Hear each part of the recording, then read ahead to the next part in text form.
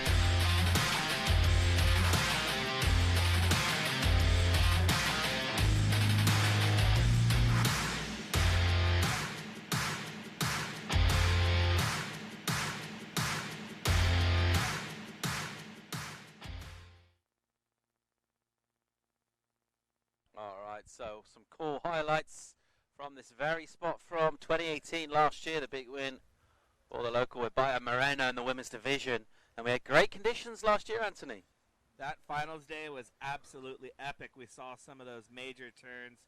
Poinaiki Rioja earning himself a 10 in the semifinals. Izzy Gomez throwing down some humongous turns. Ibaya Moreno on her way to the World Championship, pulling into the only tube ride of the event. We also saw the likes of Sean Pointer ripping. We saw Sebastian Gomez from Peru. And what a day. Memorable day. So that's at our principal venue, Vloret. Right now, today, what are we looking at out the front? So we've got a little bit windy conditions, as you can see on screen there. We're hoping the wind turns around throughout the course of the day. Got another 45 minutes until low tide hits, and we're going to be having the tide pushing in all day. Conditions are quite a bit bigger than yesterday. I would say about double the size as our Red Bull Expression session.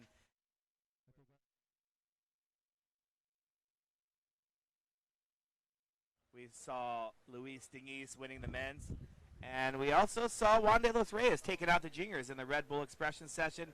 Today, twice as big, so we should be seeing twice the amount of action. All right, well, one of the reasons we're over here is to settle the men's world title race in the APP World Tour. Let's take a quick look back at the year on tour in 2019 for the men and see how we got to where we are today.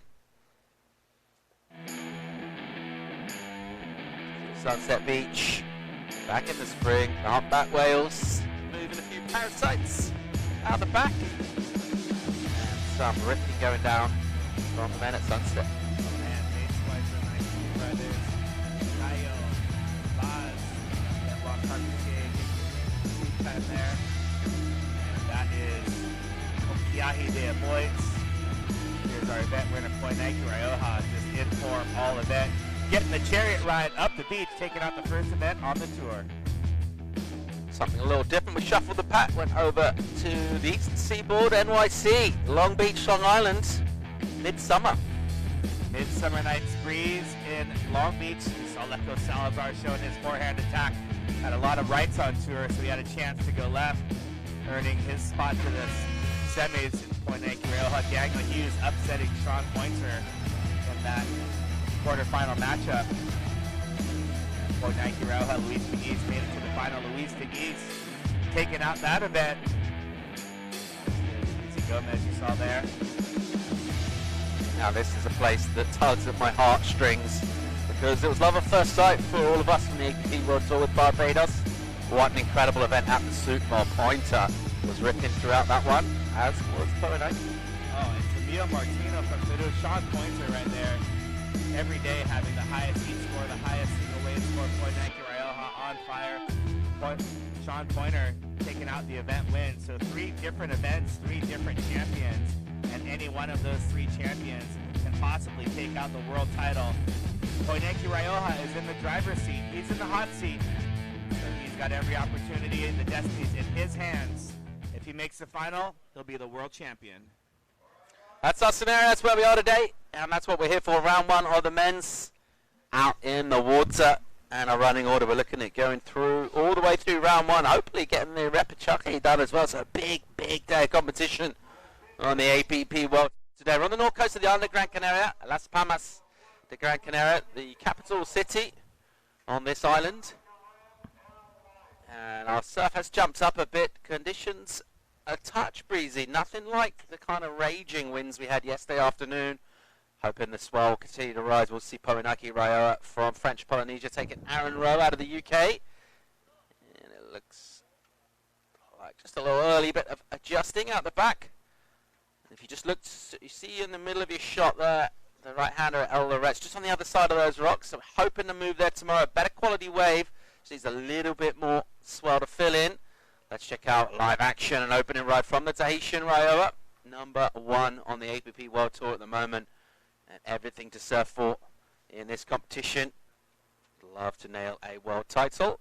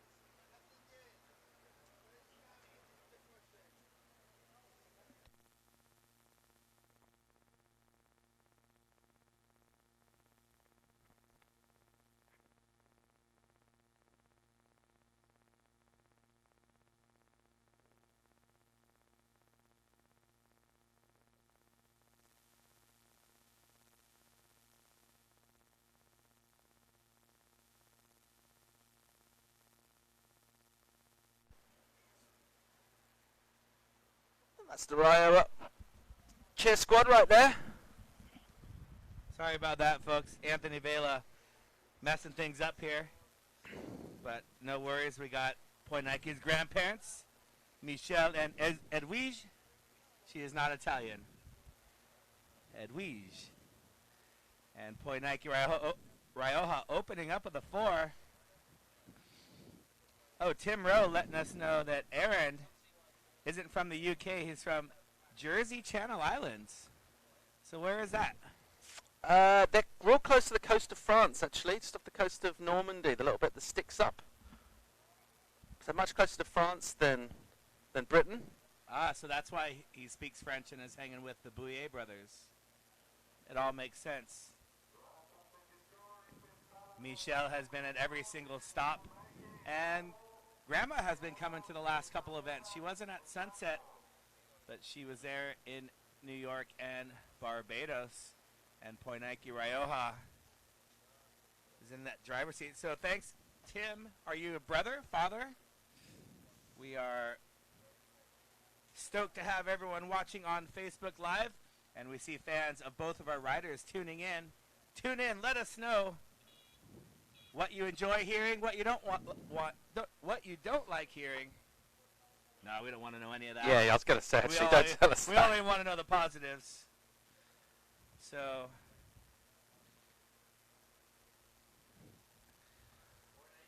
So a little bit of the history of Surf City of Las Palmas, the principal town on this island of Gran Canaria. Yes, just to clear that up, Jersey's a self-governing dependency of the United Kingdom. so is that kind of like Puerto Rico in the U.S.? Yeah, okay, I don't mind that analogy. I wonder if they got to vote in the general election. Don't think so. Inquiring minds want to know. So what's on what nationality is on his passport? I have a UK passport. UK passport? Yeah.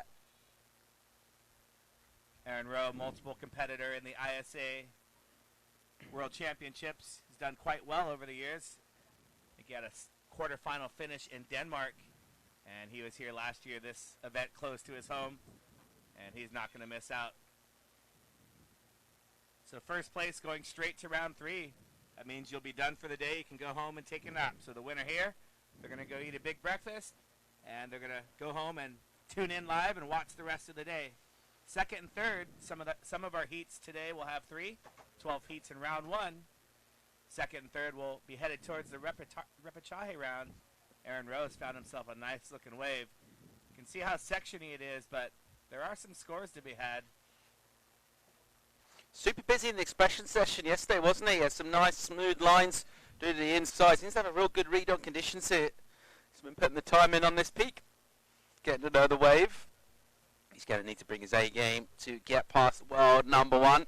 But Aaron Rowe, so far, opening up with a nice little kind of doubling up, left a little bit out wide, wasn't he? Let's see what Poinaki's got up on the peak. Does like to catch a lot of waves, Poinaki. He's not the most kind of patient, kind of sit with priority kind of a surfer. He just likes to get busy. That is the view of our contest area here. And this beach stretches to the left of your shot all the way around. Big kind of sweeping bay. So that's looking straight out into the lineup right now. We're looking round about due north there. And you can see the town of Las Palmas just away to your right. Quite a big university town, big student population. Great place to come for a bit of winter sun. It's not what we got right now. Looking a little gloomy. Hoping the sun will have his hat on for the weekend. Here goes Raiola on a little meaty section with a quick snap. And he will fade back right a little bit here. You see that little double up section just cooperate for him.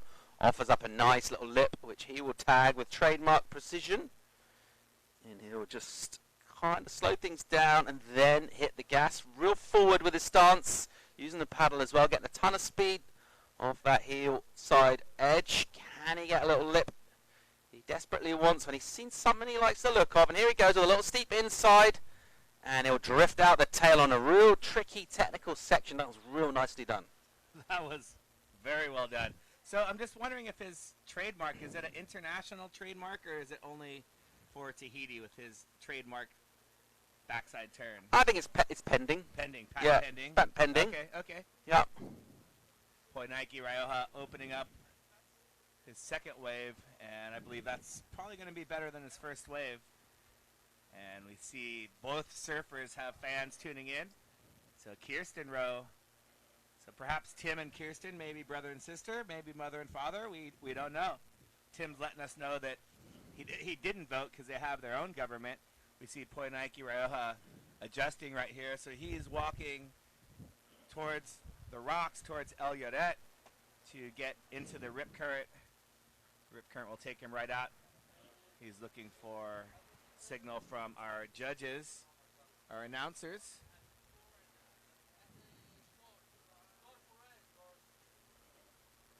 You can also follow along at home on the Stacked app, S-T-A-C-T, or if you're watching on appworldtour.com, it's got the Stacked app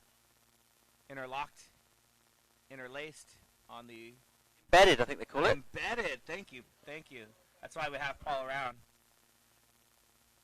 And, father and daughter. So Tim is the father, and Kirsten would be Tim's daughter, Aaron's sister. Is that what we're figuring out? All right, just over 15 on the clock. Got a situation to bring you now that 2 wave scores are in for each of our athletes. The requirement for Rowe out of Jersey in the Channel Islands, 6.51 at the moment. Plenty of time on the clock. He's got himself a couple of lowish scores, 3.32.97. Porinaki getting a 5.83 for that last effort. Put a lot of energy into that wave, and it paid off points-wise. Paid off points-wise, highest score of the heat so far. And he's going to continue to build on that. Aaron Rowe having a look at this one. And just looking back at Poinaki Rioja, ever since his first year in 2014 where he saw him at Turtle Bay at the Nakama Kai, winning that event, making it to the finals in his first event on tour at Sunset Beach. Like I talked to you about before, I think in Barbados, was telling you how he made every single wave that whole event, did not fall one time, and it was maxed out Sunset Beach, and it was impressive. He ended up the year in 4th place in 2014 behind guys like Kai Lenny, Kyle Vaj, and Sean Pointer. Not bad for the young 15-year-old. As a 16-year-old in 2015, he was 3rd overall on the APP World Tour. Backed it up the next year, 2016, with a 3rd again. 5th in 2017, 2nd last year, and he is currently the ratings leader. He's There's only never one place been to go from here, isn't there? Never been out of the top 5. Good direction to travel for the Tahitian. Let's see if he can convert here. So basically, the situation is, if it's a straight head-to-head, if he finishes furthest in the event, or even if he makes the final, the trophy is his. Even if he makes the final. So if he gets 2nd and Luis Diniz ends up winning, he's still, Poinaki, meaning him, he will still win the world title. So all he needs is a 2nd. There's a look at proper etiquette. Nunca saltar la ola, never drop in. Nunca robar la ola, never snake somebody. Nunca entrar al pico, never paddle straight to the peak. And comunicate, communicate with everyone. Hey, going right, going left. Siempre surfía según tu habilidad. Always surf within your ability. Coge las hojas con decisión. Take off with commitment. I think those are life lessons. Commitment sometimes, Anthony. I really do. You know? Been meaning to talk to you about this. Oh, there's a bodyboard rules as well. Well, what's on there? I think that was a rip current. We'll have to go check out those signs later. I haven't seen those. Good information. Anyone coming down curious about the arts of shred can get some cool info. Let's check out the situation in the water. Remains as we were at the moment. Just lost a little clock time. It's our first heat, just 2 men out in the water. It is Porinaki Rioja, the ratings leader. Taking on Aaron Rowe out of Jersey. Rowe having a little look there. And did we ever get the full story on the lift that got backed up with Aaron and the two? I don't think we quite delved to the bottom of that. There was a couple of our protagonists from that story. Yes, we need to know what happened, you guys. Apparently, they all got stuck in the lift and relate to the expression session. All right, here goes Aaron Rowe. Will it let him in? It won't. He wanted that wave, and it just kind of goes soft underneath him. Porinaki had a little think about it. He had a scratch and a sniff, and then realized that was just going to fizzle out, which it did. Yep, we don't like the fizzle. Tareen Black, watching from Australia. Tareen, one of our standout racers and surfers, the former winner of the overall world title. She placed highest amongst the racing and surfing combined. So nice. Tareen Black, we miss you this year. She got a new job as a firefighter, and we've been sending our thoughts out to everyone in Australia. From what we hear, the worst wildfires on record, and Tareen was down there fighting them. So thanks, Tareen, for being an awesome person, an amazing athlete, and for tuning in. Great to have all of you online joining us for the APP deciding event of the season here in Gran Canaria. World champion for the men to be disputed. Could that man in the red singlet out of Tahiti go one place better?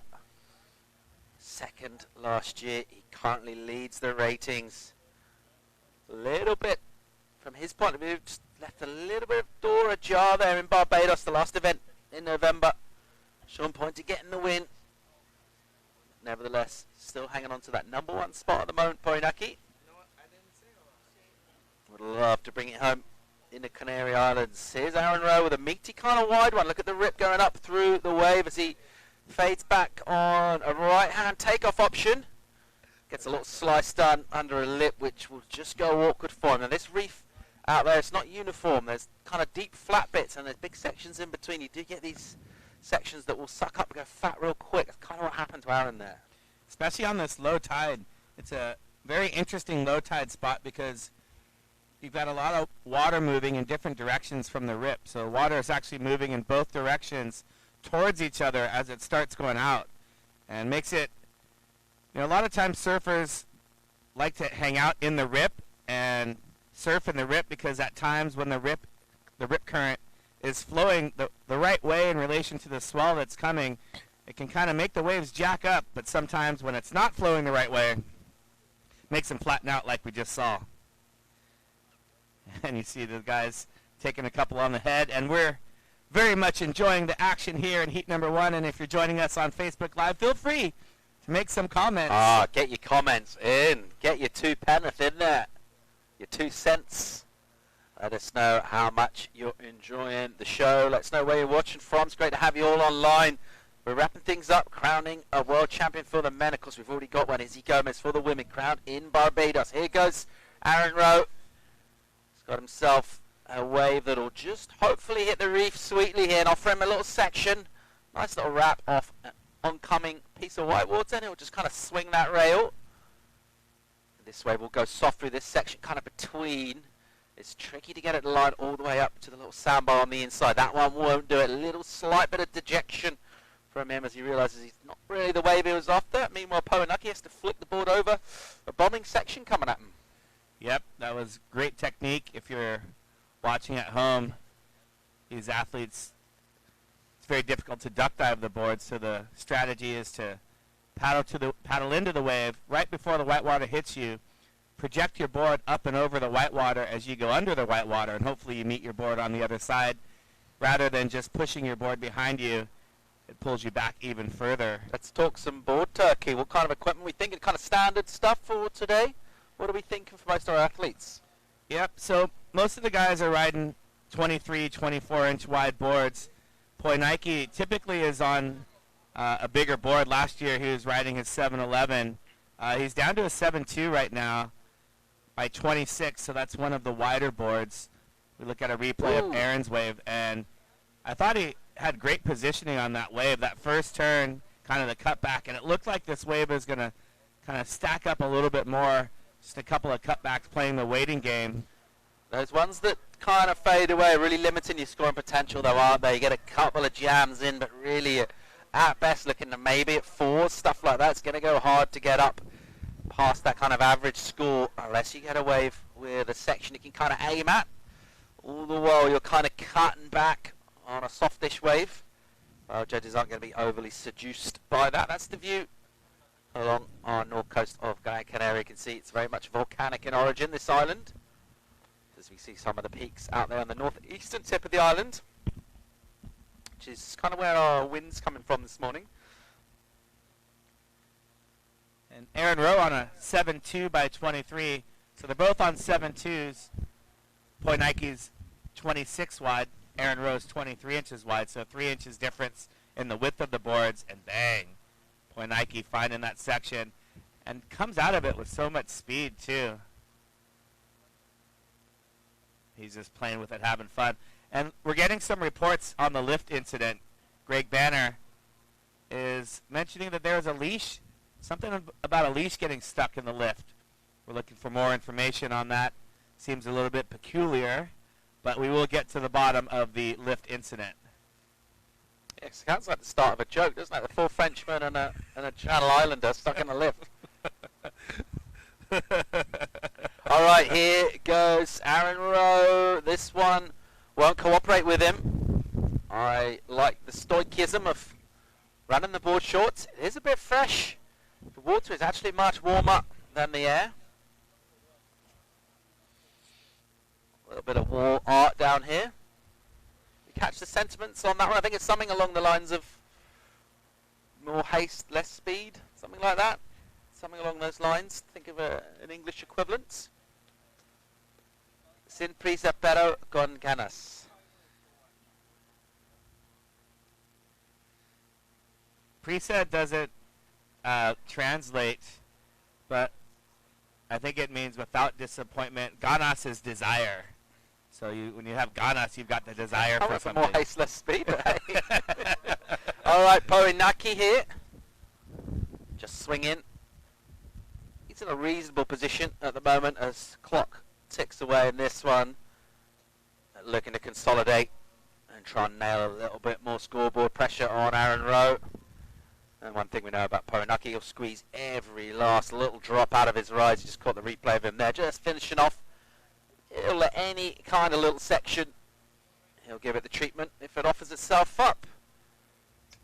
Clock's ticking down here on a stormy, blustery morning, Friday in the Canary Islands. Hope you got that Friday feeling and enjoying the show with us. Hoping the sun will kind of poke through. Forecast was actually to have a little bit more sunshine today. And that water, the colour just really pops when the sun comes out. It goes real blue. At the moment, it's looking a little gloomy for our tastes, but hey, we think the direction of travel is going to be a positive one. Sun's getting better. Sun's going to come out. Feeling pretty good about life, Anthony. It can only get better from here. And if you're looking at the surf and the waves right now and you're thinking to yourself at home, man, why are they running a surf contest today? Well, what we try to do is a lot of heats to get through. So we want to get through heats in order for the finals day to be the best days. And we look at the forecast. We've got 8 days to do 3 days of competition. We can spread it out. We can link it together. Today there's swell in the water and there are scoring opportunities out there. And Saturday and Sunday, the forecast looks fantastic for El Lloret. So we're going to get through men's round 1 and the men's repêchage round today. So that is 20 heats we're going to get out of the way.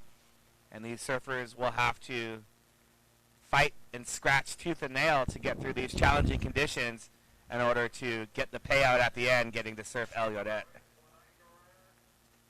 All right, so 2:40 remaining in this one, and a commanding lead from the Tahitian at the moment. Let's see what Aaron Rowe can do. He's got prio. He's in a seat all by himself out there right now. Needs a number, a healthy one.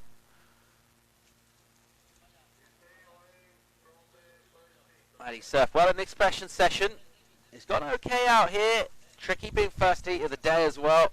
Much easier to surf a little bit later in the round. You see where the scores are coming from, see where positioning is.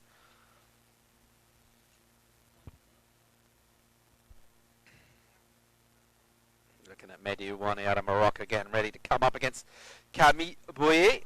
That will be the next heat, round heat 2 of this first round. Under 2 to go in this one.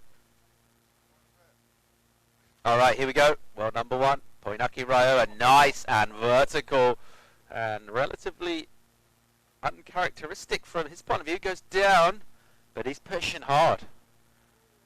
And we like to see the risk taken.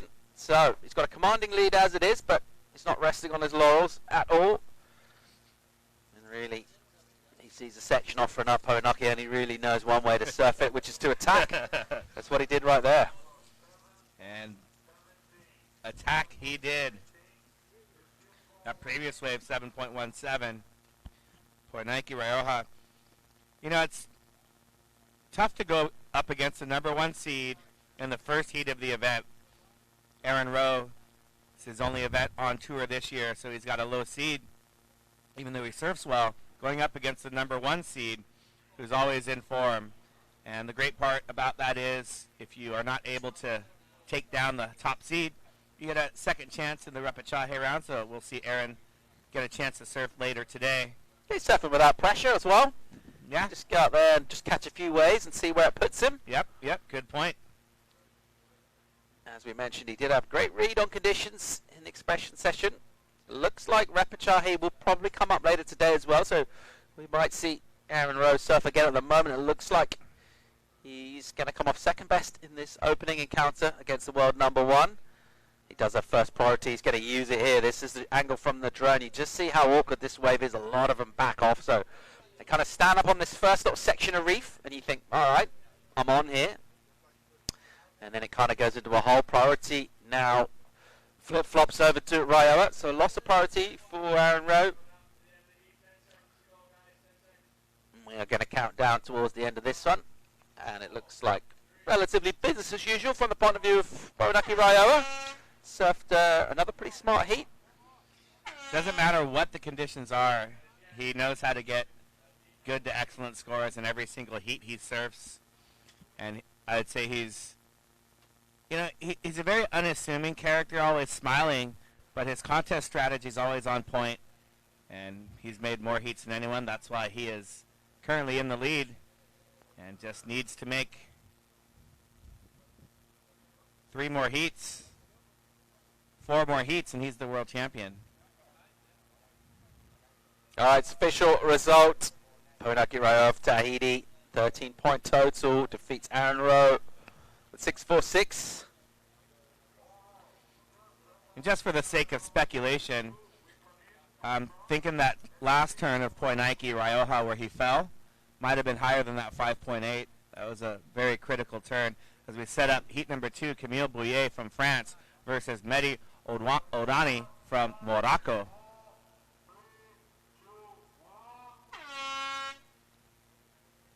We saw Mehdi surf here last year in his first event on tour. Ended up in a heat against his coach Zane Schweitzer. And they actually surfed the right coming back into the rip. And Mehdi had him on the ropes for a little while. And then Zane, as he does, tucked up. There's Poinaiki Raioa. Look at those gigantic legs. Those things are elephant legs. They are as big as a rhinoceros. And he has the heart of a champion and the smile of, I don't know. Can't think of any. Running out of metaphors. Smile of a dolphin. There you go. I know, I threw them all out there at once. A lot of charismatic macrofauna metaphors there. Elephant, rhino, dolphin. Like it. All right, let's check out our Frenchman, one of many strong representation from the Fifth Republic out here in the Canary Islands. Camille Bouillet with a slightly inauspicious start to proceedings, or the way that just kind of went soft on him. Ends up in a little bit of a hold down on the inside. He'll have a few little flaps of the arms lying down prone, and then he'll get to his feet. Let's check out the Moroccan Oudani. Having a look around here. Of course, Morocco's geographically the closest kind of piece of land to the Canary Islands in terms of a continent. And here goes Mehdi. And he's up. Eventually, fade back, little jam off an oncoming section. And sinks in the rail, maybe a little too hard. That wave going a little soft just as he's executing that turn. So just a quick maneuver from him. And bom dia, Renato Silva de Souza, watching from Brazil. And of course, right on cue, the fan favorites, Marie and Sophie Bouillet, of course, cheering on Camille and Juliette later on. I do believe they have not missed one heat on the entire tour, tuning in to watch their brother and sons. Great job, you guys. We enjoy having you. Can you tell us any more about the lift incident? We hear it involved a leash. L'ascenseur, as we say in French. L'ascenseur, as we say in regards to what? The lift. That's what the elevator is. L'ascenseur? Yeah. We need to know about the It's a strange incident. name because it suggests it just goes up, whereas obviously, you know, it's quite an important function. It's also going down with lifts, but hey. Yeah, true. Let's not get too tangled up with vocab. 22 remaining in this boy at the moment. Just a 2-5 from him. Udani's score has yet to drop, so situations at the moment aren't really significant, as we see Aaron Rowe. Maybe I'm just dreaming, but that last drone shot, it looked like the wind's dying down a little bit, and I can feel it up here as well. We're on the second Dare to dream, Anthony. second story of the APP Love Bus, and I'm calling the wind's backing off. Nice board. Look at Aaron Rowe's board there by Ryan Hervé. The cool dude. Shaper out of Jersey. Local knowledge right there. So that you can see that 23-inch wide board. He's able to hold his arms all the way around. Poinike is able to go 26 inches because he has longer arms, so he can hold his board still at 26 inches. Yeah, I think the sweatshirt is, yes, La Ceinture to come back to the lineup. They're taking the elevator back to the lineup. No, we're talking about the lift incident, but yes, there is an elevator back to the lineup. The rip current there is howling. We've had some great rip currents on tour this year, of course. Some of the great rips. Yeah, as we see Mehdi on his backhand. Look at, it's cleaner. I'm telling you. Heat number 3, it's going to just start to fire. Yep, of course, the Sunset Beach Channel, one of the more famous rip currents. Many boards have been swept away in the Sunset Beach rip current, never to be seen again. New York didn't have that much on offer in the rip current arena. And Barbados, wow, that raging rip current was fantastic. And here we have a pretty similar rip like we had in Barbados. Here's a look back at Mehdi Odwana out of Morocco. And we can see the wave face getting a little bit cleaner. And Mehdi just snaking his way back and forth.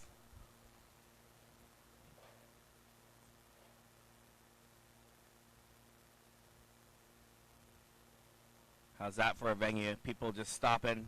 Yep, you happen to come across the top stand-up paddle surfers in the world. So right there, Mehdi, right on cue, paddles prone out to safety, and then stands up to make the rest of the way back out. Yeah, real strong yogging scene here on the promenade, Las Palmas de Gran Canaria. A lot of keep fit going on. We've seen some kind of shadow boxing going down on the beach. Saw a guy yesterday, picked up a couple of rocks, doing some nice bicep curls, just kind of doing a little mince along the beach. So very much keeping fit. Lots of yoga, acro yoga. Lots of yoga going on as well. Something for everyone, sporty. We're here for the waves, of course. Let's hope that little spot just behind those rocks, their center of shot, you can just about see kind of outside the takeoff zone of Lorette there. Hoping to move over there tomorrow. A much more quality wave. One of the more quality waves on this coast of this island, or certainly one of the more quality ones that we're allowed to talk about, because there's a few little hidden gems as well. And El Lorette breaking right in front of kind of like the main shopping mall in town. So certainly not a secret. And we are hoping to go there through premium surf conditions through the weekend. Here goes the Moroccan Adani on another kind of scrappy-ish looking wave. Not a whole load of down the line speed, so he's just going to have to kind of speculate and stay close to the white water and hope to get a steep section, which I'm not sure he will, as he gets tempted by a little right-hander with a little pocket standing up here. So good call to change direction and go back right, and he will finish off in very shallow water indeed, because he didn't have a whole lot of speed to come into that turn. The nose will bite and he'll go down over the handlebars. Out the back, Camille Boyer, looking at a sea of confusion. Not to be confused with the Land of Confusion, of course, the Genesis song from the album Invisible Touch. Anthony Vela, one of the big Genesis fans on tour. Can't get enough of Phil Collins, is always blasting it out in his room. Our shared accommodation. Let's check out Boyer from behind a whitewater section. Can he get in front? He's looking at a right-hander here, and he's a little hung up, and it'll get wobbly and awkward, and doesn't get a connection at all there, so no real damage done in terms of points on the board.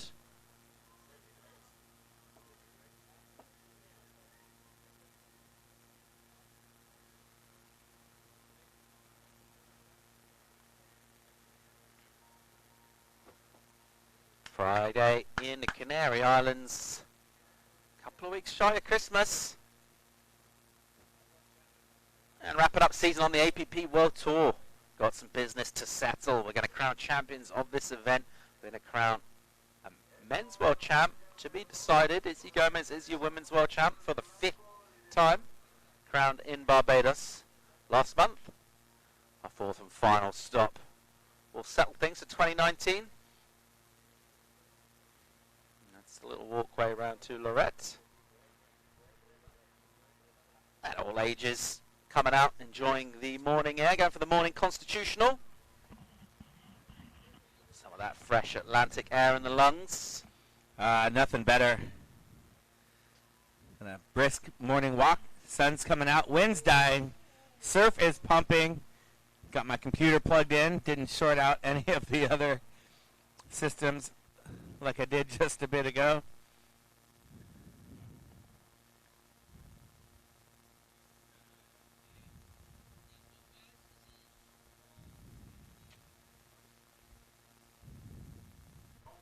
.15:40 to go in this one. Morocco in the form of Mehdi Oudani leads Camille Boyer, the Frenchman. It's very low scoring at this stage, so let's hope things pick up considerably. There's not a lot to get excited about so far in terms of wave quality in this one. It's been very mediocre in terms of the sets that we've come through. Let's hope our tide will just offer up some opportunity. A little bit scrappy thus far. Still plenty of time left to go. Interesting to see Oudani going for that wave, which never really looked like it was going to offer him anything. Some prone paddling here, which I'm sure Anthony's going to have something to say about soon. Some lighting down, mate. Yes, the lying down is not acceptable in the channel. So pushing the limit there for yellow. They are very much pushing the limit. I know our live beach announcer, I believe, gave them each one warning. So although it's difficult to stand on your board when it's choppy like that, that's part of the process in choosing the board that you're going to serve. Easy.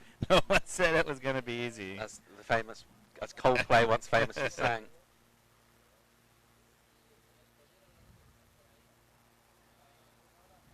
And it's just a verbal warning, is it? It's not, there's no kind of shotgun over the heads or anything like that. No shot across the bow. Nothing like that. Just a verbal warning Just over the PA system. Yep. And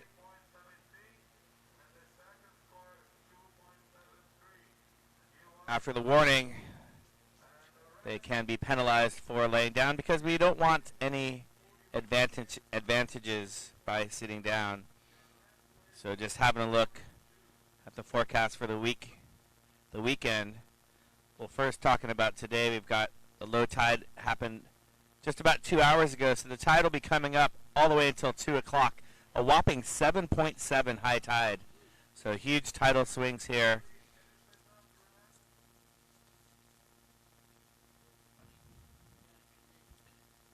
And looks like tomorrow is going to be fantastic. Sunday is going to be pumping.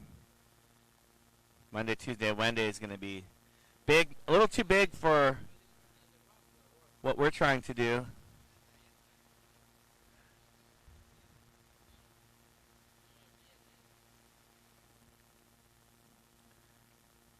So we're in heat number 2 of 12, men's round 1 action. We will go all the way through 12 heats of round 1 into 6 heats of the Repêchage and finish today with 18 heats in the books. We will eliminate 10 surfers from the event today. And we'll be left with 24 surfers remaining, running through round 3. Round 4, quarter semis and finals. Allez, Camille! That's what everyone in Facebook is saying. Camille and Julian, I would say, have the most. They're equally tied. I'm trying to figure out who else. For most fans tuning in consistently at all the different events.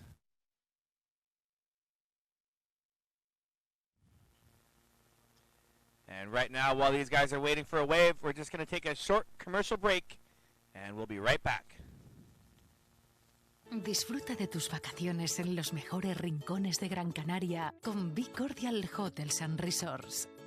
Desde Agaete a Puerto de Moján, pasando por Playa del Inglés o Maspalomas, elige donde quieres que te recibamos con los brazos abiertos. Be Cordial Hotels and Resorts. Experiencias únicas, vacaciones diferentes. Reservas becordial.com.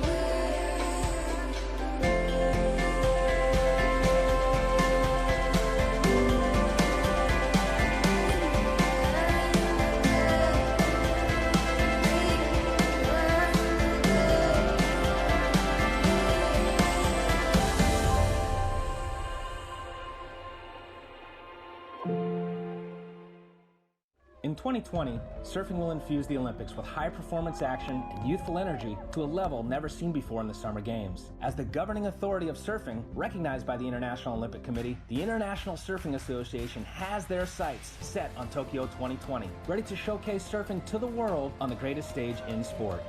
Surfing has the power to make a positive impact in the lives of all, and the ISA will continue to use the sport to change the world one surfer at a time through Tokyo 2020 and beyond.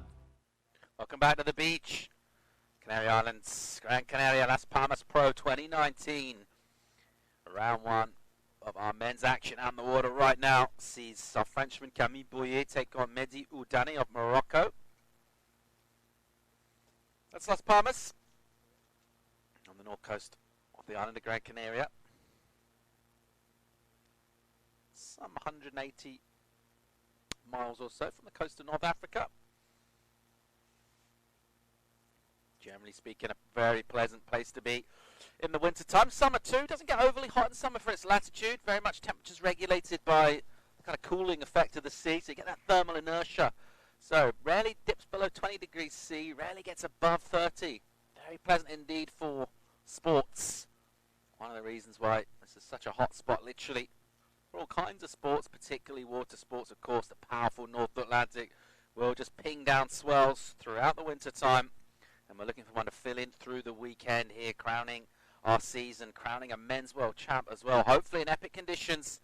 At the moment, we're just dealing with what we got, which is pretty scrappy stuff. And there again is an interesting sort of choice of lineup and take-off from Camille Boyer, who gets a little kind of scrappy looking wave. We'll just pick him up on the inside here, and he looks very much baffled. And there with a kind of a Gallic shrug, he just tosses the paddle away. And I don't think he's really feeling it, so to speak, Anthony. Yeah, I was just having a look. Took the headphones off to just give a look at the playing field.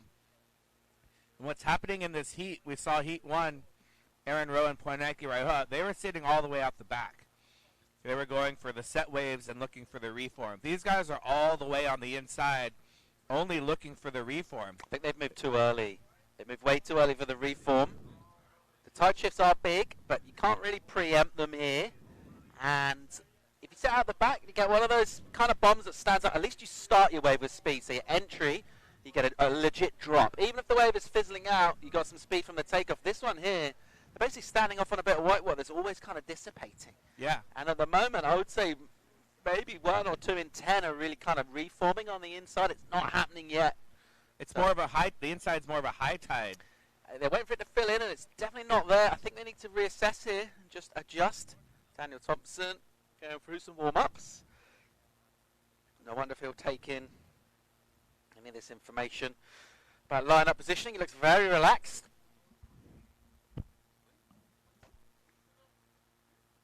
Almost a slight sort of Zumba element to his warm-up. I don't know if Daniel's a big Zumba fan, but I'm sure if he did, decide to focus on Zumba, he'd be pretty good at it. He's feeling the beats down here. We're going to have a 3-man heat for that one out in the water. Daniel Hughes of the USA taking on Moritz Mauch from Germany. Clement Rosero from France. He'll be in yellow. I tell you what's really impressed with Clement yesterday. He was ripping. All right, see some sets detonating out the back, but our athletes are still very much positioned on the inside and slightly baffled, very much out of sorts at the moment.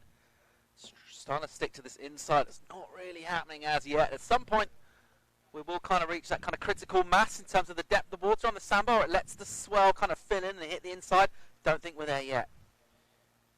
And Camille actually has headed over on the other side of the rip into the right. So we're just going to try and make sure the free surfers stay out of the area. We have this right-hander as well in play. So Camille has, if I were coaching, there's 3 different takeoff strategies. One is on the right.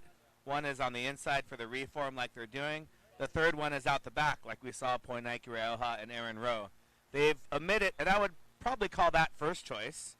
So they've skipped choice number 1. They've gone to the far inside, and I would say that's option 3. And here's Camille with a nice little double up section.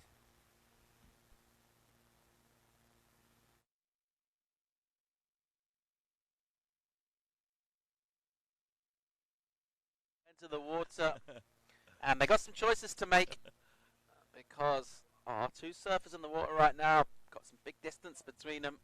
Camille Boyet is headed down onto a right-hand rip bar, which is down the beach a bit. This is Udani, straight out the front.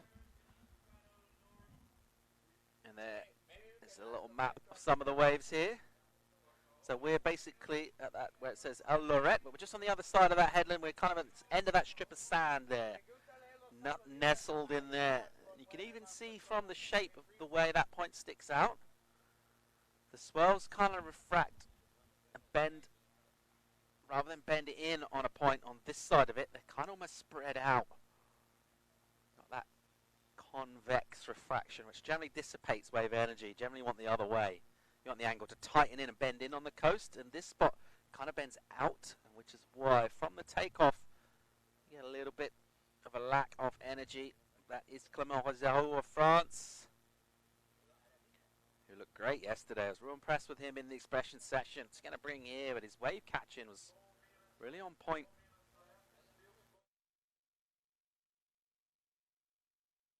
So it's the APP World Tour's final stop, the Gran Canaria Pro for 2019. And it's day 1 of competition proper. We ran some expression session stuff yesterday, and now we're underway with men's round 1. Currently in our second heat of the day. That's good morning, buenos dias, wherever you're tuning from. Bienvenidos. Bienvenidos, bon dia, bonjour, bonne nuit. No, that's good night. So we're just here bringing you all the action from the APP Love Bus. We're in the upstairs of our double-decker, and it's a little brisk. That's why we've got our sweatshirts on. So far this one, Nancy, I guess key takeaways, positioning seems to be the one so far. Yes, I think positioning it's a huge playing field out there, similar to somewhere like Sunset Beach where you can just get lost in the shuffle. And I think that's what these guys have done. They've got a little bit lost in the shuffle. We saw Poinike throwing down a 7. So the scores are there. You've just got to find them. And it's an interesting strategy. They both chose to go for that shore break, and the scores are reflective of the waves quality that they were catching. If you look at all of the scores for the day, I'm going to say that we're going to see scores into the good and excellent range. Not very many of them, but some. You see a couple guys checking out the conditions. And Medio Aduana might be moving straight into round 3. 2 minutes to go. One of the cool things about being more senior in years out in the Canary Islands, I've seen some full legends just getting the little speedo going with the bat and ball game down on the beach. Feels like a daily routine. And I say, where do I sign up for that? I am in. I'm all about that. Let's check out the end of a ride from Udani, who kind of swings the nose back under his feet on a little inside section. And has a slender lead at the moment. Where, oh, where is Camille Boyet? We haven't seen him on screen for a full 10 minutes now. Let's see if we can pick him up. He's out there somewhere in the lineup. He's still on the other side, surfing the right. And camera guy is going to locate him very soon. And he has been given an official warning by our head judge for laying down whilst paddling. So obviously very difficult conditions, but nobody said it was going to be easy, like we heard earlier. So the investment is you got to make it through heats like this. You've got to kick, you've got to scratch. Someone's got to win the heat. May as well be you, right? Yeah, absolutely. Got to stay positive, make the most of conditions. At the moment, we're going to count down under the final minute of our Heat 2. Coming up next, Hughes, Mauch, Rosero. Then we're going to see Camille's brother, Julien, up in Heat 4, taking on Fernando Serra. And another Frenchman, Antonin Salaveria. Sean Pointer coming up in Heat number 5, taking on Carsten Kermis, Javier Torres. Hellington Hayes, Felipe Marden. Heat 6, Leco Salazar. Taking on Arthur Lemont in Heat number 7, Matias Salazar, Pablo Valencia, Guillermo Robello. Heat 8, Benoit Carpentier, Mo Freitas, Alexis Bergot. That's Heat 9, Maximilian Torres, Alexis Daniel, Antonio Sanchez. Heat number 10, cost 12 heats in this round, Juan de los Reyes. Federico Benetolo coming up in the penultimate heat of this round, Luis Denise, number 2, taking on the young Grom, Liam Dunkerbeck. And that's going to be it for Heat number 2. And it will be Udani who will take the win over a very much out of sorts Camille Boyer. And he's going to maybe come in and vent a little bit, be a bit frustrated, and he's got to kind of wash it off and get ready for a repechage heat. Yep, you can't let one bad heat lead to another. You've got to shake it off, and you've just got to look back at your heat strategy and figure out what you could have done differently. There you see it with just low scores. Mehdi Odwani from Morocco advancing over Camille Bouillet in round 1, heat number 2. We just heard the hooter for heat number 3. And I heard Kyle Vaz as we bring you heat number 3 in red, Daniel Hughes from the United States, in white, Maurice Mauch from Germany, and in yellow, Clement Rosero from France. In Denmark at the ISA World Championships, it was conditions that were very difficult, small, windy, very low period, not that much power. And one of his post-heat interviews, and I think because of the broken English, it really helped the point of what he was saying.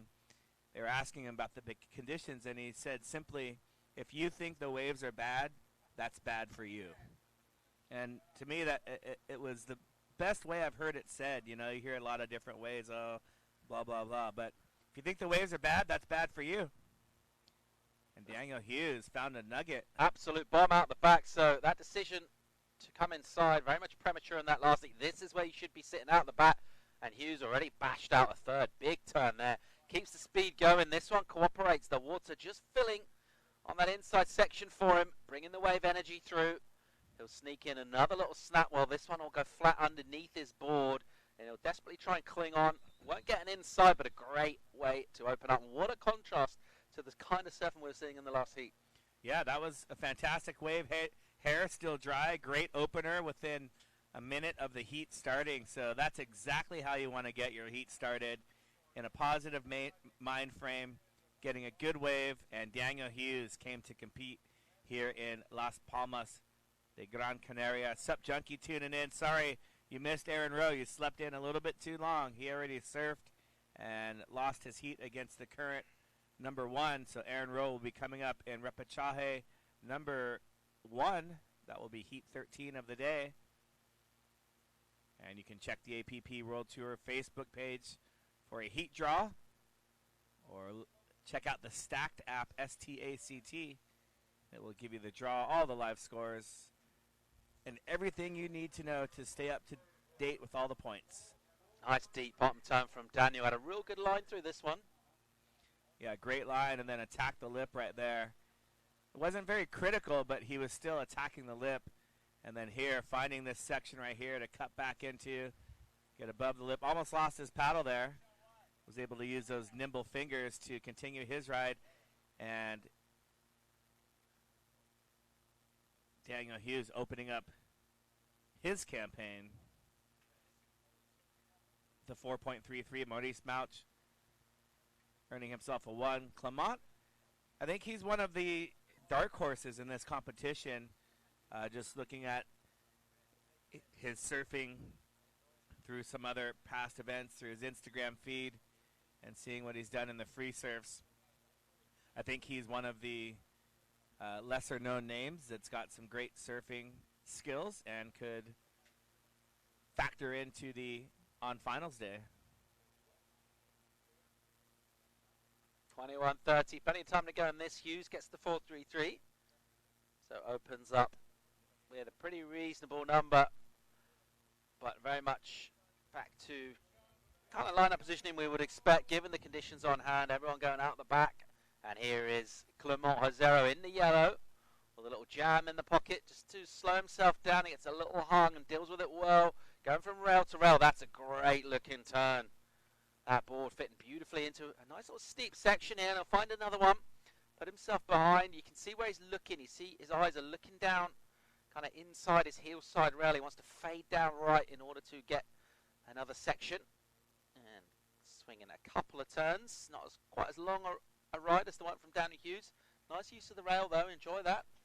Yeah, I love that. That was great rail work. And that's what the judges like to see. Even if you don't have the speed and the critical nature of perhaps a more hollow wave, you can only work with what you're given, and putting the board on rail is an excellent way to impress the judges. Yeah, just showing a point of difference from just break-in trim with that kind of lay-back-ish kind of snap maneuver, which maybe doesn't have the highest degree of difficulty or excitement factor. The rail just showing something a lot different, that kind of pure surf style. Yeah. So we'll see how that compares to Dan's 4.33. I think Daniel maybe had a couple of extra turns, yeah. So maybe it's going to be just under that in the 3.5 range. And we see the priority. So these surfers having priority from round 1. So at the beginning of the heat, there is no priority. It's just old school, kind of closest to the peak. And then as each surfer catches a wave, they're relegated to 3rd priority. And as each successive wave happens, priority is switched around. So if you paddle for a wave, if you have first priority, you paddle for a wave, you miss it, or you choose not to go. If the judges think that you actually made an attempt for the wave, you'll lose priority, and it goes to the next surfer. And we'll see in some of these sets, there's like maybe one gem, and definitely having priority helps. School project or reporting about the event? Yeah, if you got any homework to do, best place to do it's at the beach.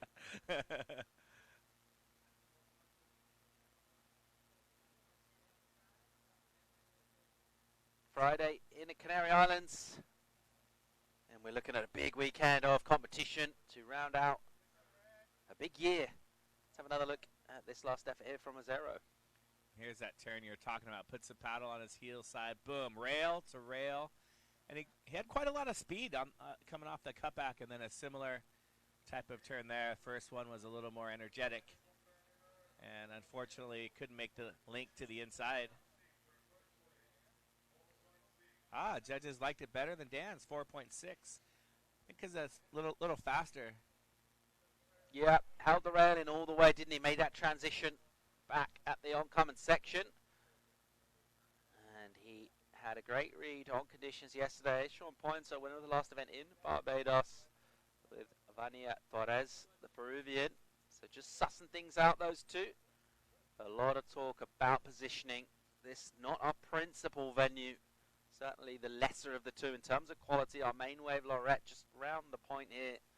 Hopefully we'll be surfing there tomorrow and throughout the rest of the events. Idea is, of course, as Anthony touched upon earlier, the idea is we want to finish off in premium conditions. So sometimes that might mean the early rounds are held in sort of slightly lesser quality, but that means we can finish off when things get real important for the later rounds in premium surf. And the forecast is great. You mentioned earlier, we think maybe like a nice 6-foot swell with long period coming to fill in at El Loretz. Yeah, we're still looking at 14 to 16 second intervals for tomorrow, and that means That means it's going to be pumping. Clement Hozero. That hot pink board making a stark contrast to quite gloomy skies in the Canary Islands. A quick in and out for him. It's not going to be much of significance scoreboard-wise, but he is staying busy, and I think that's very much the way to go at this. There is a certain amount of guesswork as well with some of these waves out the back here. Some of them will offer up a couple more sections than others, and you really just kind of need to speculate to accumulate a little bit. I think that busier approach is going to pay off.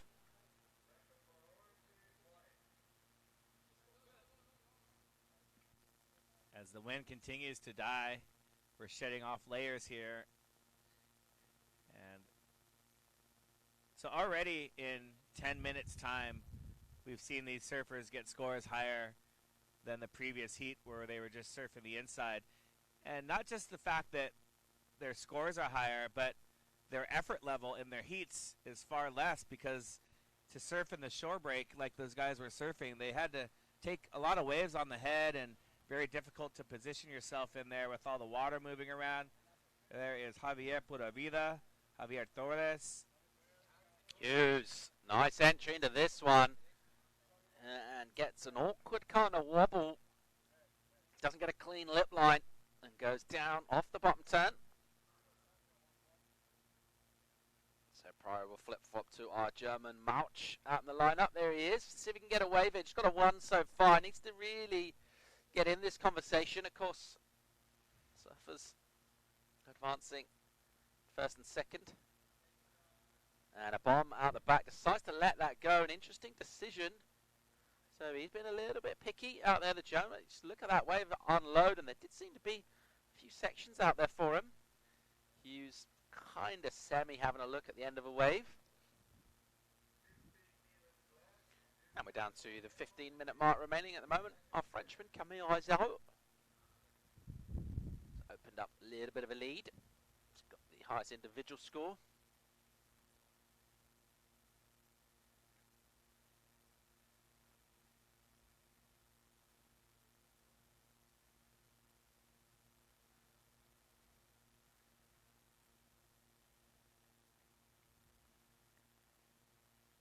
It's the view from the drone. Out in the lineup. Looking back towards the beach and looking at first priority of Mauch, the German, who's been quiet in this one so far. I'd quite like to see him just get involved a little bit, roll the proverbial sleeves up, just get yourself in the mix.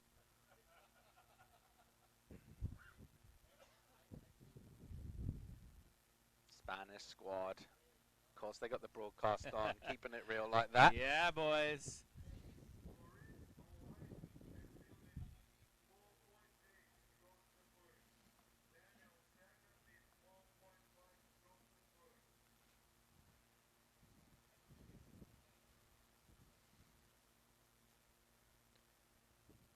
So here we go.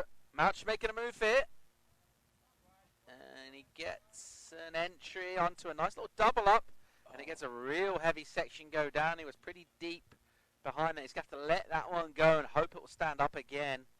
As we see him come around with a little tentative reposition. Just using that paddle to kind of drag himself and slow down.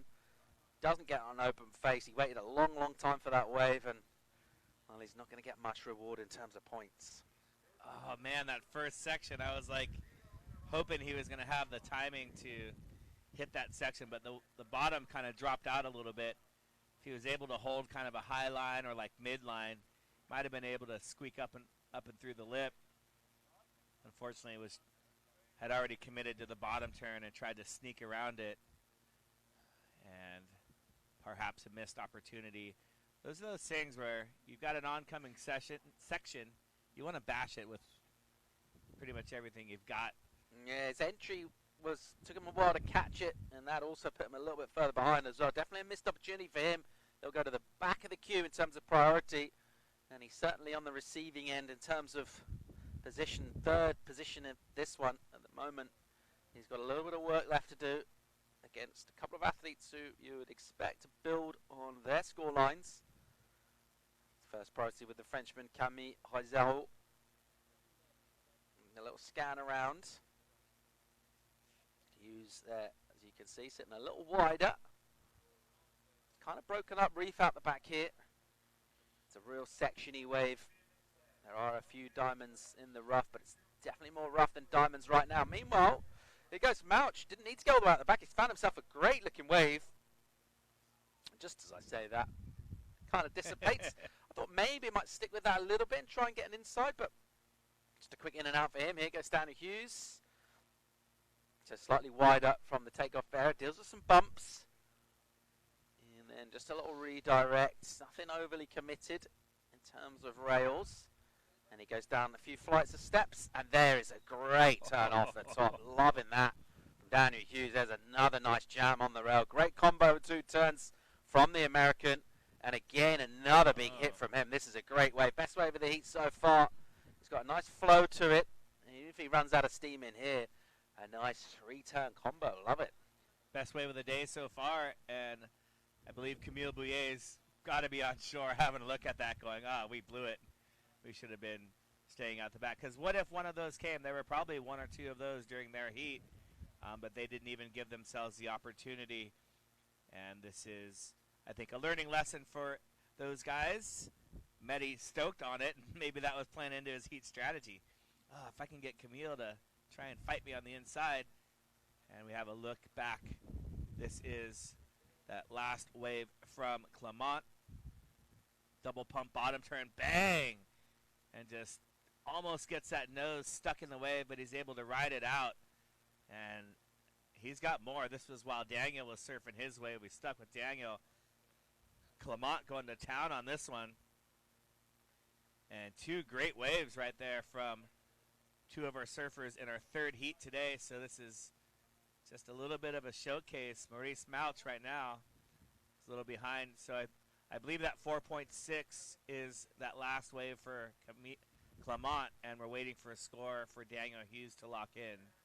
I think the 4.6 was previous, wasn't it, for Clement, for the big turn. So he's got another number to come. In fact, we've got numbers to come for each of them, right? Yes. So this one's shaping up. There's a nice tussle between the 2 goofies. Oh, we've got 3 goofies. 4 goofies. 5 goofies. 5 goofies if you count us in the heat, which we're not. So maybe there's only 3 goofies.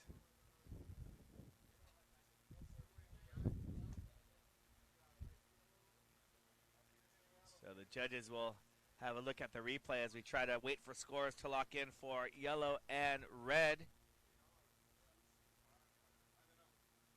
And I think those are going to be higher than Poinike's 717. Tough to say, tough to say. But I do believe conditions are going to continue to improve throughout the morning and into the afternoon.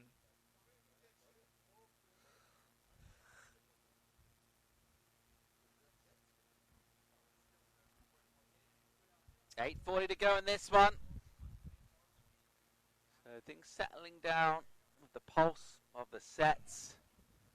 That reasonably brisk breeze we had early on, slightly backed a bit. We don't want to get too carried away. Every time we talk about the wind, it seems to pick up a little bit. So but we're feeling pretty positive about the way things are going. As we see that's Antonin Salaveria.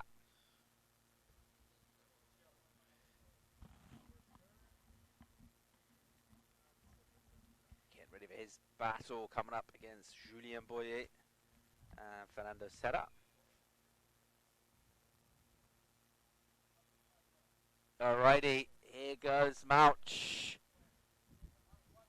And he's got a nice little double up here, but it's got some white water on it. What can he get done? He's just checking back. The wave will go a bit deep there. And he gets a little bit hung up. He's still swinging though. He's got some speed to play with as well. And he will go over the handlebars to finish off. Not sure he really got much chance to attack. That's a good looking wave. Can't help but thinking maybe left a couple of points on that one. Yeah, that was definitely a couple of points left there, and you for sure want to attack. Marcio Grillo, we're missing you here. He's busy getting barreled at home.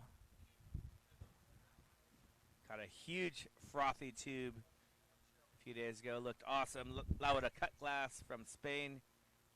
Check it out. And Martin Letunier, one of our top race competitors. And so apparently there is 5 goofies. Everyone's enjoying. A couple of youngsters coming up in this next heat. It's going to be a frantic heat as everyone figures out where the scores are coming from. Hughesy drops 5.83 for that 3-turn combo. Daniel Hughes in the lead, but not by much from Kami Oizao, who got a 5.43 of his own. So a great combo that leaves Moritz Maltz in all sorts of trouble. 6:20 to go. Quite a lot to do for the German in this one. The American and the Frenchie kind of running away with it so far. As a reminder, of course, 1 and 2 go through. 3rd place goes to repechage. First place goes straight Sorry, into to round 3. 3. 2 and 3 go to repechage. Correct. Apparently I haven't had enough coffee so far this morning. Still warming up the brain. You did not have your 4th cup this morning. Not quite yet. I've been trying to make kind of signals to some of our support staff, but Laura Clayton. So far it's been unrequited coffee kind of eyes that I've been making. Unrequited coffee eyes. Yeah, 2 and 3 will go into the repechage. First place goes straight through to round 3. So crucial to get that win nailed. At the moment, it's the American Daniel Hughes with a slender advantage. 0.13 of a point is the difference between him and the Frenchman Rosero. There we see Julien Boyer taking some counsel, getting some lineup advice.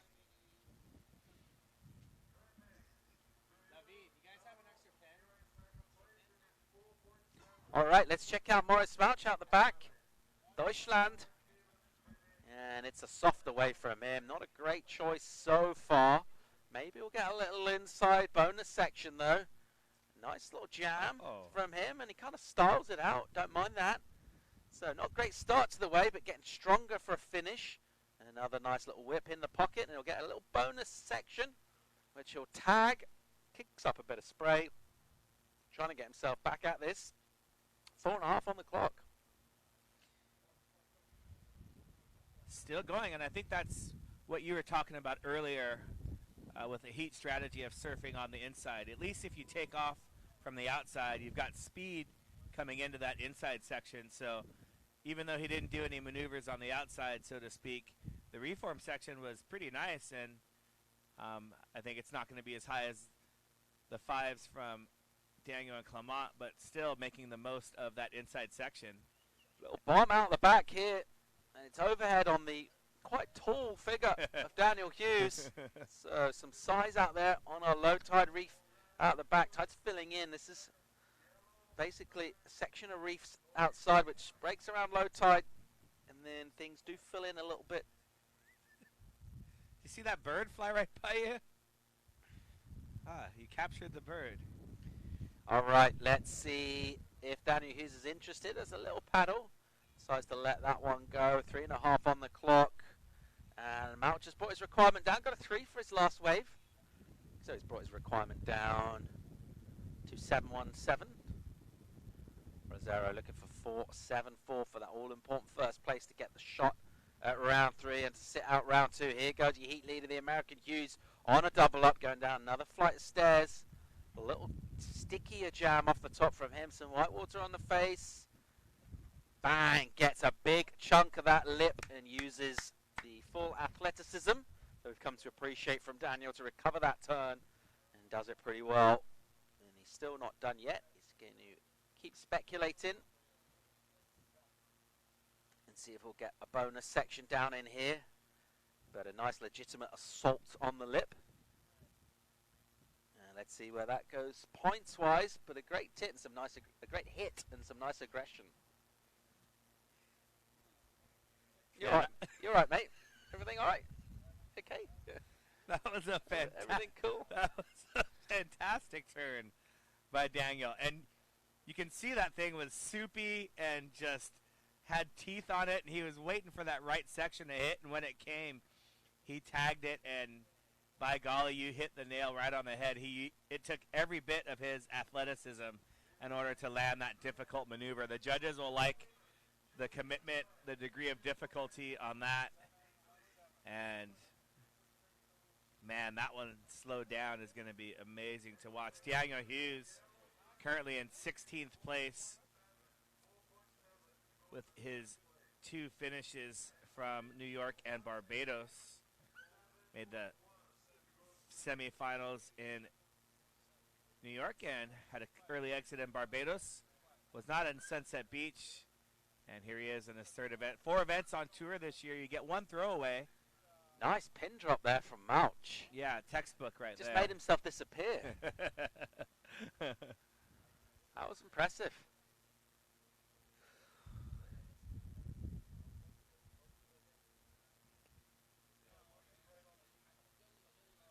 So getting down towards a minute to go.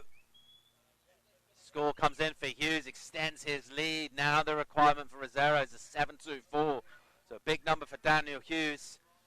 And a commanding lead, and he's looking great for that shot slot automatically into round 3.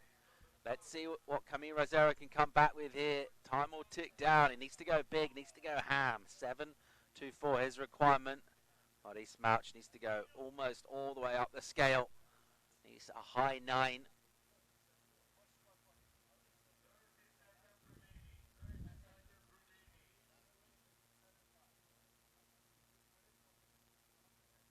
Clock will tick down, 20 to go in this one. Out the back, Camille Rosero might be last chance cafe for him. And he's a little bit inside on this one. He's going to have to let that go. He's going to have to flick the board, and that's going to be it for him. He's not going to get another opportunity. So, just slightly caught inside. Meanwhile, here goes Mouch. What's he got? Nice little jam down, cut back. Rides up on the white water, gets pinged out in front. There's the horn. He was up well before that, so this will count for him. He needs a near perfect score to get himself into round 3. Otherwise, we'll be sending him in Repêchage Heat. And he's covered a lot of distance here without doing too much maneuvering. There's a little projection up a whitewater section. And he'll just bring this one in and go in to think about sharpening his pencils and getting ready to compete in round 2, because that's not going to be a high 9. He was looking for the Luis Tinguis air reverse section that might have gotten into the high 9 section, but unfortunately for him, not enough. Daniel Hughes winning that heat, 6.83, 5.83 for a total heat score of 12.66. We see the conditions. That is our playing field.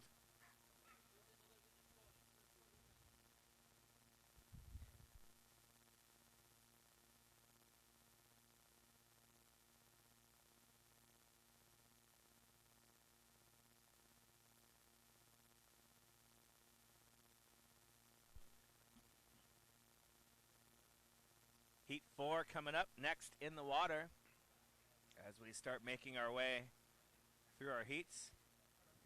So a total heat score of 13 from Poinaiki. Just a couple of small scores from the inside section for Mehdi Odwana winning heat number 2. Daniel Hughes taking out heat 3.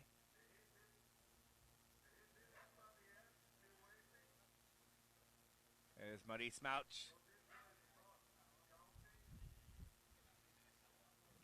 Rethinking his strategy for the Repêchage round.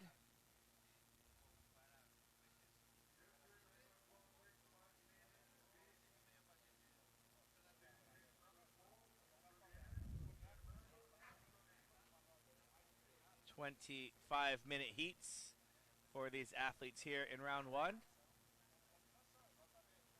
There you see the results, a close battle. Daniel Hughes threw up that 6.83 to close it out and pull away from Clement. Maurice Mouch, 3rd place. So Clement and Maurice will be in the Repêchage round. Daniel Hughes done for the day. He's going to go take a nap and watch the live webcast. Oh, he's loving his life right now. And he looked really relaxed coming into that one, didn't he? Just kind of dancing his warm-up. And he carried over that positive energy, that positive approach, and smashed out a big heat win. Let's set the scene for heat number 4, Boyer Serrat. Salaberria, a couple of Frenchmen, taking on the American. He's from Spain. Why has he got the stars and bars? I said the American? Was the question mark, didn't I? Like the anchor man. Yeah. American? Not really? Yesterday he was Spanish, pretty sure. Yesterday he was Spanish. Unless there's been some serious passport shenanigans, maybe some immunity negotiated with the CIA last night. Possibly. You see the sportsmanship right there. And we're just about to get started with heat number 4. See our top-ranked surfer in that heat, Julien Boyer, currently in 10th place in the world. He's got a couple of 9th place finishes, and he's going to try to make it into the semifinals just like last year. Julien Boyer, very close to making the finals. I think the bigger it gets, the better he is, and he's going to be waiting there. We see some coaching from perhaps Karsten Kermis. Day 1 of action here at the Las Palmas Gran Canaria Pro-Am. And we are just plowing through the day so far. High score of the day, 7.17 point Nike Rioja. No surprise. Daniel Hughes with the 6.83.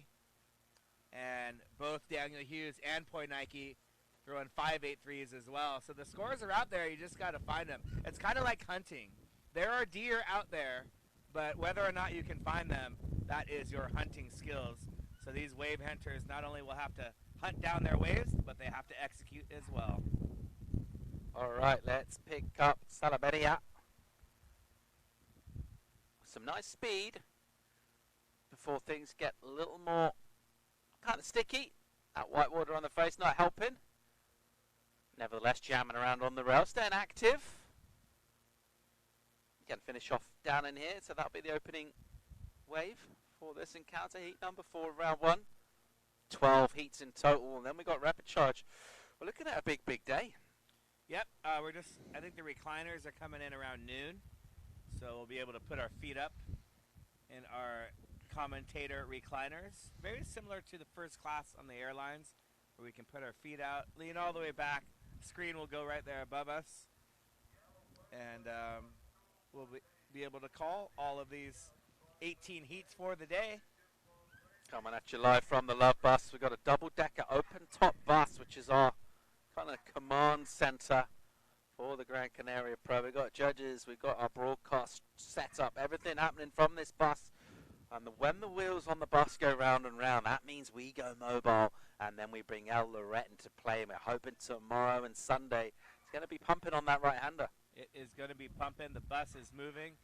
And, you know, you would think they could get us a bus pass or something, but $1.50 every time we get on the Love Bus, they make us pay. So we're definitely trying to earn our keep here. I can't believe you brought yours all in pennies just to annoy everyone, you know.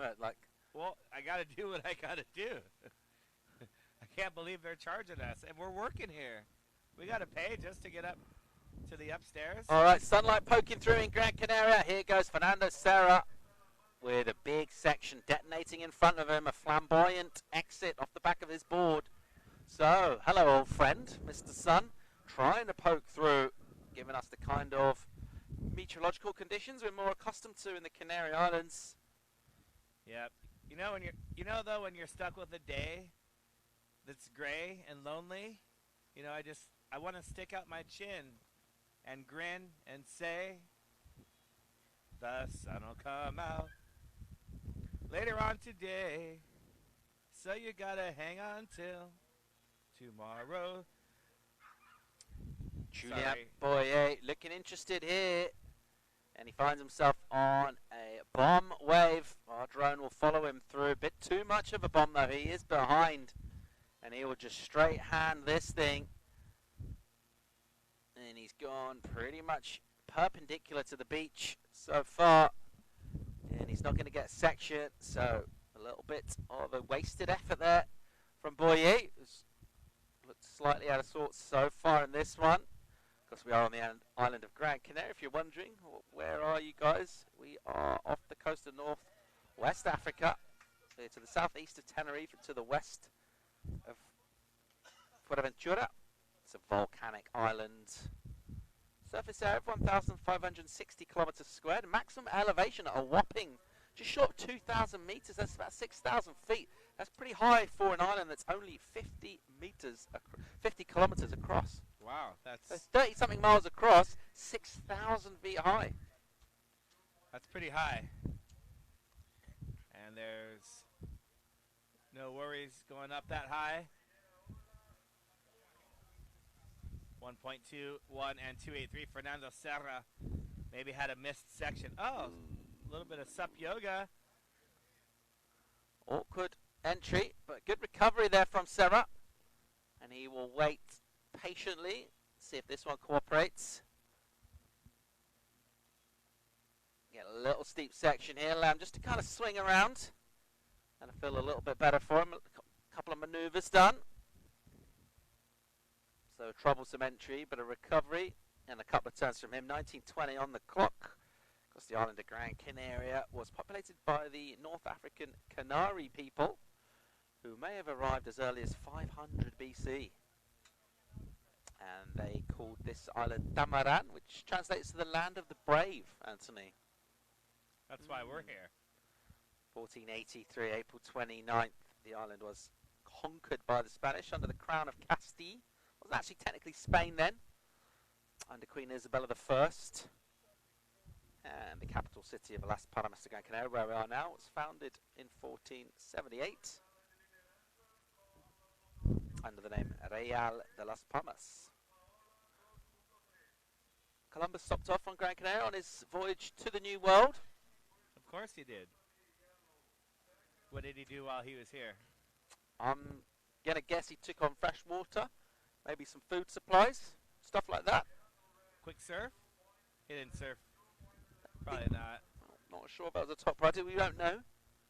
But he would have certainly seen some waves, because it is a wave-blessed island with surf on all coasts. There's Clement. Getting a little bit of tips from Liam and his sister, I believe. Oh, let's not start the sister talk again. Or perhaps that's Maurice Mouch. All right, under 18 to go in this one. A very low-scoring affair so far. You're looking at Julien Boyer in the center of your shot out the back. That is Fernando Serra having a spin. Let's see if he can convert. That one will fizzle out underneath him. So the lineup gone a little quiet and a little awkward so far for athletes in this fourth heat of the day. Did set that point, that kind of midway point in the last one, just kind of lit up. Got a few legit bombs breaking along the reef. And a little readjustment there from Salaberria. Leco Salazar having a look at the replay along with the local stand-up paddle surfers. All right, here goes Salaberria. Little high line through a left hander is really on the tail. Swings a nice bottom turn. Nice little dig off the top from him, and again just engages that bottom turn. Keeping that board moving down in here. It's probably a pretty smart thing to do. The wave will run out of energy in a bit of a hole, and he will kick out nice and clean and make his way back towards the lineup. Second place prior to that last score, and he might take a little bit of white water here. Kind of just patiently wait that one out on the inside. The clock will tick down. 16 minutes and 15 seconds remaining. And he's going to get a score. I think he surfed that wave well, but I think he waited too long for the first turn. A more experienced competitor like someone like Sean Pointer would have probably had 2 turns in before he did his first turn. So Salaveri moving into the lead, earning a 3.6 on that last score. So a couple of low-scoring affairs so far in this heat number 4.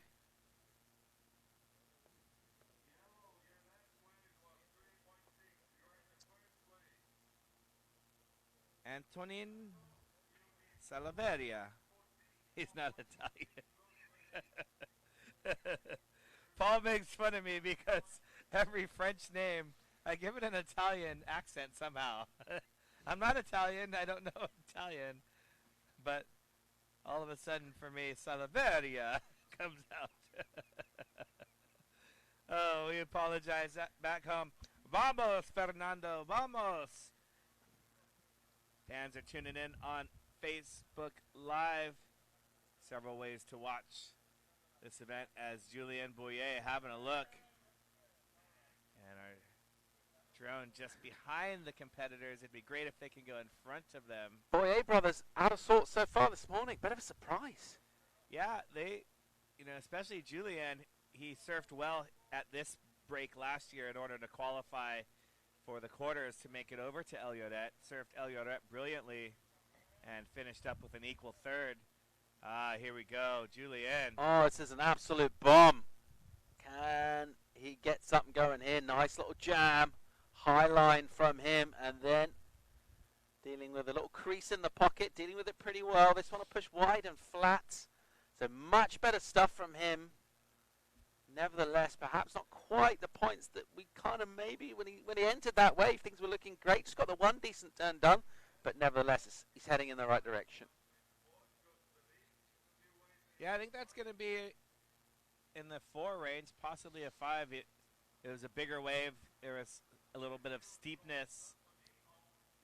I think he could have maybe swung that first turn around a little bit more.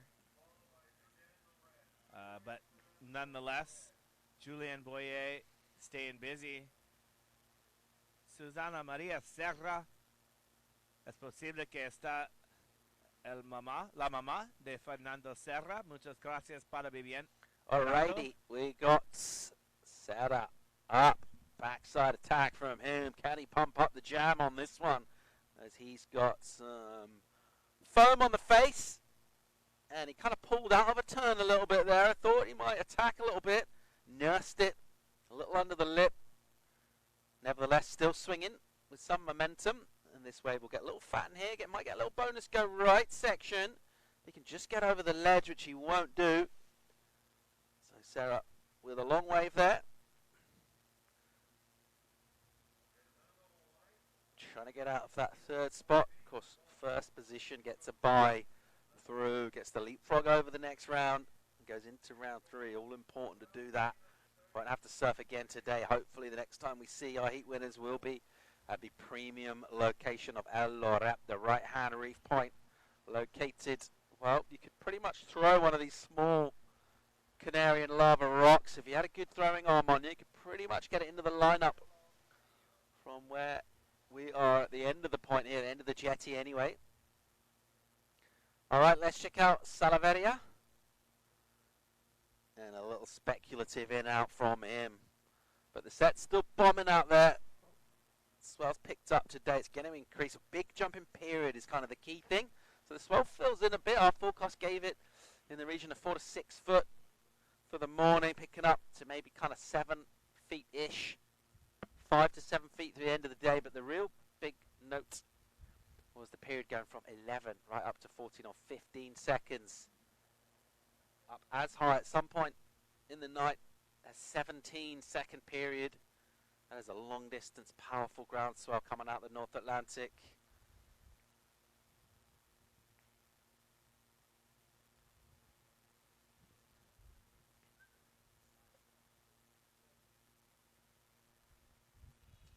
There's the crew right there, the youngsters, and Aaron Rowe. He's a youngster as well, but those guys, Juan de los Reyes, Max Torres, Antonio, they were all hanging out last night. I was walking to dinner, and as well as Fernando Serra. Those are the 4 kind of youngsters. Yet the young posse, the 4 amigos hanging out together, and the 3 of them are cheering on their friend Fernando. He's going to need a comeback wave. Julien earning a 4.4 for his last wave, so he's bettered his situation.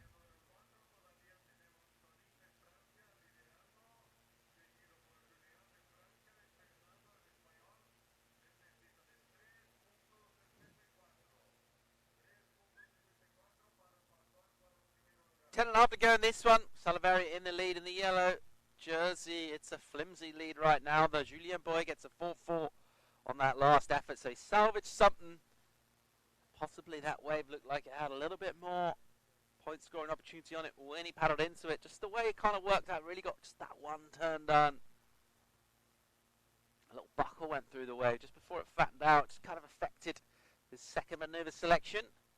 Nevertheless, he's given himself a real shot now because he only needs a 2.04 for that coveted first place position. Black sands here, volcanic in origin. We've got light sands in the south of the island. Black sand throughout the north and some of the east coast. Very much volcanic in origin. Look at the horizon here, and you see those distinctive peaks we've come to love about the Canary Islands. And of course, the reefs out here, they're basically made of that volcanic rock, not really coral reefs. They're much more reefs that have come from these eruptions that gave us the Canary Islands. Let's check out Sarah here, and a good looking smaller wave with some nice shape to it early on. It'll get a little soft as he commits to a first turn and then tries to connect the section here. Now these little insides are going to keep opening up a bit more with a little bit more water over the bank. So let's see if he can finish with a bang. He needs to get something going here. It's not a long way back though, so low scoring affair, so this one's still wide open. Doesn't quite get the finish he was maybe hoping for.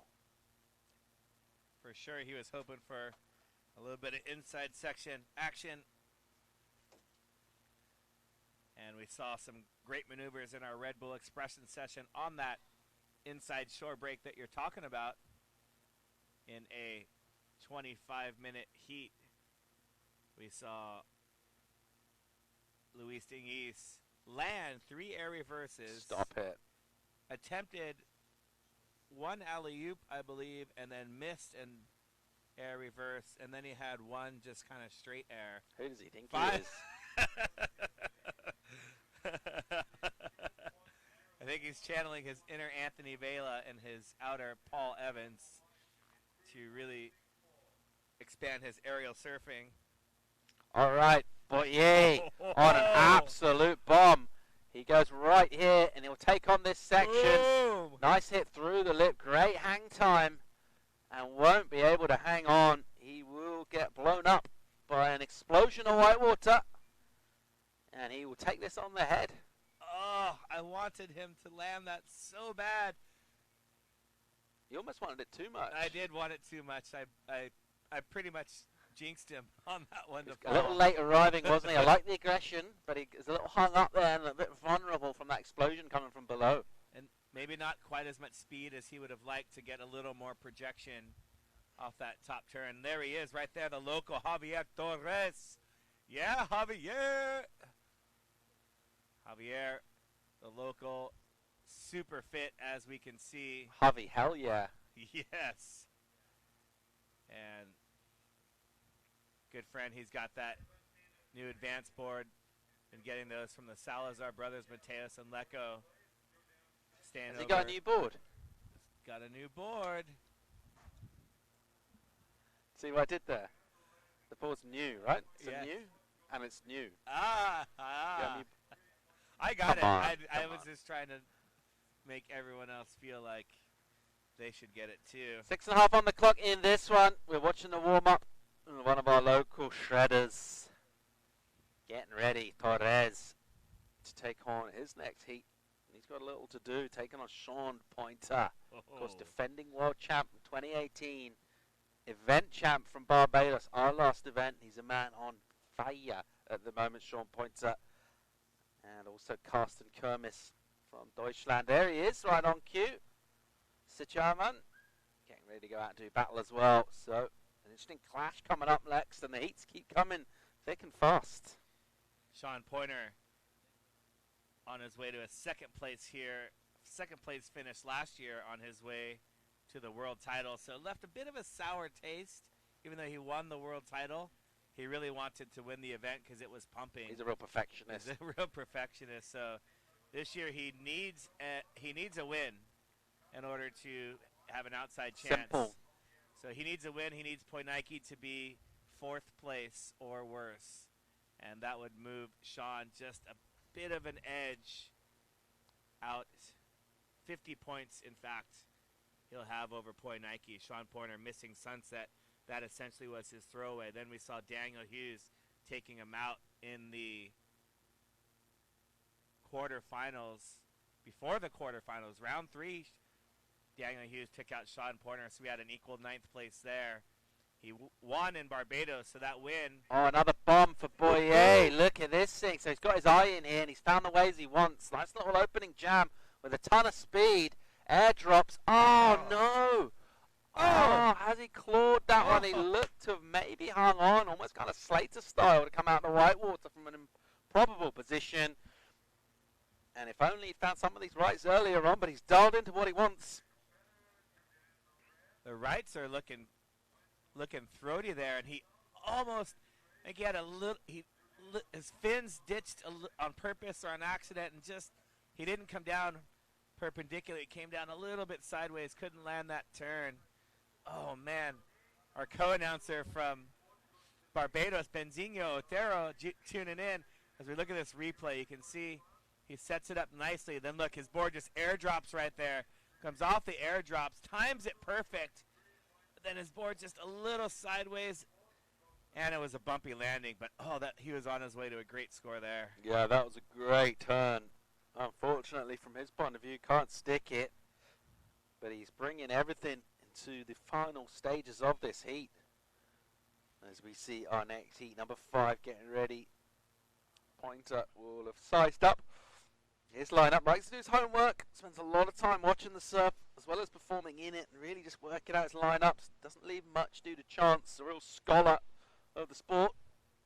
Make sure he's crossed the T's and dotted the I's, so to speak, and his preparation will be on point. I don't think we'll expect Sean Pointer to be kind of lost at sea out there. I think we'll know exactly where he wants to go and sit. And particularly seeing those last few rights kind of against the grain, little right-handers coming through. He won't mind that either. Julien Boyer getting a couple of big sections, going down hard. He's actually tied for first at the moment on a combined heat total of 6.43, but he's in the lead by virtue of having the highest individual score. So a 4.4 from him, enough for first. It's the narrowest of margin. Well, there is no margin, and it's basically a count back on the highest score. Things are pretty tight. And that's what we like to see. You know where Sean Pointer's going to line up? Wherever the 8s are. He'll find them, and he's looking to better a 717, the highest single wave score. And out the back. Here goes Salaveria. So what can he do here? He's tied for points total in the lead, but he finds himself in second, and this wave is not what he wanted. And what a contrast. He's thinking about those rights going throaty, doubling up, breaking hard, draining off the reef, and some of these lefts. You can see the shape of the whiteboard there. It kind of illustrates the point, or rather the problem. It's a left that kind of backs off and goes right. Meanwhile, though, on the inside with a late takeoff, he committed well. He decided, made that call to go pretty late, and a little bit too late. He'll go down. But yeah, the shape of the whitewater, rather than, you know, that nice triangle where the apex is out to sea and the base of the triangle is on land, it's almost the other way, and that angle actually gets kind of narrow as you go in. Yeah, it's just generally not what you want. It's kind of a left, but you end up kind of going right. Yep. Generally not a good thing in surfing. So Julien Boyer currently in the lead via the tie break, the highest score. He's now sticking to the shore break and looking for just a little score to better his 2. Currently in 10th place overall points. So he's going to try and finish out the year in the top 10. Found himself an inside runner here. Looks kind of disinterested with that. An interesting choice to take that wave. Now he's trying to make his way back out. I thought he might just come in on it, but I mean, why take that little small wave if you're then just going to try and paddle out? Interesting call from him. Maybe thought something's going to happen on the inside. Meanwhile, bombs out the back. Is anyone in position? Doesn't look like it. Salaveria tied on 6.43, but in second place. Needs just a 2.84. Not a big number. He needs to go this. It looks like it will just back off, though. And he's in an awkward place in the reef. He's not quite far enough out to catch that outside bowl. Not far enough in to get the double up. A little bit lost in no man's land. And looks like this one might get away from him here. Just needs to go anything he really can. Doesn't need a big number. I'm sure he'll know his requirement. It's only a 2.84. What's he got here, the Goofy? As he'll desperately hope this one stands up. So far it hasn't. He'll eventually get over the rim on an inside. He'll take on the lip with a little redirect. Whoa! And a little blast over the backwash, which I don't mind. And this looks like after the hooter out the back. Oh, and Fernando Serra was just out of position for that bomb set that came. And there were a couple of really good waves in that set. So unfortunately for Fernando, he was not in position. Congratulations, Julien Boyer, moving on into the round number 3. It's going to wrap things up. So, tied for first place in terms of points, the 2-wave total, but victorious by virtue of having the high score of a 4. Julien Boyer will advance, go straight to round 3. We'll look forward to the pleasure of Fernando Serra and Antonin Salabella's company in the repechage round. Let's make it official. There it is. So super tight. Nevertheless, Julien Boyer got it done by hook or by crook. It's all about avoiding that potential dangerous banana skin of round 2, the repechage rounds. Let's set the scene for Heat 5. Let's see Sean Pointer, the current and reigning world champ from 2018. He's got his hat in the conversation for 2019 title, but he's the outside shot at the moment, taking on Carsten Kurtemis and Javier Lescano. I missed that one. Was that dangerous as a banana peel? Something like that. Yeah, I can't remember. Oh, yeah, man. something about banana skin. Banana Weird that that expression. Where does it even come? Banana skin's not even slippery. No, Has anyone ever slipped on a banana skin ever? Not that I have Like, ever known. What's the go with that? It's pretty sticky to me. Yeah. We're going to get to the bottom of this mystery. That and the stuck in the lift story. We need to find more about that. So one Bouillet advances, one goes to the repechage round, and Aaron Rowe in the repechage as well. So Kermis down to Biz, having a little flap on the outside. Won't get a score, won't get a connection, and won't get much of a score either. He'll get something sort of perfunctory thrown in by judges, but nothing to get excited about. Meanwhile, he goes Javier Torres Lescano with an awkward section coming at him with some speed and a bit of weight. Almost should have possibly been going right on that one. yeah, the rights were working that last heat for Julien, and we'll possibly see some rights served later on today. Tide continuing to fill in to that 7.7 high tide we're going to see around 2 o'clock.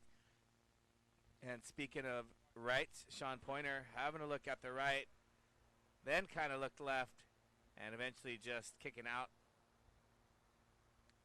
So Sean just a quick up and down, and late takeoff right there by Karsten, trying to take off in the whitewater. One of the most difficult things to do on a stand-up board is take off in the whitewater. Yeah, super tricky. It is tricky out there today. You know, you've seen Sean Pointer going down first maneuver. You know, things aren't ideal. And the setup. Get the debrief from Juan de los Reyes. Here's what he's saying. Dude. You missed the biggest set. You were right there, and then you got caught inside. I know. There's the lift bros. Aaron Rowe on the left, Camille on the right. Oh yeah, do you know who Andrew Lloyd Webber is? Do you know who that is? The name's familiar, I don't know. He came up with a lot of musicals like Cats, things like those kind of famous stage shows. A little bit of an Andrew Lloyd Webber vibe for me in Julien Boyer's face. I'll show you a picture of him later. Yes, please. I would love to see that. Yeah, Starlight Express, West Side Story, those kind of musicals, they're all Andrew Lloyd Webber productions. I love a good musical and a good Broadway show. These are things that I really enjoy. And here's Karsten Kermis. We saw him last year at this event. have a great surf. And boom, Karsten, nice smooth bottom turn. And he picked off a really good wave. Another turn a little bit flat on that one and able to move on up to the nose. And yeah, you're right. Nailed it. Looks exactly like him. Have they ever been seen in the same room together? Just saying. They have not. This is a great point that you bring up. All right, 20 minutes and 30 seconds in this one. No one getting anything significant on the scoreboard so far. Our drone pilot picks up the local boy.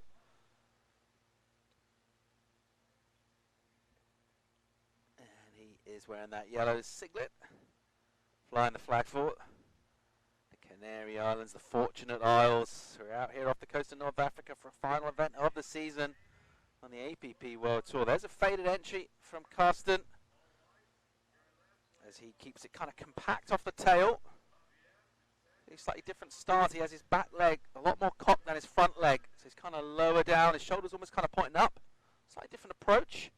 Let's see how that translates points-wise. Support coming in for Karsten Kermis. He's going to get the highest score of the heat so far, but I don't think that's going to last for very long.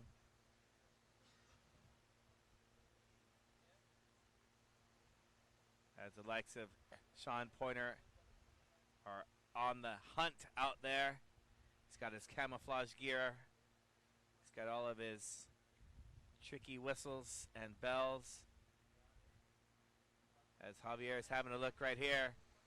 Nice looking wave for him. Gets in to a great little ball with a crease going through it. So has to draw out his bottom turn. He finds himself a little bit in a kind of a neutral position there. A little bit in no man's land. Can he find a steep section? He will get a little double up opportunity here. He's kind of clung on. He sort of mad dogged that wave a little bit, didn't he? Just kind of clung on. Didn't really get any genuine assaults on the lip, but a nice long wave with some good speed and showing that there is still some pockets and some sections out there.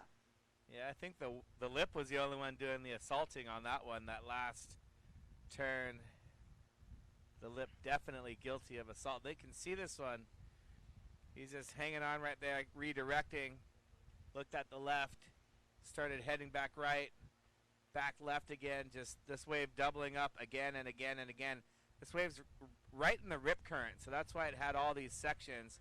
And then right here, boom, the lip 1, Javier 0. And I love the commitment, though. Great to see Javier going for it. Sean Pointer, just a quick in and out. And come on, son, you can do it. Sun's trying real hard. Our temperature gauge is now up to 20 degrees Celsius. We just need a couple more degrees, 23, 24, and we'll be able to take our sweatshirts off. I'd quite like to see that recalibrated that thermometer. I'm not buying it's not 20 right now.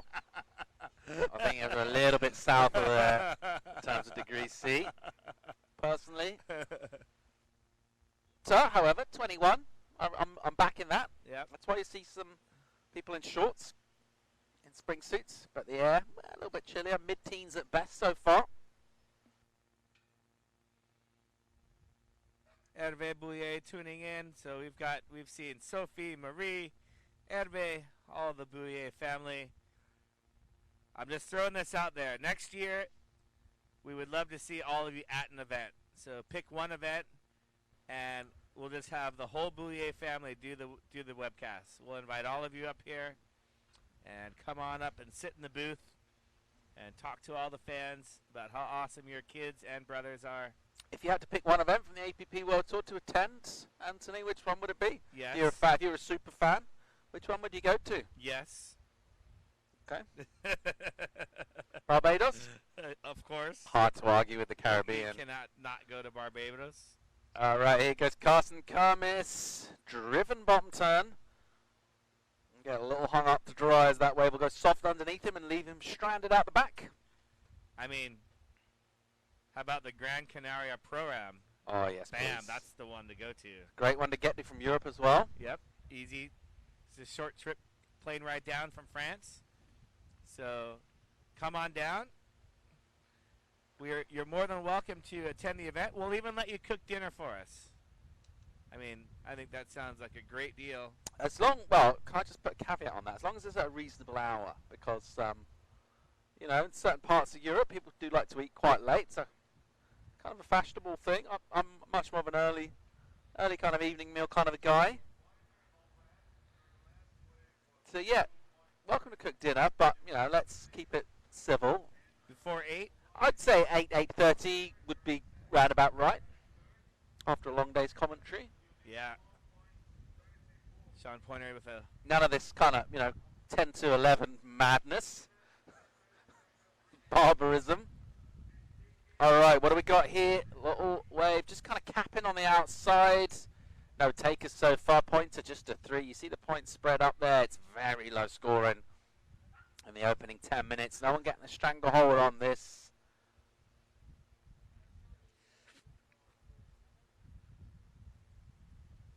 10 minutes to go. 15 minutes remaining in the heat. 10 minutes have gone by. And we saw a flurry in that last heat.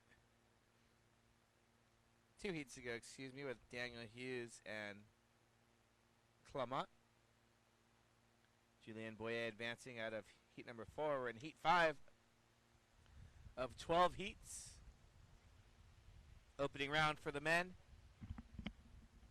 We'll also go into the repêchage round for the men. And the women will not surf today.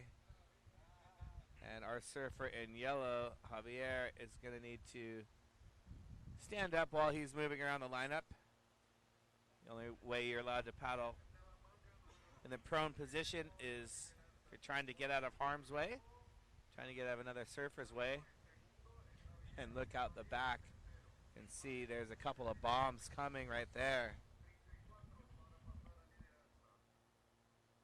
All right, here we go. Here goes Pointer. 2018's world champ and the champion of our previous event. He gets hung up as well out the back. You get a little stranded if the wave goes soft out there. Right-hander with a very ambitious positioning for takeoff for a local boy who was super late in the takeoff. And he will go down hard. Wind has cleaned up. And now we're kind of hitting the button a bit more with these sets. Kind of standing up, hitting the reef a bit harder. As we see Pointer taking a few lickings on the inside from the drone. He took that first wave of the set, and there were 3 more behind it. And he's paying the price for one of the kind of unwritten rules in surfing is taking that first wave of the set, unless you're in competition. Sometimes the first waves are good waves. Here's Karsten Kermis. No ride. CK can't get himself on that one. Maybe he just wants to dig a bit harder as he looked to be in the right spot.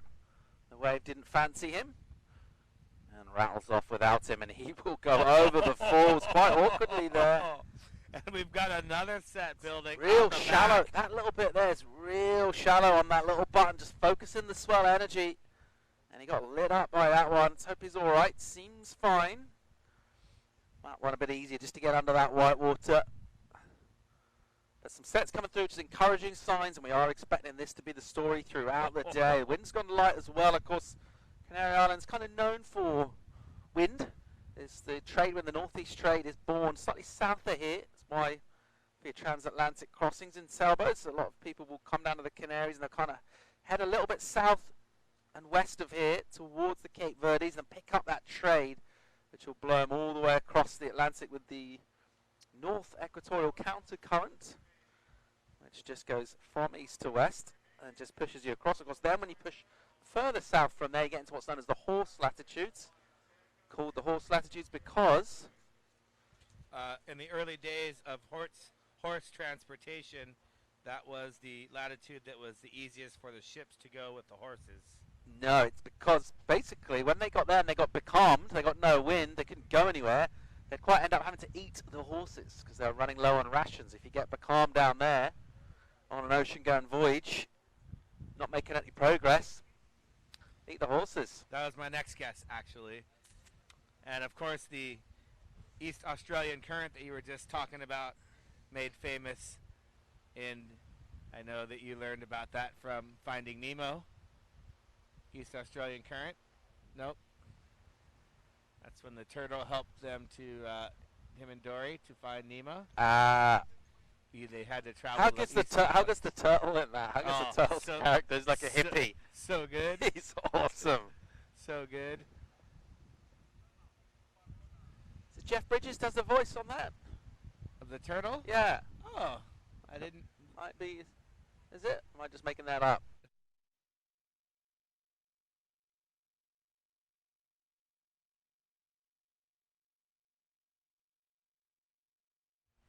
You can see a surf school there. Everyone at different stages of their Stoke journey.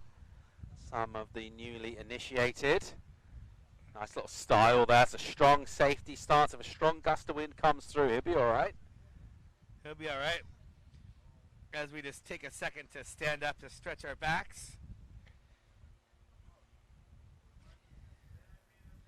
So 10 minutes remaining.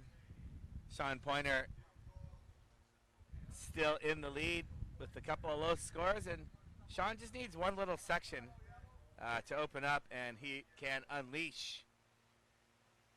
And conditions quite challenging today, not just for our surf school, but also for our surfers in the water. Bomb out the back, Carsten Kermis, CK. He was absolutely going a million miles an hour there. Thought he was on the Autobahn where there's no speed limit. Flying down the line. And then he dodged the lip right there. You can't be a lip dodger and beat Sean Pointer. Javier Pura Vida not able to get into that one, but oh my gosh, that was a bomb. I think that's the biggest wave. Julien was on a couple of bombs, as was Daniel Hughes, but Carsten Kermis maybe catching the biggest wave of the day so far. And you see this thing building. That's a grower. I mean, he's way at the bottom, and that it's very easy to say hit the lip from here. Well, he pulled out that time. Look, you got to at least have a go, man. Take it on. You never know what might happen. Back yourself. All right, flamboyant avoidance of whitewater rolls there from Sean Pointer. He tries to get out of the way, and he hasn't as yet imposed himself on the scoreboard in this one. Carsten Kermis will go down, having another effort. So at the moment, it's not real Pointer-esque in terms of the scoreboard. Basically down to the kind of waves going on. He's not really done much wrong, make mistakes as such. It's just haven't really been great opportunities when he's been in the lineup.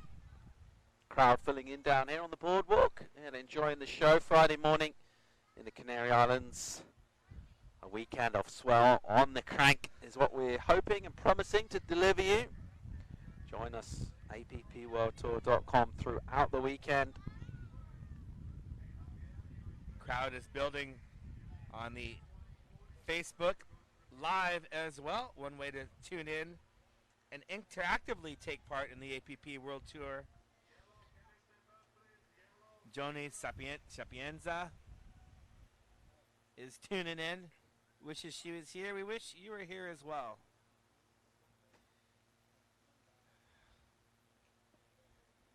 What did I miss, Paul? While I was... los niños. Los niños en la escuela. Es el futuro. Sí, el futuro de todo el mundo. Y pues, pienso que una camina desde las clases y entonces van a comer al otro lado y entonces cuando termina comiendo Hughesy in there getting a shot. He's getting an Insta story. Just relentless. See him just sneaking in there. Go Daniel, go. Jason Cole, good morning, buddy. How are you? It's a little chilly over here. Wow. And we're still waiting for our rum punches that we ordered a little while ago. They should be coming soon. So similar to, even when the waves are pumping, we've seen it. We're watching the Pipe Masters WSL event, and you've got heats where Kelly Slater's getting 10s, and then you have heats where guys are scratching to win their heat with a total score of a 7. And that's the nature of surfing. Even Piahi yesterday. Even Piahi, same low thing. scores getting through. Yeah.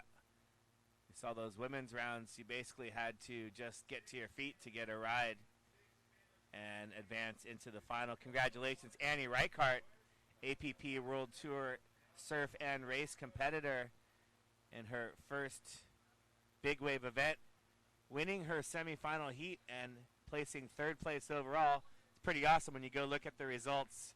She, you know, it's got your name and your country or your state if you're in Hawaii, and then your picture. She's so new she doesn't even have a picture. It's just one of the silhouetted ones. So pretty cool. Congrats, Annie Reichart. And I think it just shows the versatility of our stand-up paddle athletes, many of them coming from other sports. Justine Dupont, of course, ISA Paddle World Champ, representing in the Jaws Challenge, Peahi Challenge. Justine Dupont not quite able to replicate her come-from-behind performance at the ISA World Championships. And she's probably, I think, you know, would have liked to have placed in that top three. But Kai Lenny in the men's as well, multiple world champ, 5-time world champ. yes. On the APP World Tour, so a lot of paddle surf crossover with the big wave, which is awesome to see. And Kai Lenny always talks about, you know, the race season basically was a summer activity for him as he prepared for the big wave season.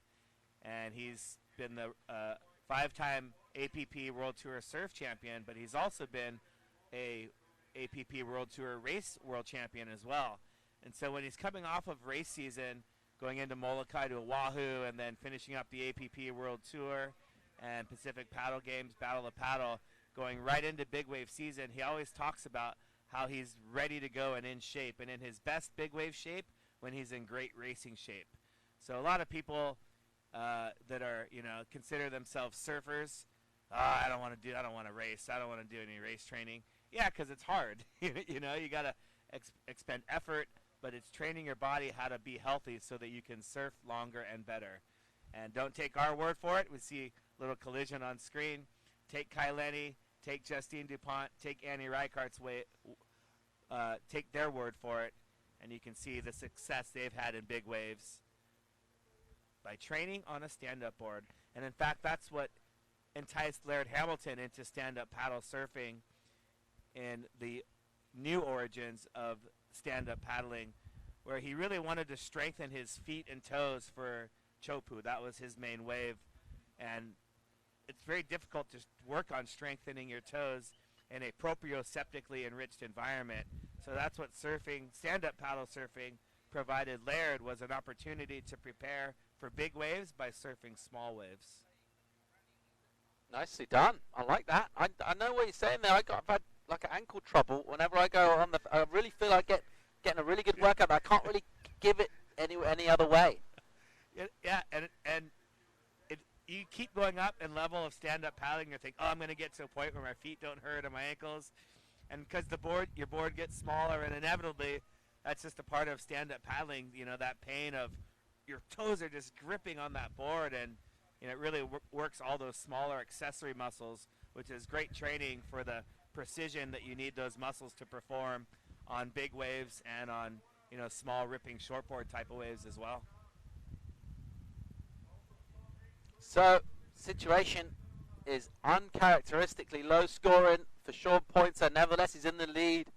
Combined heat total of 5-1-3. Typically he'd be throwing away individual wave scores of 5s from his top two. At the moment it is his combined total at 20. Doesn't really matter what you post, it's all about getting through. And this one has been a little bit starved of opportunity. That's reflected in those score lines. What it also means, it's absolutely wide open for surfers in second and third place. Carsten Kermis, the German, right of your shot. The Goofy in the white singlet only needs a 2.54, and he has had waves absolutely with 2.54 on the sections. He might come to rue some of those missed opportunities. As we see next heat, getting ready. Wellington Reis paddling out, the Brazilian. He'll be taking on Felipe Marden from Spain. That's coming up next. 90 on the clock in this heat number 5 of round 1. Not a lot really to bring you about in terms of action in this one. It's been a little bit of a forgettable heat. Tricky conditions coming towards mid-tide. A few bombs out the back, but there have been those bombs that kind of explode and then like disappear. Let's see if we get a final little flurry into our last minute. we are for sure going to get a flurry. Guaranteed flurriness oncoming. 1 minute remaining. Hear from our official beach announcer.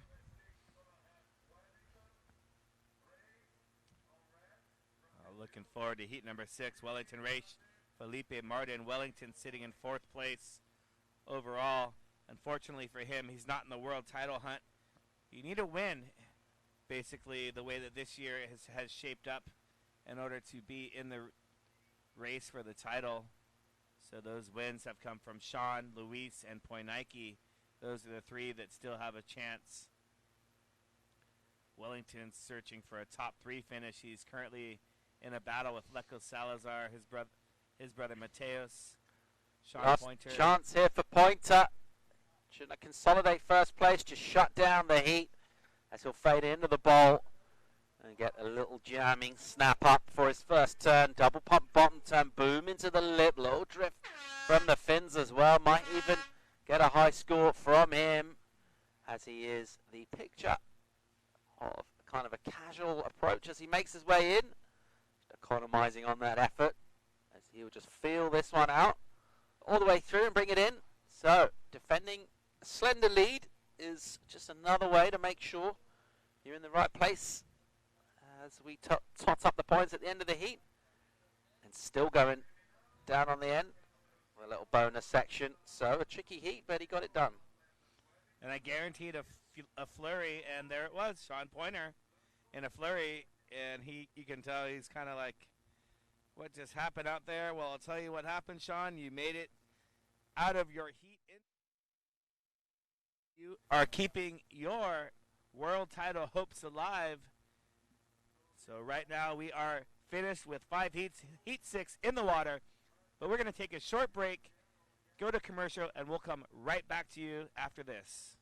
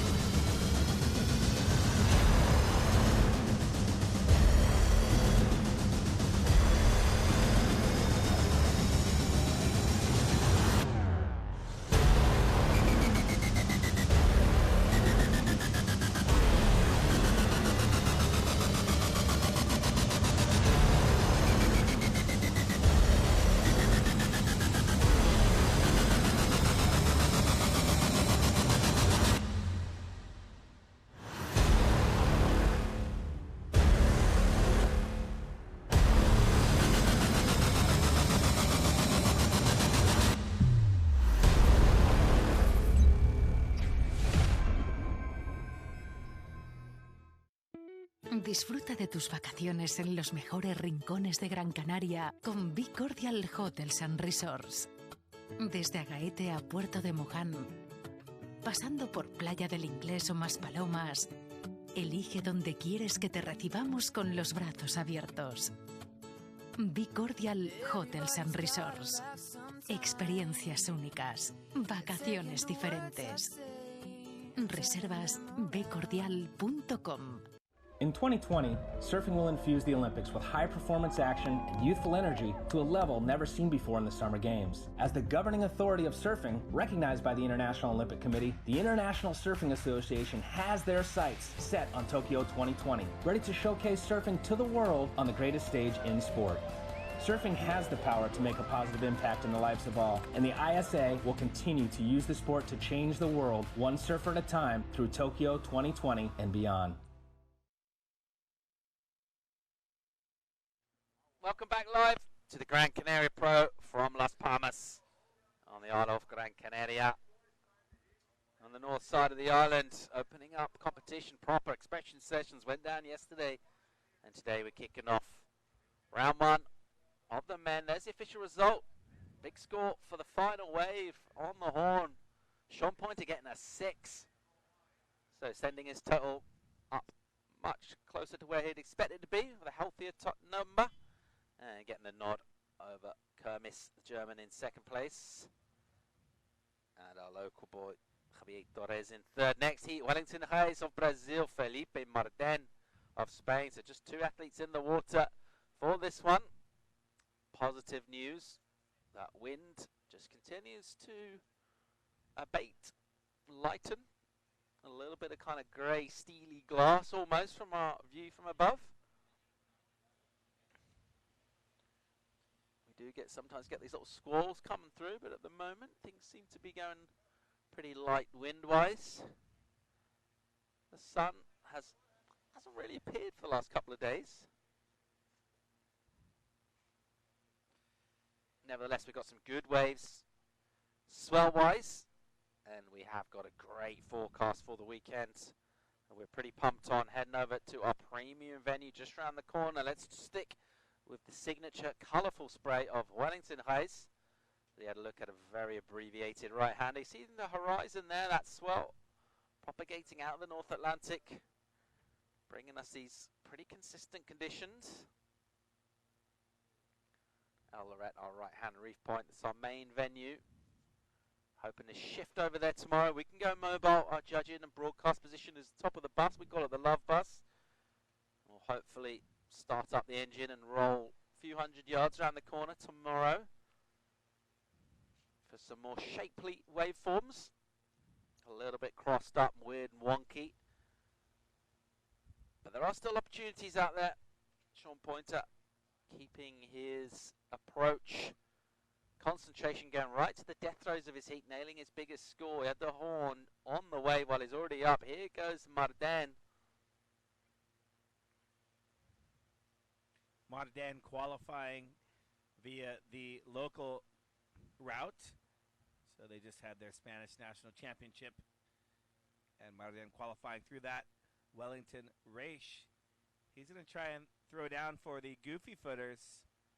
Quite a few of them from the Brazilian contingent. We saw Daniel Hughes advancing, and just looking at the high heat single wave scores of the day. Sean Pointer with the 6.0. It's the third highest score. Daniel Hughes threw down a 6.83 in heat number 3. Poinike with that 7.17. No surprise, he's got the highest single wave score and also the highest heat score. Itzel Delgado. Itzel joining in. ¿Qué pasó, Itzel? Buena carrera en Francia. Estamos muy orgullosos de usted. Itzel Delgado, having his best racing season to date, placing second in the ISA, earning a silver medal in the ISA World Championships, and also placing second in the race down the Seine River. That was a fantastic race down the picturesque Seine with 933 people on the water. 1,000 signed up due to the inclement weather. 933 actually finished the race or showed up. Excuse me, I think 933 started, 918 finished the race. Okay. Live action, Wellington race. Nice little drift, stylish from him as he loads up the rail with a little figure 8 jam, and he's got a real cooperative section in front here. Boomtown, as he'll take on the lip and throw up a big fan of spray. And it's clean and crisp and precise, and he'll take it all in his stride. A very polished athlete. Here's Wellington race, and he'll go a little fakie and eventually spin it around on the inside. And we've gone to Boomtown. We had a 9 o'clock start. It's 11:20. Took us 2 hours and 20 minutes to get there, but we have arrived in Boomtown. The Love Bus. The city limits of Boomtown. Population 2. Elevation 3. Wellington race is in. Elevation about 25 feet. Yeah. Call it about 8 to 10 meters. Welcome to Boomtown. Wellington race. Opening up on the lip there. Enjoyed that a lot. And it's hard, too, when you have surfed a heat like the previous heat, and, you know, you look at the scores, and then you see Wellington go to Boomtown right there. It's maybe a little bit daunting. You can see as that sun, just like you talked about, starts to hit the water, it turns a certain hue of blue. And It's quite nice, actually. Yeah, get that kind of deep blue, almost Eve Klein International blue. Here we go. Look at that first turn right there. Look how smooth he is. I mean, he just landed perfectly. And here it comes. One-way ticket to Boomtown right there. And that was turn 2. And he had a couple of little wiggles on the inside. So Wellington Race, he's going to lock in a score that the judges are waiting. But it's not a 1. That wasn't a 1 that we just saw, if you were wondering. See right there on screen, the left-hand side, the scores. You can also follow along at home on your iPhone or tablet on the Stacked app, STACT. Gives you all of the scores as the judges punch them in, so you can have total scoring transparency, the APP World Tour. And we also will, through the course of the replays and the live action, try and talk you through and do our best job of giving you scores. And there you see it. Wellington throwing down a 7.5. Highest score of the day so far, well deserving. Great job, Wellington Race. Good job from the panel as well. And they appreciated that from him. Radical approach. All done with aplomb and polish. Smooth as you like. Wellington Race very much in the driving seat already in this one. 17.5 on the clock. Pierre Gouton wants to know, is it sub or surf? It's both, man. Why we got to have one or the other? It's both. Sub surfing. Come on. That's exactly what it is. Set stacking up here on the outside. Let's see if we get a fight back from Felipe Marden. Wellington Race almost sort of half submerged. Felipe looks interested-ish here. Positioning can be tricky on this outside section. A bunch of broken up kind of reef structures out there. They all kind of pick up slightly different swell angles. It's not the classic reef break kind of where you have that one kind of button at the apex of the reef and pretty easy to line up. There's actually a string of reefs out there kind of stretched out. Can offer some good right-handers as well, depending on swell direction and wind and things like that. And a great shot there, just revealing just how underwater some of these boards are. As Wellington Race's minimal equipment is submerged by several inches, and he's just kind of shoving water until he'll get a certain amount of speed up, and it'll allow his board to kind of pop up and plane a little bit on the surface. The nose eventually will poke through, but almost spent a good sort of 30 seconds underwater there, kind of between ankle and knee deep. Takes a lot of balance for that, as does the critical nature of his turns on the previous wave. So the two kind of go hand in hand. You'll notice that the top athletes in stand-up paddle surfing contests will have their boards pretty submerged. Izzy Gomez, Poinike Rioja, Sean Pointer.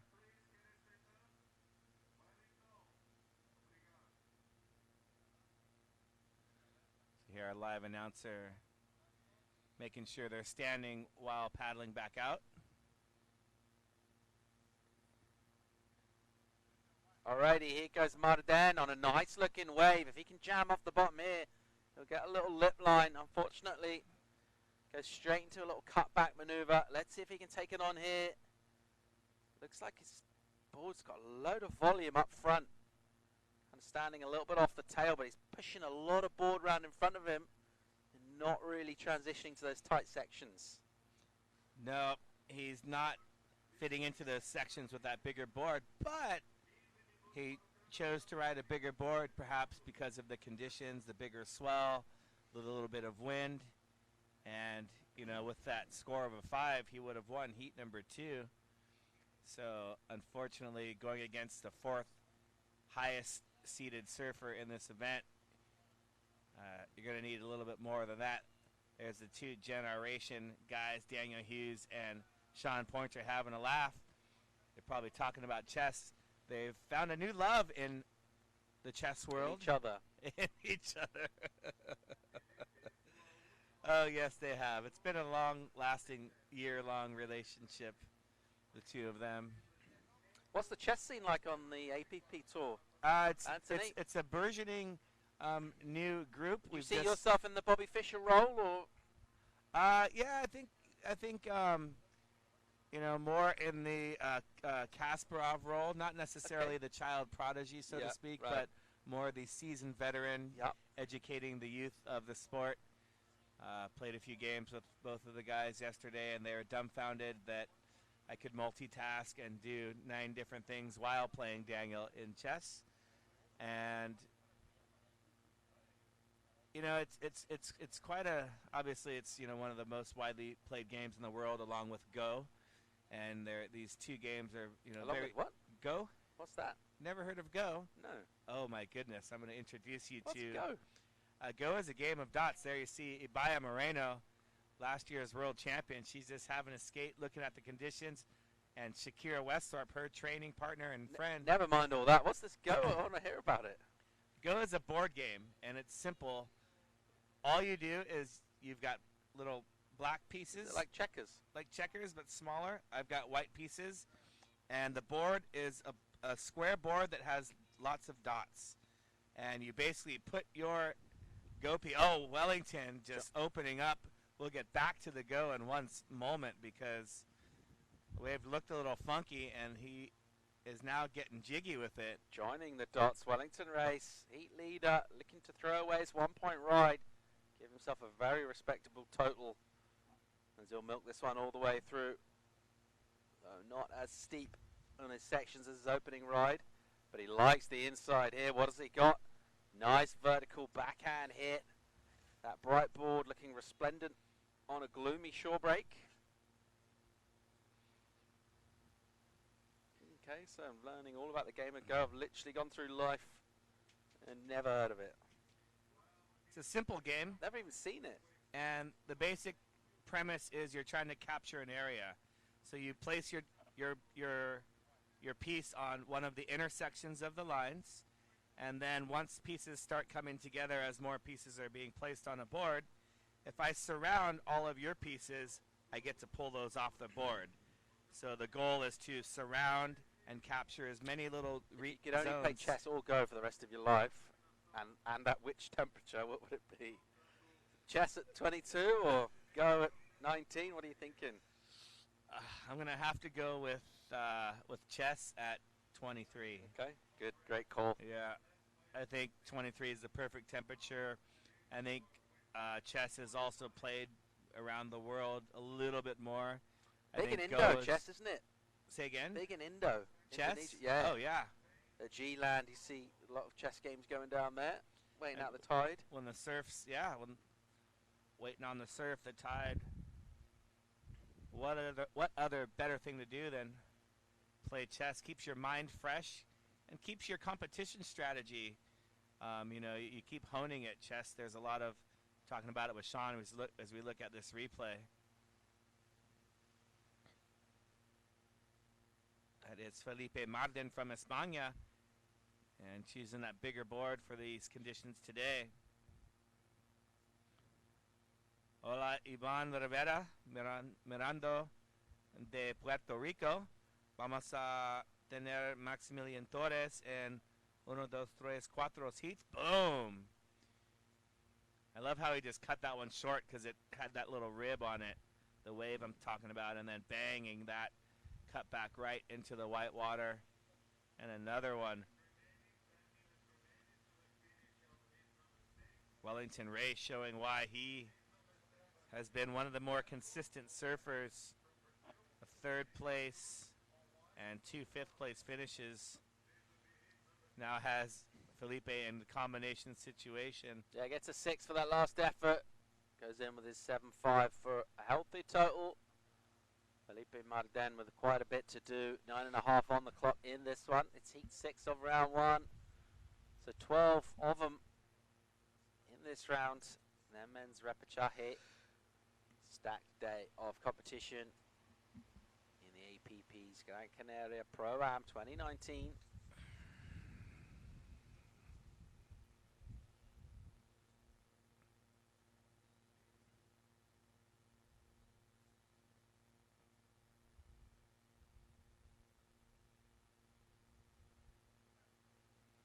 travel with a little magnetic chessboard, or have you got a travel board, or have you got your favourite at home? Is it carved out of? Have you got marble chess pieces? What's your What's your quiver like? What's your chess quiver? I've got a pretty decent chess quiver. That's one of the things I like to procure as I'm traveling around the world. I've got a chessboard from Hungary. I've got one from South Africa. What's your fave? It's so hard because actually most of them, to be honest, are tucked into boxes until I move into a home pretty soon. Currently homeless. No, just have packaged them up because don't have the area to present them as I would like to. I have traveled with a small chessboard, but it's hard to find people to play. So it's exciting that Daniel and Sean are into it now. We started the chess club. I think it was called Sup Life Chess, something like that. So 3 members in the APP Chess Club if you want to join. What's your stance on playing the computer? Digital versions doesn't really do it for you? I tried. I mean, you have to. You're an analog guy in a digital age? Yeah, I am definitely that. And Perito. you see head judge David and Tristan taking a quick little break.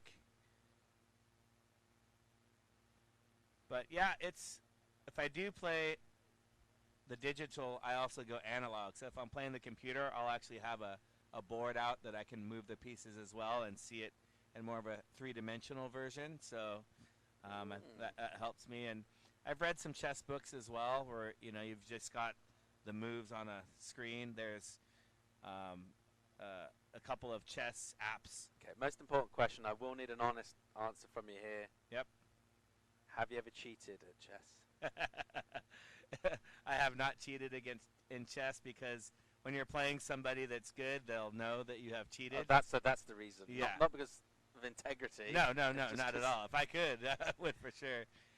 My brother used to cheat quite often against me, in not just chess, but in every game we played. He was an older brother, continuously losing to younger brother. What would be some of the good chess cheats to try and do if you're going to get away with some? You can't sneak pieces back on the board. How do you cheat?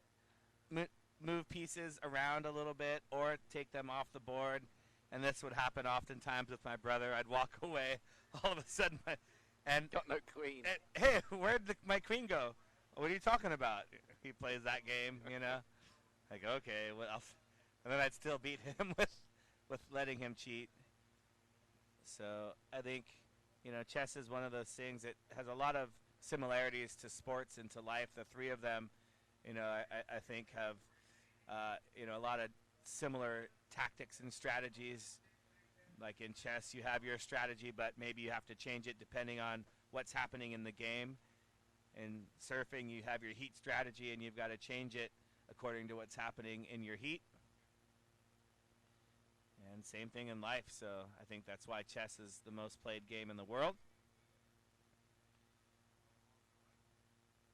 Turn them on to a couple of good chess movies, including Magnus Rasmussen, European chess champ or world chess champion, coming out of Europe, I believe Denmark, and won his first world championship at the ripe age of 15 years old. And my last chess thing before I move on, this guy Magnus, when you're a chess prodigy, you go around to different places and get to do these promotional things. He came to America, went to Harvard Law School, and played some of the top guys from Harvard Law School, played 10 games at once. Him versus 10 individuals with his back turned, blindfolded. So as a person would move, they would say the move out loud.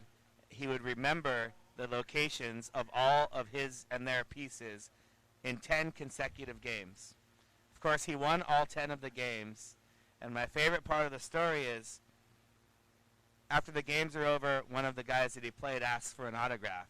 He's like, oh, why don't I just write down our game?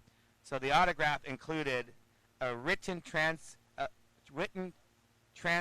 of his memory of both players' moves. So you know how in chess you can write down the moves?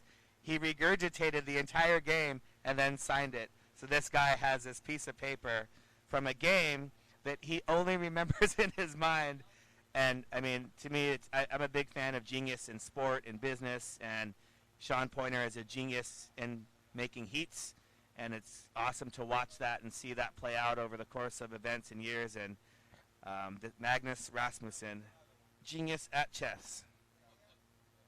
All right, so I talked for like 6 straight minutes. I'm going on a 7-minute break. Wellington Race, your heat leader, stroking into a nice-looking wave. Look at the way this one will stand up for him. A ton of speed as he'll tear down and rip off the rail.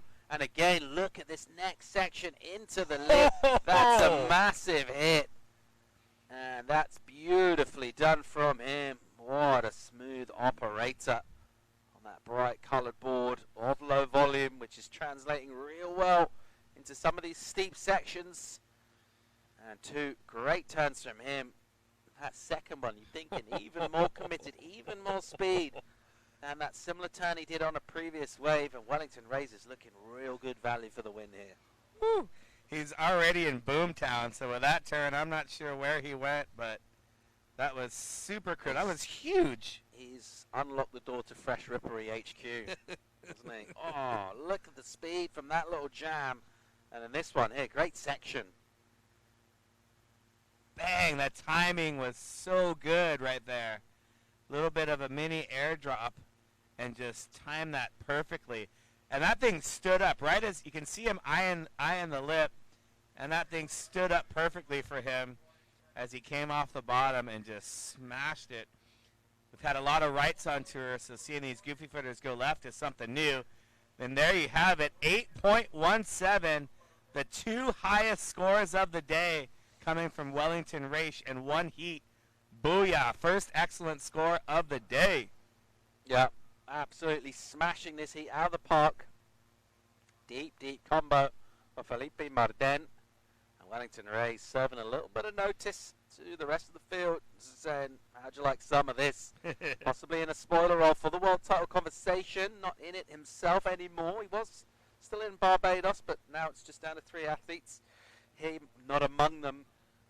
Definitely with the skill set to possibly take one of those world title contenders down. Let's see how that spoiler scenario could potentially play out over the weekend as we will see the surf crank up. We'll hopefully get on the move, just drive a couple 100 yards across this little rocky point here, go to the right-hander of El Lorette, our premium break for the Gran Canaria Pro-Am 2019 as we'll finish off APP Tour's 2019 season in fine style with a good North Atlantic swell here in the Canary Islands. Just over a minute on the clock, and Wellington Race has got himself into round 3 with some real style and class. And he right now is in a class of his own with the first excellent score and a near excellent score and just beautiful surfing. It's fantastic to watch as well. And I think some of those other heats we've seen sections being presented to the athletes and the athletes avoiding them on purpose or an accident, not able to read the section as well and attack the lip as much as Wellington did. Oh, there we see paddle in the offhand. He's psyched from Wellington. Straight leg turn off the whitewater there. There's Karsten, but Wellington Race doing his hunting well. Picked out the right camo gear, and he's got his sights set on a journey to the final. And he's in that top half of the draw with Sean Pointer and Poinike, so he can maybe end Sean Pointer's chances. I believe they can possibly have a matchup in round 4, but unofficially official. Wellington Race moving on. Absolutely tore that heat to shreds. Great effort from the Brazilian Goofy. He'll bring it in clear the victory lap. And a great way to get yourself through the next round. Not only good to sit out round 2, but also with a big heat total as well. Extra confidence, so key.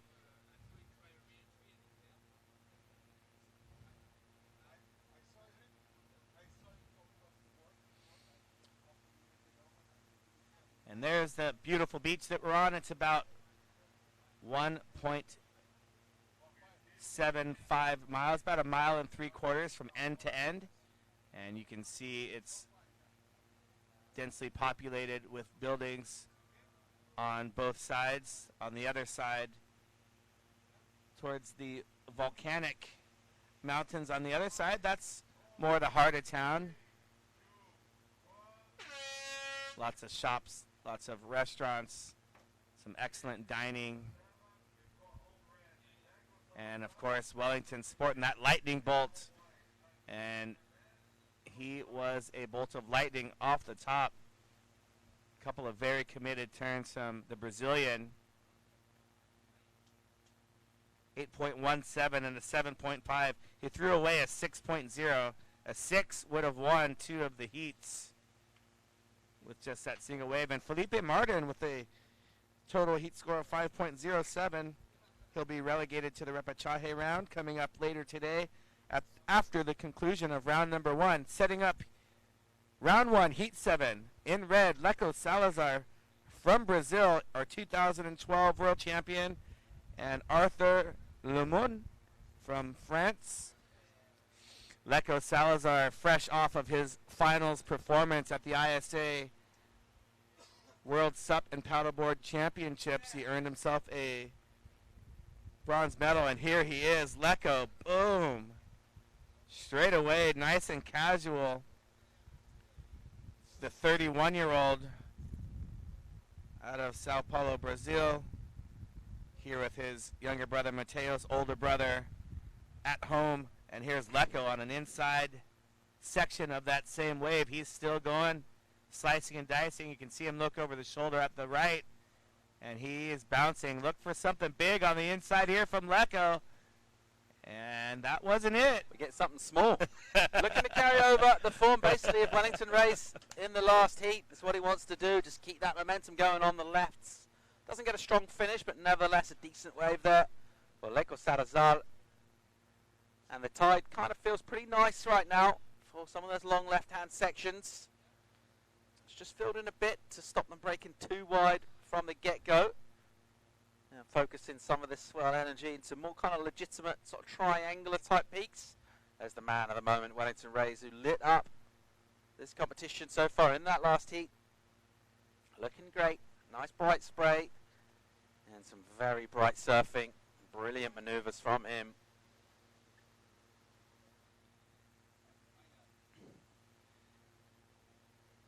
And looking for some brilliant maneuvers from this youngster, Arthur Lemon. As Leco opens up with a 5.17, Arthur Lemon pulling out of that one. Tough task when you come up against these high seeds. And of course, Leco, Felipe, is all stoked, getting some coaching, I believe. Getting a Entrevista, sí. Well done to the Spanish competitor, and he'll get a chance to surf again today. Coming up in the Repêchage here around this afternoon, let's check a replay here of Leco Salazar getting a little nuts with the foam climb. Nice vertical, stomps up on the lip, and then jamming back, put himself behind. Wave positioning, really important. When you finish your maneuver, you got to think, do you want to carry down the line and maybe get left stranded? He puts himself behind the section here. And a well-surfed wave to open things up. And the advantage to the Brazilian so far on this one.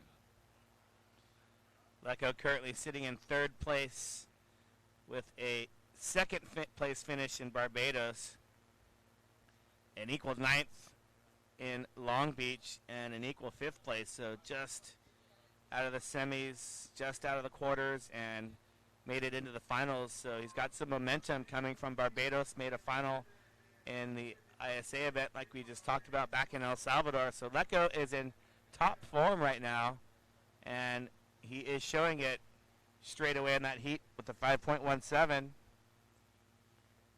So he's got a nice score on the board already. Here's Arthur Lemon. Just a quick in and out.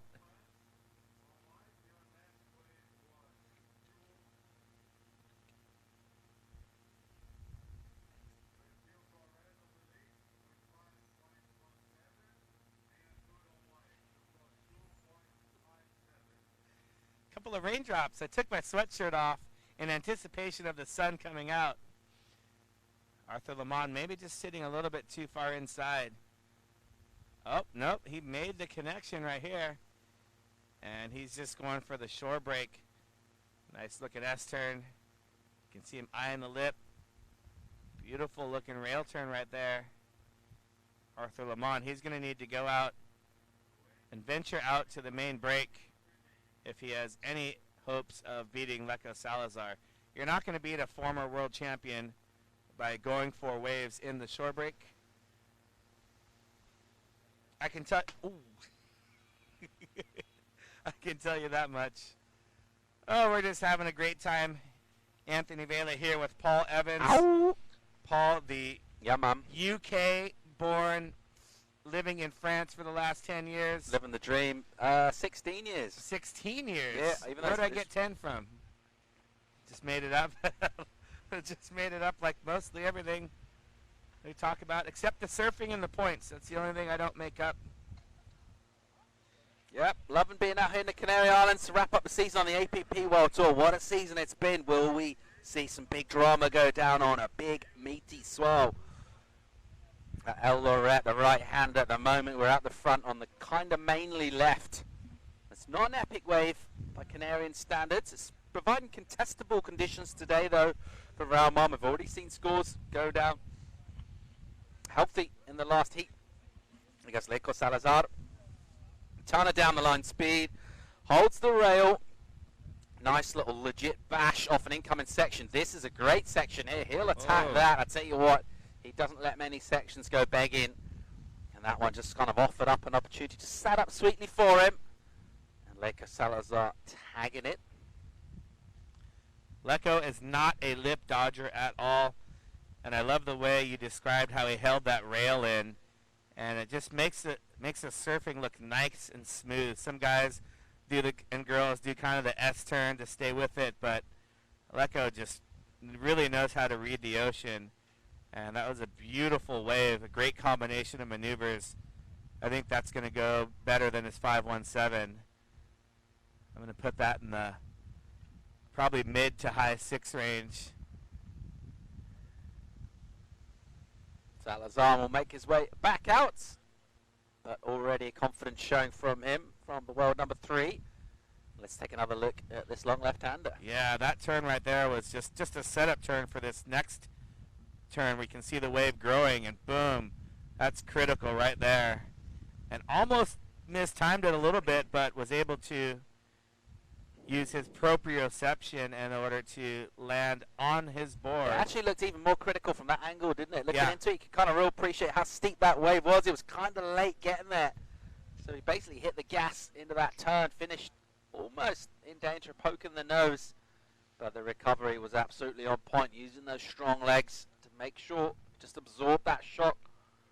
A little bit of powerful white water. In these kind of waves where you've got uneven reefs and you've got steep sections that suddenly go fat, it's hard to recover out of turns.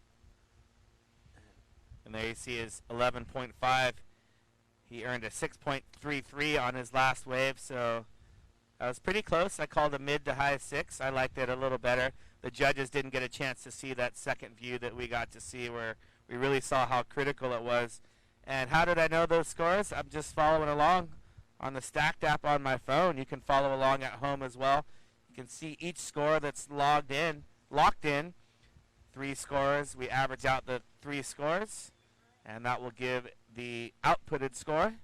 So Lecco Salazar currently in the lead, 6.33, 5.17 for a total of 11.5. Arthur Lamont has found himself a bomb here. A little go right, left takeoff as he'll just fade back and try and squeeze the juice from an opening section outside. Now he'll go on a little bit of a run right, and he might find himself in no man's land a little bit in here. This one will get tricky on him as he's having scratching around, looking for this one to stand up. Those don't seem to be the better option at the moment. It is easy from our vantage point, but I can't help but feeling probably going left on that one. Stick to where the scores are coming from. Lecco Salazar is making good work on those left-handers, and there are sections there to be had. Arthur Lamont just put himself in a bit of a hole on the reef down in there. It's going to eat up a little bit of clock time. We go down towards that 15-minute mark. This is heat number 7 of our round. So by my calculations, another 5 to come after this one. That'll be 12 heats for the round. And then we're on. Going to have an official call, but we're pretty confident about going to Repêchage or Repêchage if you prefer. That will be our first eliminations from the event. So, first day competition, you're going to lose 6 surfers from the draw.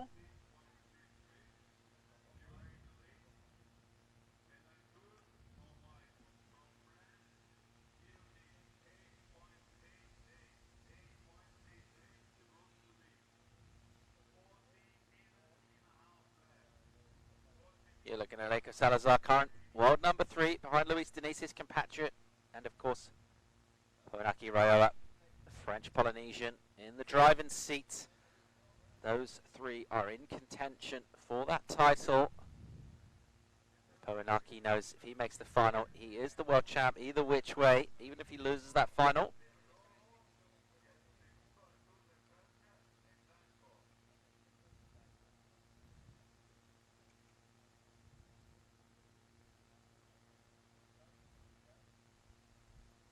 It's a Friday late morning, getting up towards midday here in the Canary Islands. Midday come 5 minutes short of that. And the start of a weekend of, we're hoping for pumping surf. Pretty confident about the size of the waves. Hopefully the winds will stay pretty light as well. And if we get a bit of sunshine as well, there's all the ingredients coming together for a fine weekend of paddle surfing. Of course, we've got the women as well, which I don't think we'll be seeing today.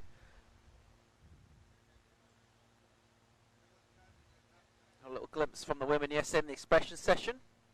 Fiona Wild, of course, taking that out. Coming off the back of a endurance race win in Paris in France, up there in the French capital last week.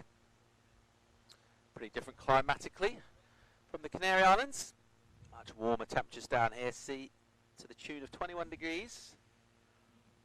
I'm going to call that mid-70s in old numbers. Here goes Arthur Le Mans. And again, deciding to go right.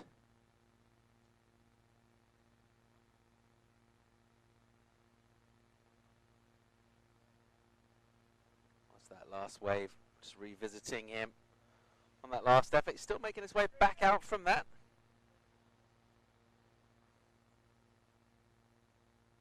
Leaving Leiko Salazar with a little free run of the lineup. Not a great thing to do. Salazar looks interested here, and he'll push the button, and he's got a great looking left. Look at that speed. Oh wow, a raking bottom turn into another crisp snap. Then he'll go the big fade back jam, flamboyantly done. And because he's got that speed, it gives him a shot of maybe getting a secondary inside bowl. He doesn't get it and he's annoyed, but nevertheless, great work done out the back, and the speed is scary. Commitment to the turns is on point, and he'll turn the screw possibly scoreboard wise with that. Let's see how the judges will process on it. They're checking out a replay. Some damage done out the back, doesn't get an inside section. Love how deep that bottom turn was, straight into another assault on the lip. And I think Arthur Le Mans had a pretty good view of that in front of him, and he'll hopefully process that the scores are probably on the lefts right now. Feels like that right-hander is not really offering at the moment so far, and they see anything like the scoring opportunity of the left. Salazar sticking to those lefts. Sticking to him pretty well. Going a zillion miles an hour. Taking risks, and it's surfing great, Anthony. Bottom turn. 1 million miles an hour. Sorry, I had my mic off while I was coughing, but Leiko is he just links everything together so beautifully. He draws an excellent picture with the canvas that he's presented, and I really appreciate his surfing. It's a great mix of like power surfing along with great flow. Surfs with a lot of speed. Not the fastest surfer, not the most powerful surfer, but I believe he combines all of those things together beautifully. And that is why he makes heats. Looks like, is that Evelyn O'Doherty joining in? Evelyn! Good day, Evelyn. It's about 2 o'clock in the morning in New York.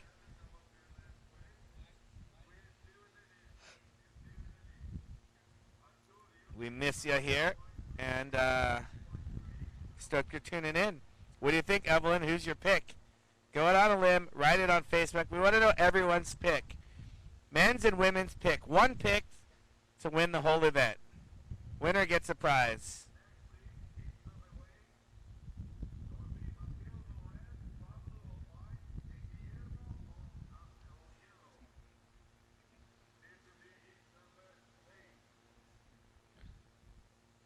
Bosco! Right, camera guys, Bosco. Walking around. Where's his camera? He's just walking around, no camera?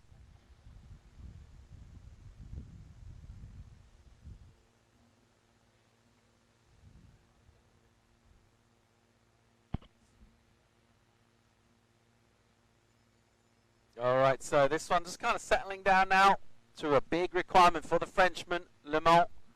See it on your screen, 938 he needs.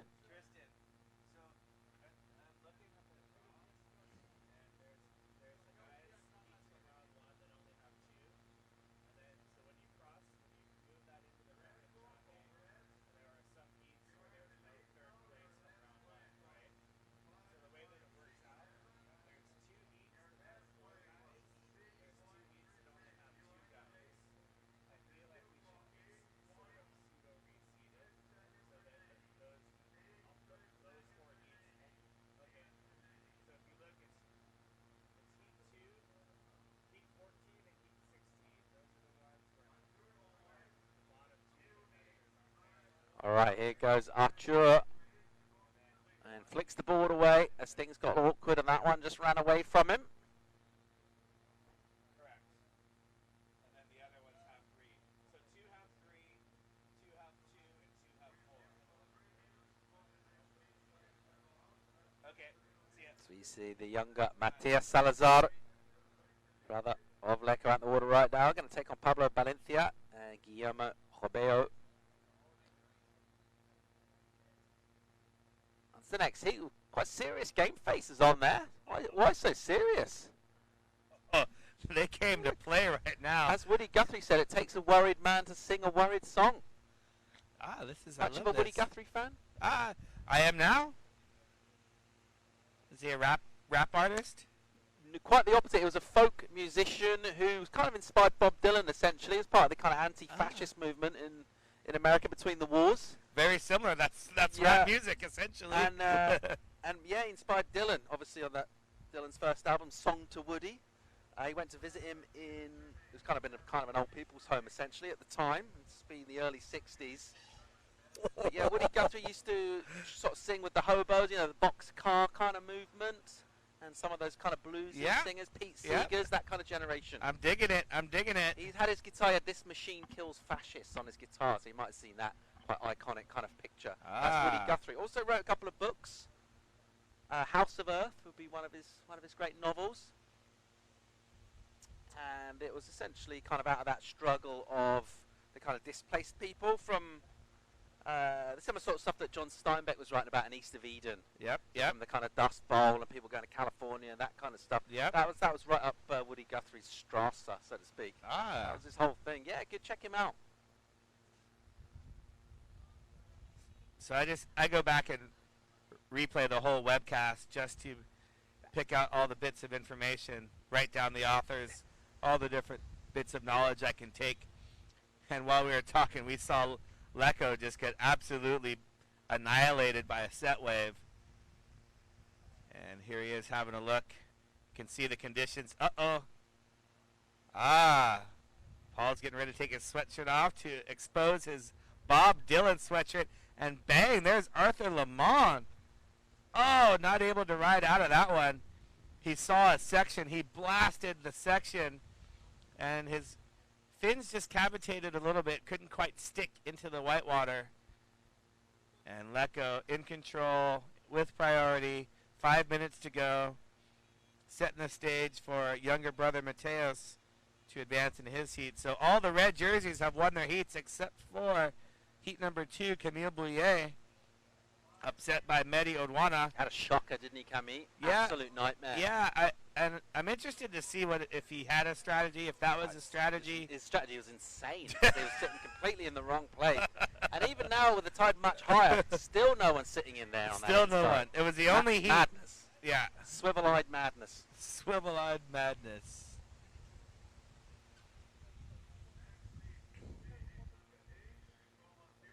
Salazar controlling things from the front. First prio, 2.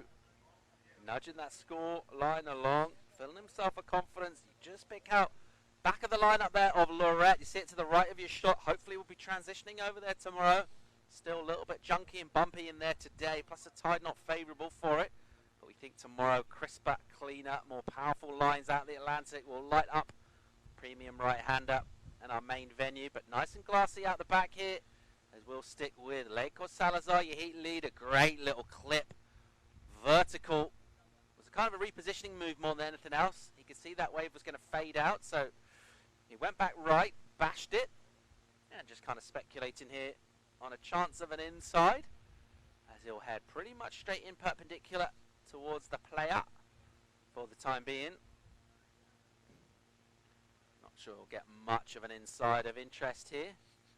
But nevertheless, even his little setup fading turns are absolutely vertical, crisp and radical. Yeah, that was sick. Leco Salazar with a near win in Barbados. He hasn't had a win on tour since Brazil back in 2013. Here he is up and riding again. Bang! Oh, that's the replay of that turn we were just talking about. So Leco has won in Brazil 3 times, in 2000, 2011, 2013. He also won an event in 2012. That was the year he beat Sean Pointer in the semis to take the world title. And then Leco went on to win that event at location X, the Virgin Islands. And he is a 4-time event winner. Currently tied with Sean Pointer. They both have 4 event wins. Kaileni leading that category with 11 total event wins. Arthur Lamont. Getting a little bit of change out of that section. Oh, Now he goes back left and a little conservative possibly. Didn't even get mid-face before he put that turn in. I'd have liked to see him go a little bit more in terms of amplitude of the turn. And nevertheless put a lot of effort into a reform section here. So he's gone right, left and now right again. Will he get a payoff on the inside? He looks like he's got a little wall here, stand up. And just at the wrong moment, a little buckle goes through it. Nevertheless, he'll get a finish.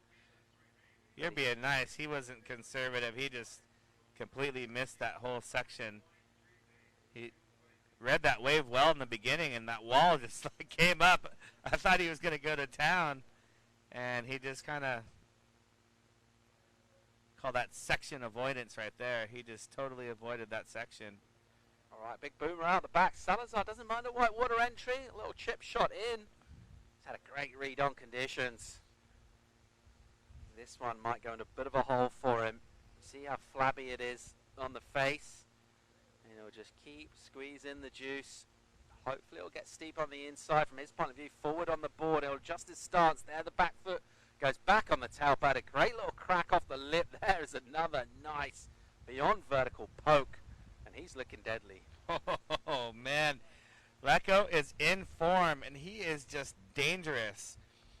And you win your first round heat, you're done for the day. You can get out of the cold, you can relax, go eat, go do whatever you're going to do. Minute to go right now. He's not paddling back out, I wouldn't have thought. Yeah. If he knows the time in this one, there's no way he's going to get in the lineup. He's got a massive lead. His opponent needs to go to the excellent range, which feels unlikely. Yeah, even if he gets an excellent wave, we haven't seen the surfing from Arthur Lamont, just a youngster honing his surfing skills. He needs to stand up during that section right there. Leco's just hanging out in the water. Looks like he's not paddling back out. Looks like he is going to win his heat with a couple of fantastic scores.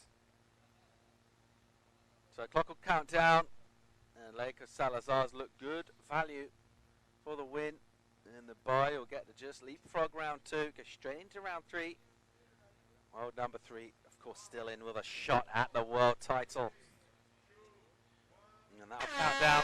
That's the end of the heat there. Lakers Salazar, a good job. Well done. We're going to see his younger brother coming up in the next one, Mateus. Commanding performance from the veteran Brazilian. And Arthur Lemaine will have a little rethink and a regroup and get to show us what he can do in the Repêchage Heat round 2. We will be eliminating surfers in that round, of course. It's the view from the lineup. Looking back as a tidal fill in here, getting towards our high tide just after lunchtime. Friday afternoon now in the beautiful Canary Islands. Looking at a pumping weekend of surf. Coming at us from a big, big storm up there in the North Atlantic. It's getting absolutely smashed. France right now, gale force winds, force 10. Out of the west-northwest, just lashing that west coast of France. And then further west from there, those west winds become northerlies on the western side of the depression. And that is what's blowing swell right at us down here in the Canary Islands. So pretty much straight north swell, great direction. And a great forecast, hopefully, to crown world champs. All right, let's make it official. Lakers Salazar, heat total of 12 out of 20. Good effort from the Brazilian vet, the young Frenchie, Arthur Lemaine. A little bit to do in terms of coming back performance-wise. We'll see him in round 2, probably later on today. We'll make that call official as Heat 12 wraps up. Let's set the scene. A brand new heat. Mateus Salazar, Guillermo Rebello. I thought we had a third athlete as well in the water in this one, in the firm of Pablo Valencia. Looks like we've got just 2 in the lineup. So there we go.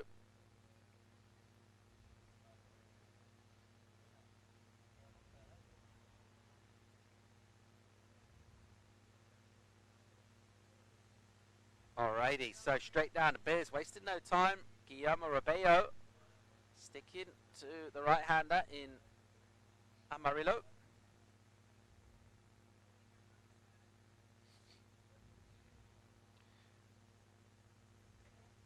What do you reckon, Hatsi? I reckon that this heat is going to be commanded by Leko's brother Mateus. And I was just thinking about their dad, Picorito.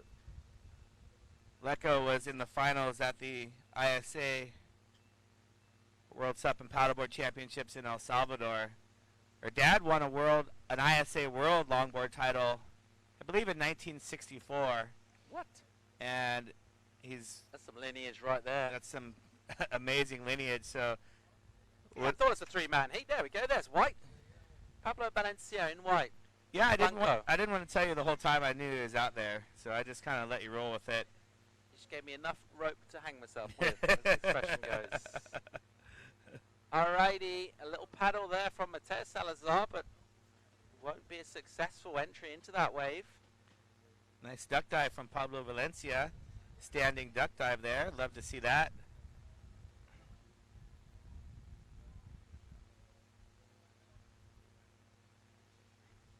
So Mateus Salazar has had his best season to date. He has never been in the top 5, Mateus Salazar. We're talking about Leko has. And Mateus, he's going to be looking to stay in there, currently at 5th place. And he's going to need a semifinal finish. And here's Mateus right now opening up. And Mateus Salazar, talked about him being in command, and he takes command in this heat to start it out.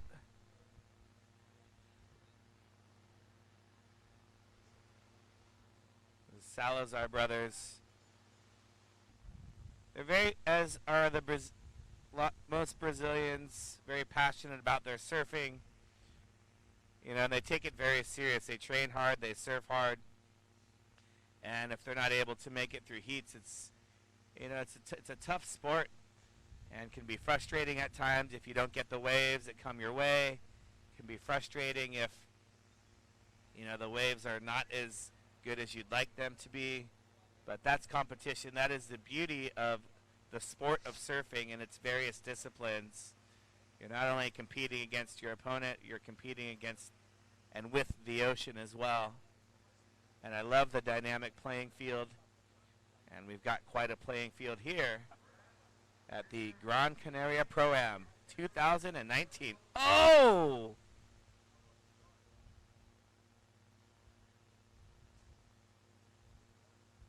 It looks tame, but I can tell you on the takeoff, we've talked multiple times about the sort of reef that's not just your reef that breaks all the way across. It's kind of intermittently woven throughout the lineup. And straight up is in yellow. That's Guillermo Robelo. And Guillermo with a nice little cut back there. Throwing it up the whitewater, a little foam climb, and he's having a look. He's taking this one to the inside. Going into the Luis Diniz air reverse section. And not able to. A nice read on a tricky wave though there from Guillermo. And he kind of used that wobble going through it to redirect and swing back left. Got a couple of good maneuvers done out the back. Nice little combo. Goes Mateus Salazar as he will swing left. Little jam in the pocket snap. Bleeding off the speed. And just compressing a little too much there on the tail. That stopped his board. The wave was always kind of running out of juice anyway. That first turn he did, we saw him go to that crossbow turn where the paddle's on his heel side. Most of the time that's done when you're going backside.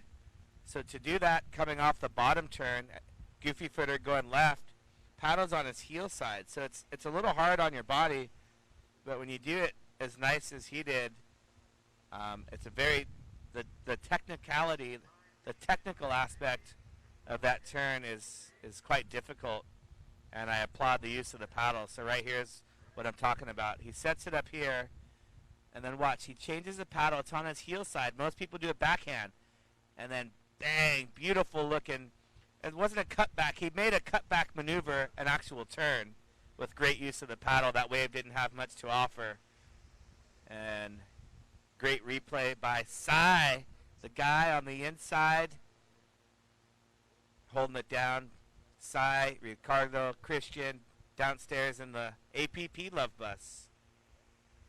That's a lot of love in there. It really is. There is a whole lot of love down there, but pretty much a lot of love up here as well. Mostly on this side. That side over there looks a little tense.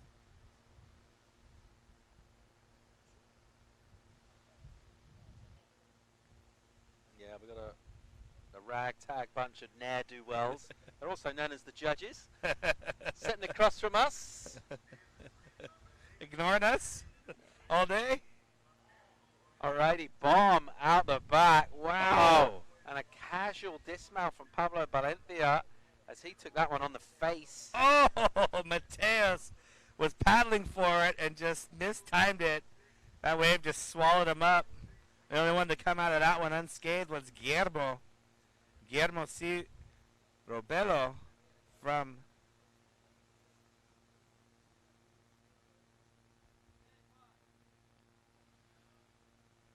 I'm going to say Spain. They forgot the E.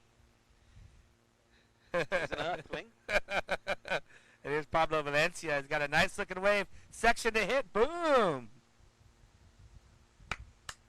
Pretty smooth customer. Yeah.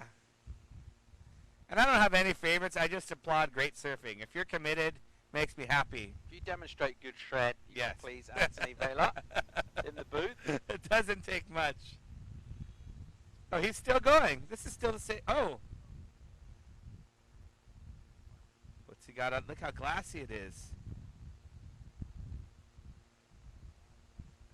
Oh. Wow, Mateus Salazar, double up left-hander, rakes the fins. Hasn't quite had the flow that his brother found on these left, so a little bit scrappier between the turns. He's not linking them quite as well. Nevertheless, he's putting a lot of energy into these rides. And he's going over some deep water in here, some quite troubled water as well with a rip. Now we'll get a little inside and a little fluffy bit to attack, and a bonus go right section. He flicks plenty of spray off the rail and then slightly overcooks it. It goes down. And there's also brother bragging rights on the table as well. Lecco in third, Mateus in fifth are just a couple of places difference, and if Mateus is able to advance into the semis or finals and Lecco does it, Mateus might earn enough points to surpass his brother and finish ahead of him. And it would be cool to have them both in the top 5. Just from a family perspective, great cutback there we see from our surfer in white, Pablo Valencia from Spain. And another good one. I like how he timed that one there. He didn't wait. If he would have paused, he wouldn't have been able to make that next turn. Here's Mateus. Looked like he had a good section. I think that one, he might have been better served to prolong that bottom turn and then kind of go through the lip, because there wasn't much on offer at the end of that wave. But you know what he does so well is it's super bumpy and his board doesn't bounce at all. His legs are so strong that he's able to just hold that rail. And this double up section was awesome here. He didn't land it, but I loved it. Boom, that's so hard right there. And just wave drops. Bottom drops out from underneath them. Able to fall flat because it's very shallow there. Had a little wave in front, didn't it? And he's almost going uphill a little bit. I think that's what undid him. It went kind of beyond steep on the landing. Tricky and technical. Looking for points on the inside. Most points throughout the morning on most waves have come out the back. We see a lot of surfers stick to that inside and try and get one last turn out. I'm not sure there's much really on offer. You go a long way. You'd have a lot of time. Maybe get another point-ish on the inside on a finish. I think out the back, if you really focus out there, that's where the big scores are going to come. Let's check out Amarillo. It's the yellow jersey of Guillermo Robello, as he negotiates kind of an awkward, slightly obtuse double up section. It will go fat and flabby in here. If he can climb up high enough to keep his board poking down, he might get the momentum through to an inside. Now let's see if he'll get a payoff here. But you think for the amount of effort and time invested, they are pretty mediocre and meager rewards on the inside. It'll get a little section. It's 1 foot. If he can finish off on the inside here, they get a little turn done. But even if he did that well, you got to be thinking there's not much points on offer out there. You'd be better off focusing that kind of aggression with your first, second, and maybe third turns out the back. I agree with you 100%. If I was coaching any of these guys or girls, don't bother unless it's the end of the heat or unless you did 2 huge turns out the back. But you can see here, kind of a mid-face. Attack the lip out there. Yeah. Get 6s, 7s, maybe even 8s. Yep. That turn was a Nice little turn. better. Yep. And then right about here, he should have been done with it, but kept going all for that one little move. This is the one move we're talking about. I mean, is this really worth the 20 seconds of hard paddling and extra minute to get out there? As we timed it yesterday, it takes about 3.5 minutes to come from the shore to the outside the back. That's quite accurately forecasted by me. Let's not talk about who forecasted it correctly. Paul. Yep, I was about 2 minutes off. And just looking at the rip from yesterday, this is what happened when we talked about our timing. The rip was going a little straighter out. As the day progressed yesterday, the rip started going at an angle into the left, so you can see the rip going from the bottom of the screen to the top of the screen. And today it's moving quite heavily in the direction of those mountains toward the top left of the screen, whereas in days previous it was moving a little bit straighter out.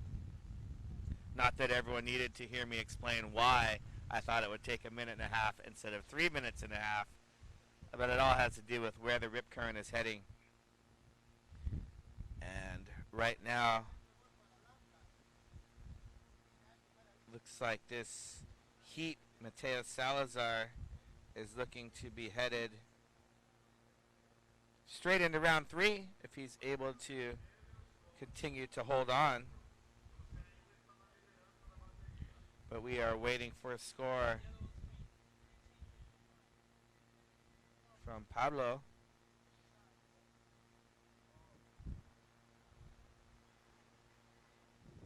A little bit of wind whipping up again now. Blowing quite keenly into those left-handers, to the izquierda. Out here at the... Stay with this wave again. Did we settle on? Did we get a name settled down? Lassie said it's the general area, but just this one particular wave out the back. So these kind of collection of breaks here is Lassie said. This particular one out the back, at the moment it's got spot X. 10:20 to go in this one. Heat 8 of round 1.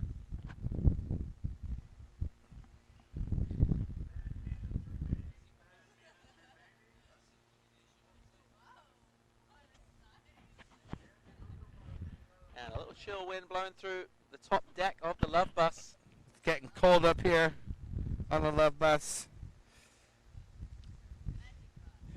The Magic Love Bus. Or just the Magic Bus.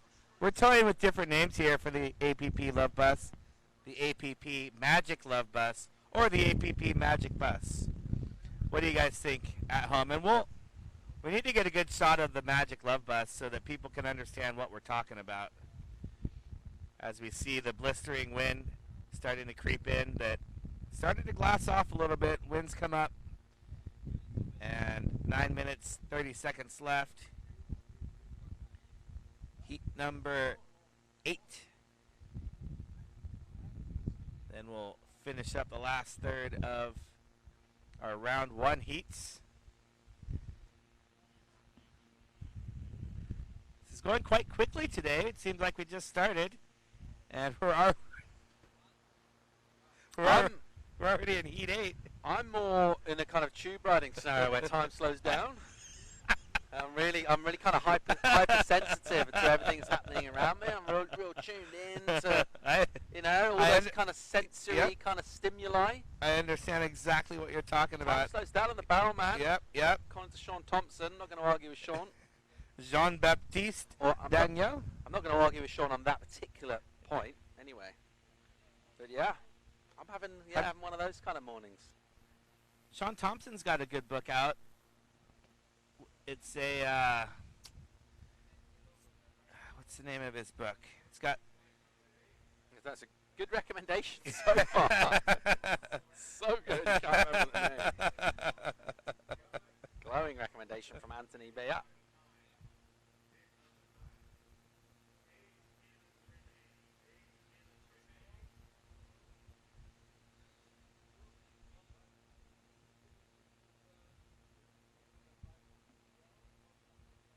So 7:50 to go in this one.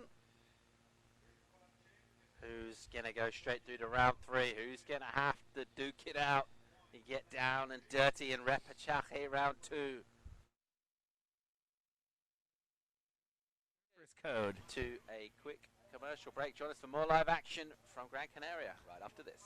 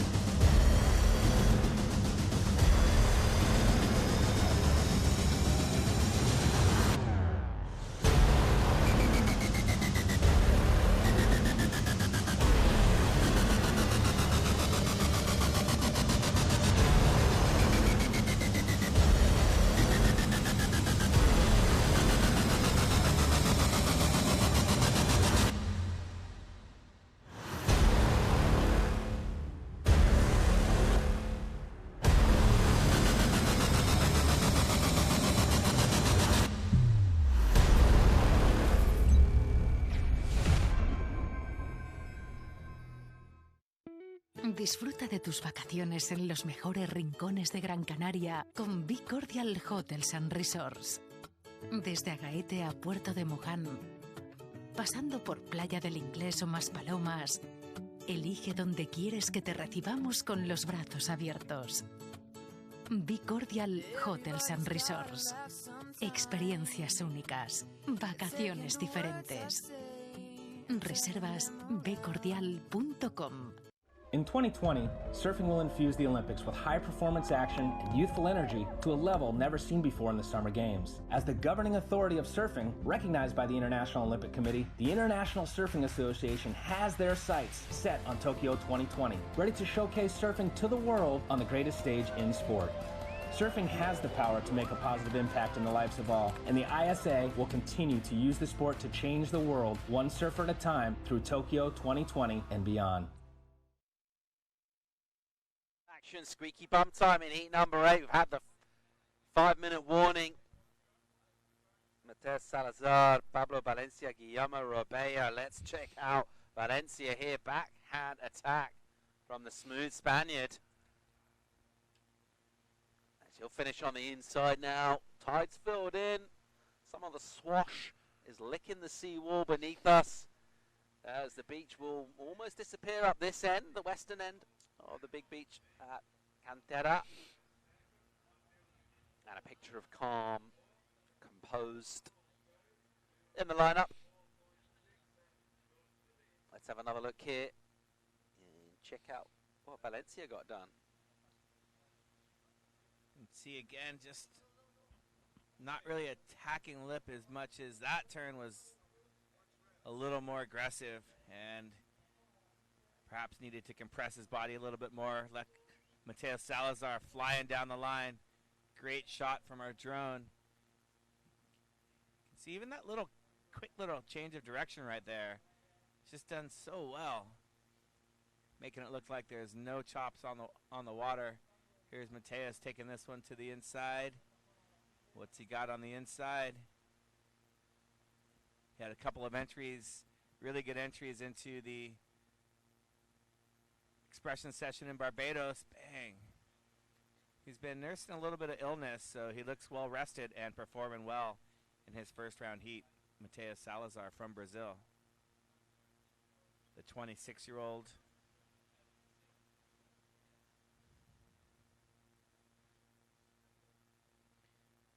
He's the youngest of three. The older brother is a great surfer as well, as the brother's saying. Here's the replay.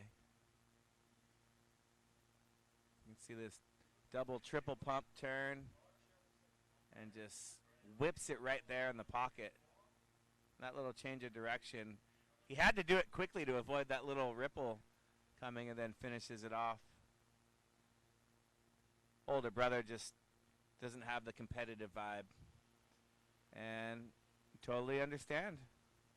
Competition surfing is not for everyone.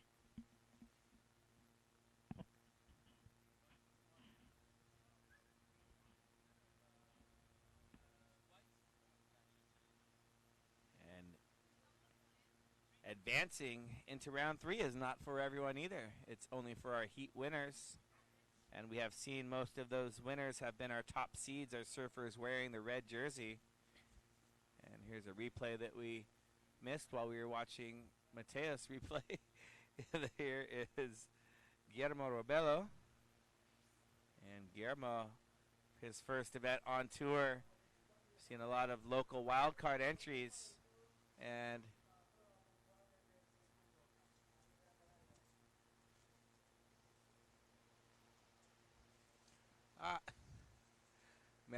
merci, gracias a todo para mirando este live webcast.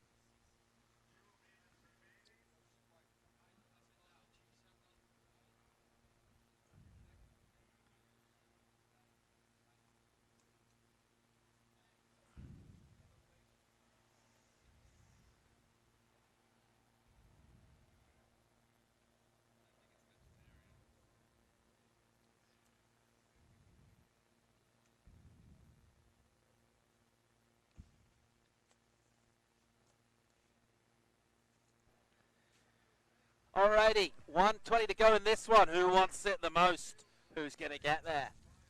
We'll bring you scores as soon as we get them. Let's see what goes down in Shedtown in the final minute of this one. Only one of our athletes of these three can get the bye to round 3. The other two going to have to duke it out in round 2. Repêchage probably coming this afternoon. That's the view from the seawall here. Great place to check out the shred, or just generally contemplate life on a Friday afternoon in the Canary Islands. A week or so before Christmas, festive season in full swing.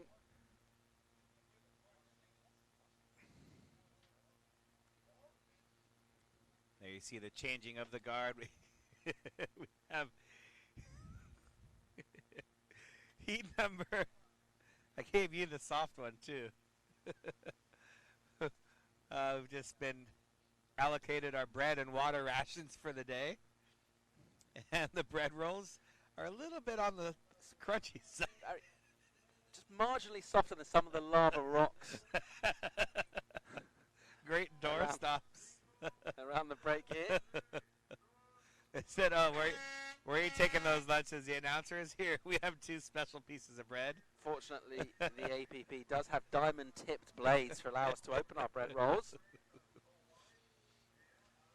And Mateus Salazar continuing the red storm.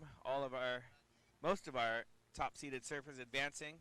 Yeah, just there was that one heat number 2. Camille Boyer let the Reds down, didn't he? I didn't want to say any he names. let the Riojas down. I didn't want to say any names. That was Paul Evans that said that. Felipe Blanco Barbosa cheering for all the Brazilians, Mateus and Luis Tinguis. We saw Wellington Race advancing, Leco, Mateus, and we'll see Luis Tinguis finishing out Heat 12. And let's set the scene. Benoit Carpentier, Mo Freitas, Alexis Burgo, 2 Frenchies and a Hawaiian in this next encounter, heat number 9 of round 1. And this is a stacked heat right here. We've got some serious talent out in the water. Oh, brother Mo Freitas in this heat. He's missed a couple events, so his seeding isn't as high. Finished with an equal 9th place last year. Do we know what Mo is? Is it a Maurice? Is that a Mohammed? Do you know what it's short for? Short for Mo. Okay, it's just straight Mo. Straight up Mo. Mo. Keep it simple. Mo. Oh, Mo. Oh, Mo.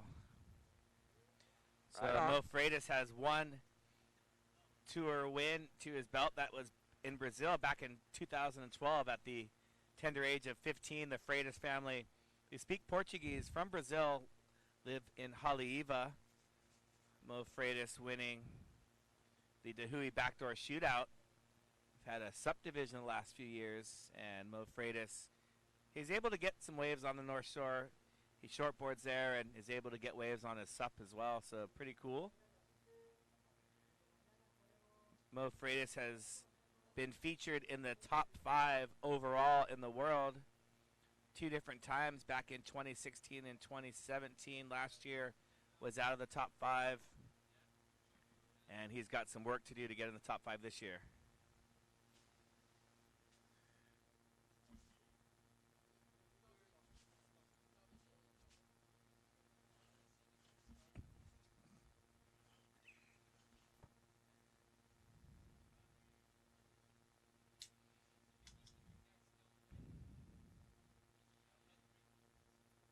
Benoit Carpentier in red, currently in 6th place, tied with Sean Pointer. Sean Pointer still has his, Benoit still has his throwaway score. Sean Pointer used that in Sunset Beach. Those two are trying to break into the top 5. Benoit coming off a superb performance, earning a gold medal at the ISA World Sup and Paddleboard Championships, owning that event in a fantastic, dramatic fashion, and a couple rounds getting scores he needed at the end. Here's Mo Freitas getting started. Mo just waiting for this one to form a little bit of a wall. Looks like he's got a new board under his belt. And Mo spent a lot of time here last year before and after the event, him and his dad, Tony, cruising around. This one not quite offering a whole lot of speed for Mo to execute any maneuvers. As looks a little bit disinterested with this wave throughout the entirety. And we'll see if he can get jiggy with this last turn. Bang. There we go, Mo. One more. Boom. And not sure if that last turn was complete, but Mo. Tell you what, though, his board looked like it carried speed real well. You see, by contrast, on those flat sections, some of the other servers are really having to work it to get the board going. His just had that, almost that look you get sometimes with a single foam. It just has that kind of natural roll to the board. And those are good signs in kind of broken up surf like this anyway, allowing to come through with a ton of speed. Mo Freitas finishing off with a little flourish on the end as well. Certainly will be the best of things so far. He's running the board shorts. Nice warm water. Sun just trying to poke through. Been talking it up all morning. I'd love the sun to come through. Temperature will rocket. Gets a lot warmer as soon as the sun bursts through here. We're 28 degrees north of the equator. So just above that kind of tropic belt. And even in midwinter, sun is real strong. Let's check out an effort coming up from Alexi Burgo. We saw him in the expression session yesterday. Yeah, he was expressing himself well. He's expressing to his full capability and not living in correctional facility. Yes. You see a replay. We can see that board speed of Mo Freitas. You can see right there. Boom. Dug the nose a little bit on that turn, and then the rest of this wave, he waited till the inside. Arthur Rutkin. What's up, Arthur? 2018 APP World Tour Racing Champion. Arthur was runner-up. Artur was runner-up this year. And he had another fantastic year.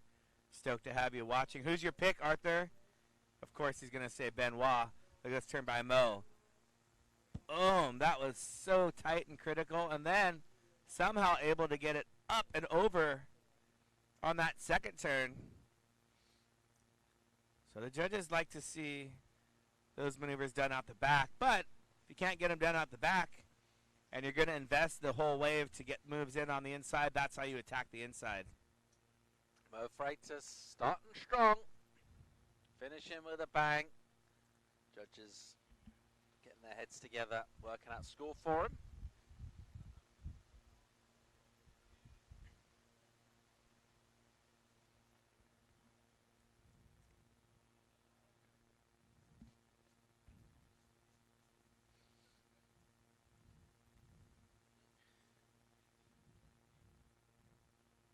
And here is Benoit Carpentier, the regular footer. We haven't seen the regular footers going on their backhand too much this season.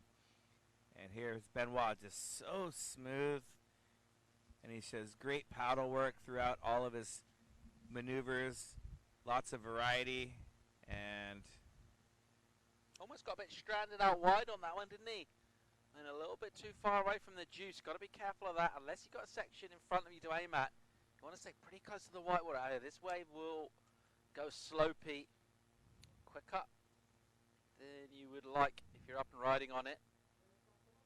And the score comes in for him. 3-0, 3-6-6-7 for Freitas in. So good number for Mo early on in this one. Commanding a lead so far. As we see crowd favourite Alexi Burgo. And he'll go down hard and heavy on a crumble.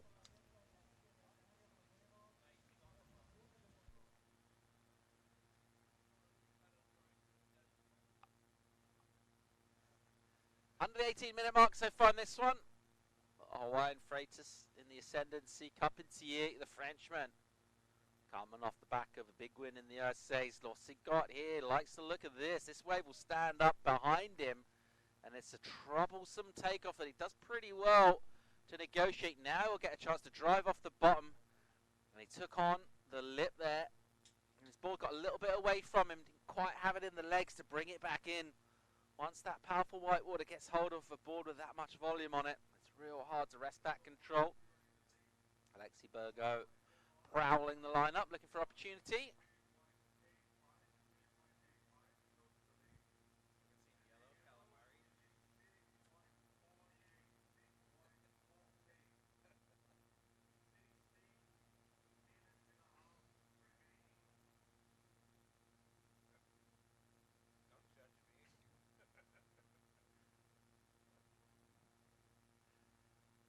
Under 17-minute mark in this one. Freitas with that early lead.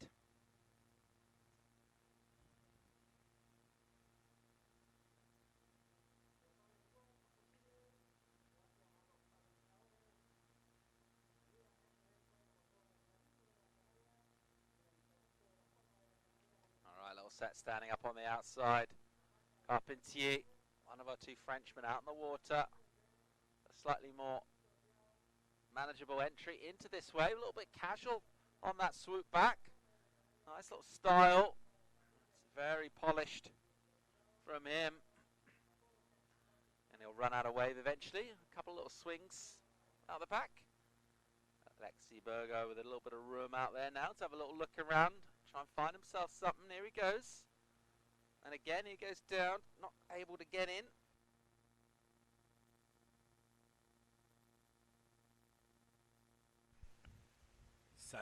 Sun's starting to come out. Tom Watts. Sun's starting to come through, mate. Things are looking up. It's a lovely Friday afternoon in the Canary Islands.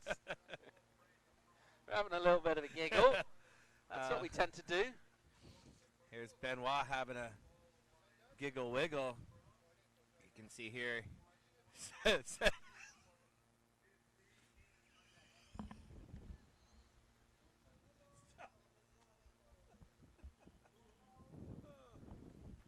15 to go in this one. There's the spread. Carpentier jumps to the lead. Only by virtue of the fact he's got two waves though. Freitas, where is he? He rode that wave a long way in. I haven't seen him pop back in the lineup yet. I think he's maybe way out the back, patrolling the point. There's the jetty. Gives a pretty good viewing spot from kind of behind the peak. Contrast in attire there. You see some people go in the shorts and tee, others go in the big puffer jacket. It all depends on your temperature sensitivity. There he is, Freitas out there, so he's deep up on the point. He's got first prio as well, and he'll make a move, and if he gets more than a one, he'll be back in the lead.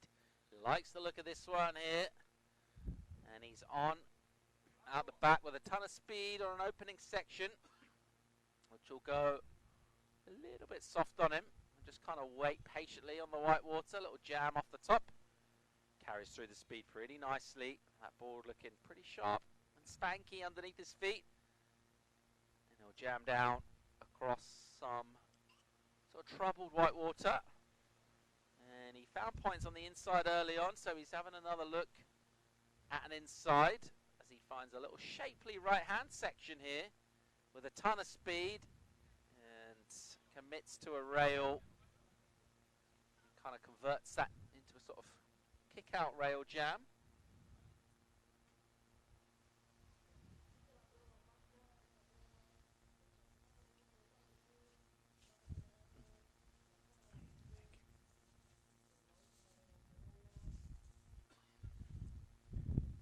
So this is a stacked heat right here, and a lot of implications here. Mo Freitas trying to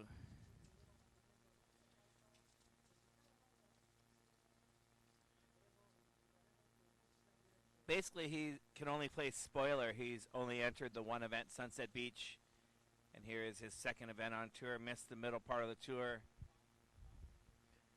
and Benoit Carpentier currently sitting in 6th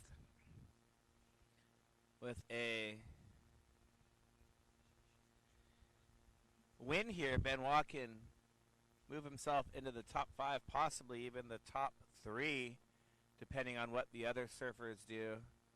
So a win really boosts your points. Mo Freitas just trying to get one on the inside on his way back out. Not able to paddle into that one. Mo definitely loves talking about the conditions with us and talking about prospective forecasts, which rounds to run and when. Very much a student of forecasting and surf heats. Of course, traveling with his dad, Tony, and I know everyone's been waiting, but the Freitas Haleiwa Beach House We're looking at a 2022 possible opening where they're making some bunkhouses. Here's Benoit Carpentier. Took him a long time to get into that one, and he's probably just going to pull out here, reposition himself. You got to look at a few ways to actually get a good one. So that's what Benoit's doing. Sometimes you just have a look, you drop in, you never know what's going to happen. Next thing you know, the wave could stand up, or the wave can just fizzle out like that one. It's very hard to pick which waves are going to do what. And Mo Freitas moves into the lead, 3.67. So Benoit currently in second place. Benoit, he's going to need a 7.6 because Mo currently with that 667 high single wave score. Benoit's highest score is a 4.77. He's trying to better a 2.83. So there you see that.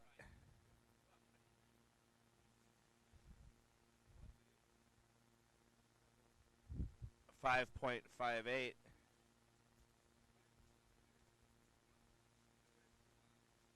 that Mo needs, not the 7.6. That's his total heat score. Sorry, just not reading that correctly. Round number 1, heat 9 of 12. Benoit having a look left, having a look right, pulls out to the left. As you see Mo Freitas kick his board up and over that one.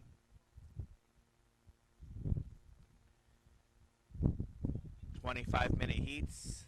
Surfers are scored on their top 2 waves. And windy conditions here. We've got waves in the chest to head high range. Some of them overhead. We've got a building swell. The wave period is building.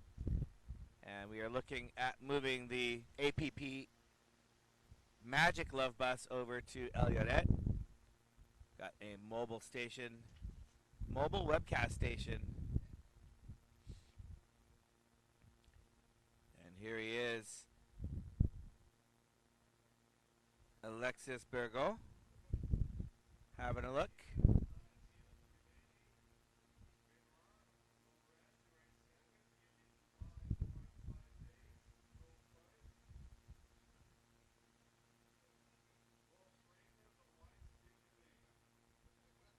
Currently Benoit Carpentier with first priority as signaled by the P1 on the left side of your screen. Mo Freitas enters the takeoff zone with P2. Priority not really playing that much into play today because of the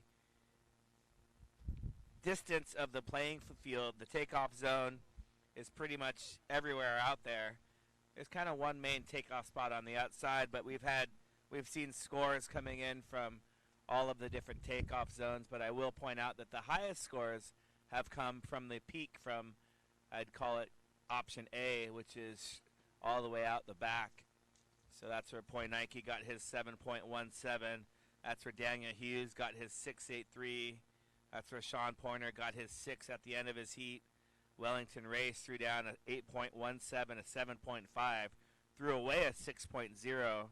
He's got the total highest heat total of the day, 15.67. That's where Lecco caught his 6.33. And so far, Mo Freitas 6.77 as everyone's getting blitzed by this set. We were talking about the incoming swell, and look at that. That's what we call a cleanup set. Everyone getting cleaned up. Whitewater breaking across the bay right there. The term cleanup set taken from old school surfing when they used to surf with no leashes. And when a big set would come, everyone would lose their boards, or a majority of people would lose their boards, hopefully, and the lineup would be cleaned out or cleaned up. And those 1 or 2 people that were able to hold on to their boards were stoked because they had the lineup to themselves for quite a while before the rest of the group made themselves back out. Cleanup sets don't really happen anymore because of leashes. They're able to fall, get right back into the action, but we still call it a cleanup set.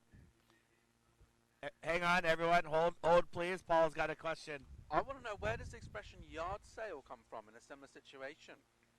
So yard sale is basically where you take everything that you have and throw it somewhere. Yep. So a yard sale is basically similar to a cleanup set, but a yard sale is where everything's going everywhere. Your jerseys over your head, your paddles over there, your boards over there. So it's a complete yard sale. There's stuff everywhere. That's the yard sale. Okay, it's almost kind of like the opposite of a clean-up set in a way. Yes. One's a If mess. you think about it like that, yeah. I always wondered about that. I thought maybe it's because you might break a board and then try and sell it for cheap, or I was always kind of thought, is this about a secondary retail market, or okay, now I get it. Yard sale, stuff everywhere. I mean, that's what we're here for, to learn from each other and to learn from you guys watching at home.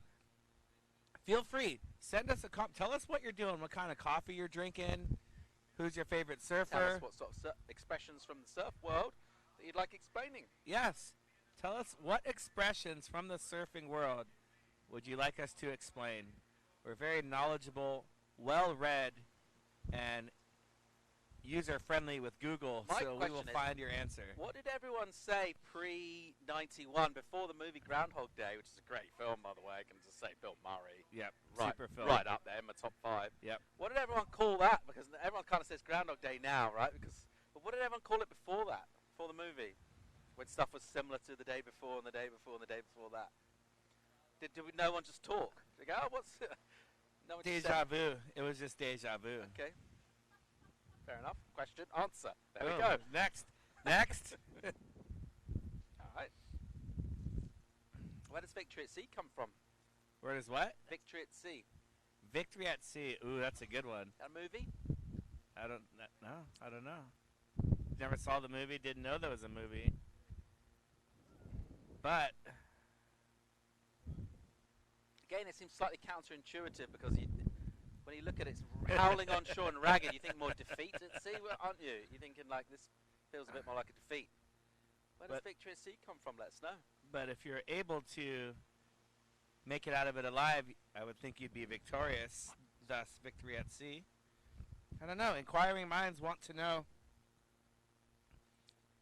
I think everyone watching at home is maybe watching at work, so they're not really into the question and answer. People at work, why aren't you on climate strike? No. Keep up the good work. Someone's got to keep the economy going. If you're on climate strike, even more power to you. Here goes Carpentier, jamming off the top, overcooking it somewhat. Sun poking through now, Anthony. I promised, and I thought it might. And we're going to see that watercolor just pop. A beautiful Yves Klein blue, international blue. Oh, sunglasses are. Oh, you got yours out too. I got mine out. Putting the Maui gyms on. Malu Ramos says, congratulations on the event. And they want to know why the event did not come to Brazil. I think we've come to Brazil over the last several years, especially in the beginning. A lot of challenges with having an event in Brazil. It's not just, we have got a lot of production equipment that needs to travel, and customs at Brazil, perhaps not the easiest to get all of this gear through, so that's one of the main reasons. Benoit Carpentier just not quite getting that inside rail as outside as he wanted to. Benoit going down uncharacteristically. So we'd love to go to Brazil. I've got my Brazilian passport already, but with some of the changes in government as well that have happened through the years, You I got know a Brazilian passport? Brazilian visa, excuse Okay, me. Yep, right yep, on. yep. I have my passport prepared for Brazil Sure. because it's one of those 10-year visas. So I hope to use it. So Malu, we'd love to come to Brazil. There's just a lot more logistics than just saying, hey, let's go there. We've had a bunch of events in Brazil, I believe four times. We've never had an event in Australia. That's a place that we would love to go. And we did have an event in Morocco one year, so we've had an event in Africa.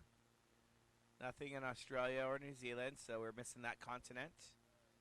And we've had a couple in South America. So thanks so much for the kind words. We appreciate you letting us know you're enjoying, that you're watching. and that you appreciate their surfing. All right, here goes Mo Fred as your heat leader, streaking down the line with a ton of speed. Big backhand bash off the top from him. Squirting spray skywards in that beautiful early afternoon sunshine. Jamming down, applying pressure off the rail. Look how light his touch is on the tail, just controlling that board in a turbulent situation. And just like that, the commentary curse, he goes down as if shot from a sniper somewhere along the rocks. And watching that wave from Mo Freitas as we contrast it to Lecco and Mateus Salazar, all the bump that's on the face, you can't even tell when they're on the wave. Mo, you can see, he's bouncing a little bit. He does well with the bump. And this is just a reform on the way in. Here's Mo on the inside, just having fun with that one. Getting a little nuts. On a bonus section, Cup into EA with a load of speed and a spring in his step. And he'll get ejected out the back. Clock will tick down, just over 45 to go in this one right now. Freitas still in the lead. He's held on to that from the very first time he took off on a wave. He's on the inside there, Mo, and he will watch his fate unfold. 30 to go. Oh, he's got a new Rawson board. Pat Rawson equipment. He's been off those boards for a couple years, and bet you he's stoked. Here's that replay. Beautiful first turn. You can see that board bouncing, and he does a great job getting up and over and repositions his rail there for this cutback right back into the whitewater. And Mo Freitas ends up going down. We'll see. Yep, that wave bettering his previous highest score comes in at a 7.23. Wow, big number for him. Good stuff. So bookending his heat with big numbers. That's going to give him great confidence as well. He'll be in round 3, gets a chance to get his feet up and enjoy a Friday afternoon without having to go to battle out in the water again in the APP Tour's final stop of the season, Gran Canaria Pro-Am. You're watching Benoit Carpentier, who's been another red casualty, along with compatriot Camille Boyer. Second one of the day, 2 Frenchmen getting defeated in this first round. Benoit's got to come back through the repechage rounds, and I think he'll do just that. Hola, Giovanni Perez, mirando en Sayulita, México. Buenos días, señor, y todas las personas. Y los resultados de Heat 9, number 9, Mo Freitas, primer lugar, Benoit Carpentier de Francia en segundo, Alexis Bergo, tercero. Mo Freitas, 13.9. Good total from Mo right there. Giving him a little extra pep in his step for round 3. Now let's set up heat number 10, Maximilian Torres, Alexis Daniel from France, Antonio Sanchez of Spain. So just 3 more heats, including this one, to come in this round. And it's another 3 stack for you. First place will advance to round 3. Second and third have to duke it out in the repechage. It's coming up this afternoon. Well, it's continued to fill in. Winds have stayed reasonably cooperative. Kind of cross shore. Maybe slightly more on than cross. Kind of cross on shore then, we'll call that. Something like that, that'll do. You get the idea, looking out to sea. You see the beautiful volcanic peaks of the island of Gran Canaria. Second biggest of the Canary Islands, second most populous as well, behind Tenerife, which is the next island to the west of us here. The island to the east is Fuerteventura, so we're pretty much in the bang in the middle of the archipelago. Makes up part of Macaronesia, which also comprises Madeira and the Azores, and Cape Verde, actually, which is further south from here. So that's what we mean by Macaronesia. Beautiful part of the world to be in winter time. Just escaping the harshness of the northern hemisphere winter down here, 28 degrees north of the equator. Bathed in warm seas, beautiful marine wildlife. Not as blessed with terrestrial wildlife. Do have some pretty cool plant species and stuff like that, but not a whole lot to get excited about Certainly in terms of mammals on land, got some good birding going on though. Macronesia, is that similar to macrofauna? No, it's not at all. It's actually it's a good question. I'm glad you asked that. It's actually macaro. So not macro, which means big, right? It's macaro fauna, Macaronesia. And I'm going to tell you why it's called that as well shortly. If you just bear with for me. macaroni, Macaronesia? No, probably not. No, Anthony. It's just a simple question. So pretty cool. Maximilian Torres currently in 14th place in the world, and a couple of guys missing ahead of him: Marcio Grillo, Fisher Grant, Zane Schweitzer, Leonardo Jimenez, Bant Rodiger. So Max gets bumped up the rankings and gets to wear the red jersey. So pretty cool for the youngster. Top seed in heat number 10 of 12 in our first round. Okay, so essentially, Macaronesia is, well, let's just stick with the live action. Here goes Sanchez in yellow, streaking off the bottom, overcommitted to that bottom turn, goes down chin first into the Canarian waters. He saw himself going huge on that top turn. So it comes from the Greek, and it's derived from the islands of the Fortitude, Macaron Nezoi, a term used by ancient Greek geographers for the islands to the west of the Straits of Gibraltar. So it's nothing to do with macro being the opposite of micro, although it's an easy mistake to make. I made it myself, so hey, now you know. Let's check out Torres. A little bit troubled by some white water. So Max Torres and Antonio Sanchez, two guys in the Fabulous Four. And that was a replay. Max caught the same wave with Antonio. Fabulous Four also including Juan de los Reyes and Fernando Serra, the youngsters. It's kind of fun just watching groups of athletes become friends through different events and travel together, stay together. We've seen, Team International. Oh, here we go. Oh, ton of speed here for Sanchez. What can he do with it? Not much on that first section. This one will get nice and steep for him. He needs to engage the rail there. A little bit of an abbreviated arc from him. Some twirling of the baton as well. And this one I'll just push a little bit wide in here. So he went a long way with a ton of speed, but more heat than light, should we say, from that wave. Yep, more heat than light, more baton twirling than not. That's exactly what you've, hear me talk about since Barbados, is just the use, or I should say misuse, of the paddle.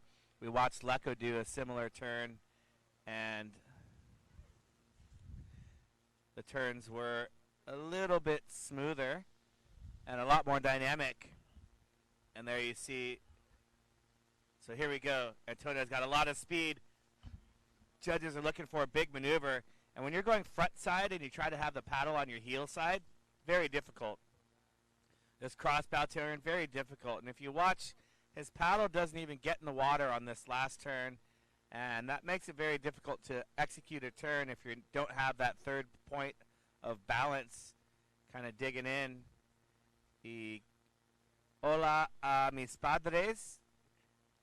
Jesus Gilbert y Kelly están mirando de Los Ángeles. Mis padres todo el tiempo mirando live webcast, y muchas gracias. Hey, Lene is tuned in as well. Thanks, hey. Ivan Rivera cheering for Max. Max Torres, the pride of Puerto Rico. Him and Dave de Armas had an excellent showing in the ISA.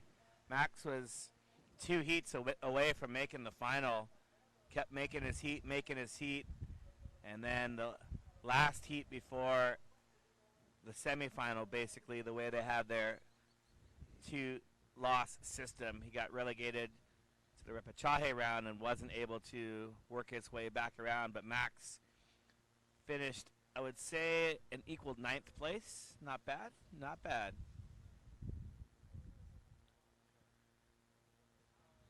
18 to go in this one. No one with a stranglehold as yet. Our drone sweeps in. You can see the love bus there. That's the red thing. There we are. Just on top of that open double-decker. Maybe we can get a replay of Great the love opportunity for a drone. I mean, I don't want to do directing from here. Great opportunity for a drone shot from the lineup of straight us. into us. Yes, that would be, I mean, it's got to happen. But maybe we can get a replay of the APP Tour Love Bus, the Magic Love Bus. And it's basically a red double-decker that's been converted into a production studio, mobile production studio. So maybe we can just move this, drive it down about 1,000 meters in front of our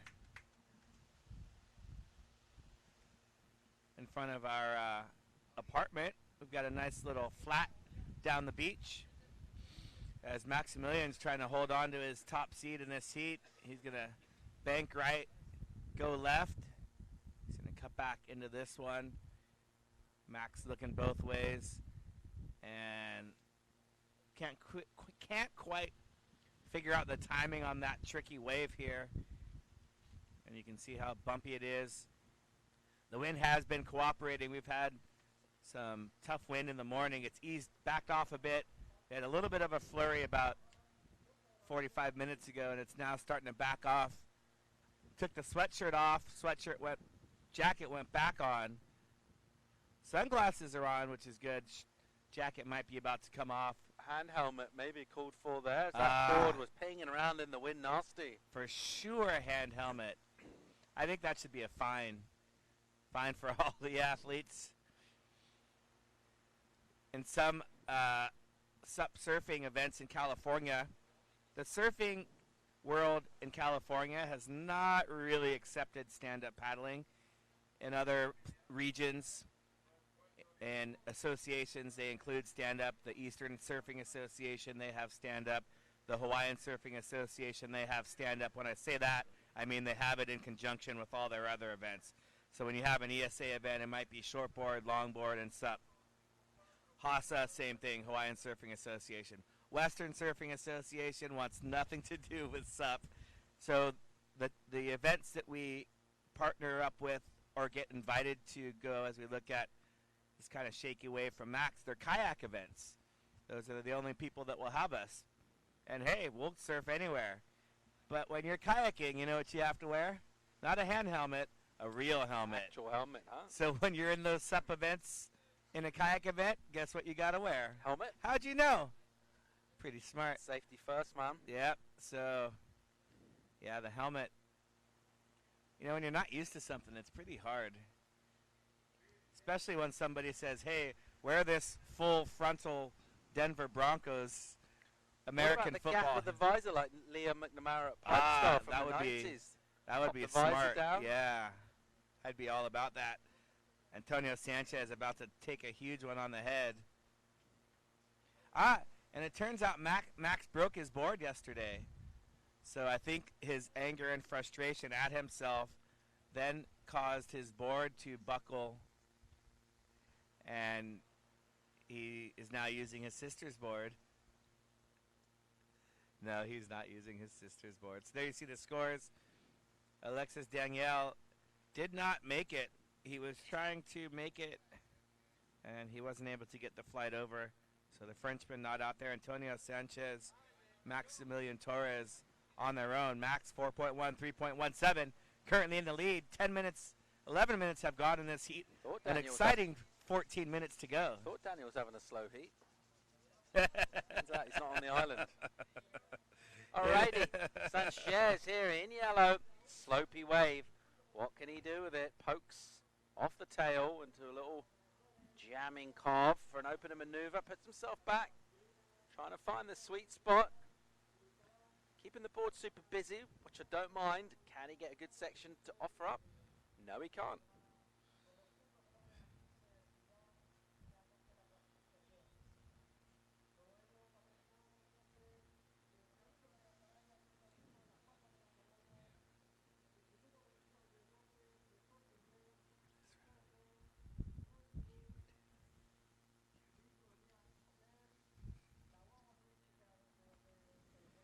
Oh, just looking on our scheduling roster, looks like you've got your break coming up in the next heat. Awesome.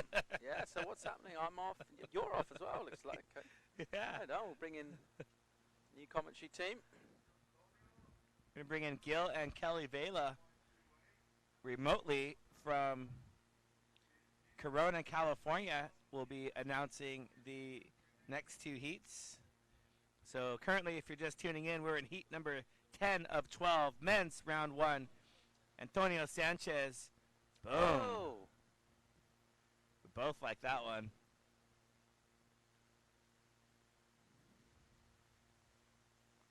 Swinging off the bottom on a slopey section. Got the one little nice little slightly scratchy kind of snap done. I like a little bit of venom. I don't mind it. Yeah. So he is trying to come back at a relatively slender lead from Maximilian Torres as he struggles there. Let's check out the replay. Bang! Angry snap, almost stopped his board completely. Not bad maneuver selection really, considering the wave was never really going anywhere.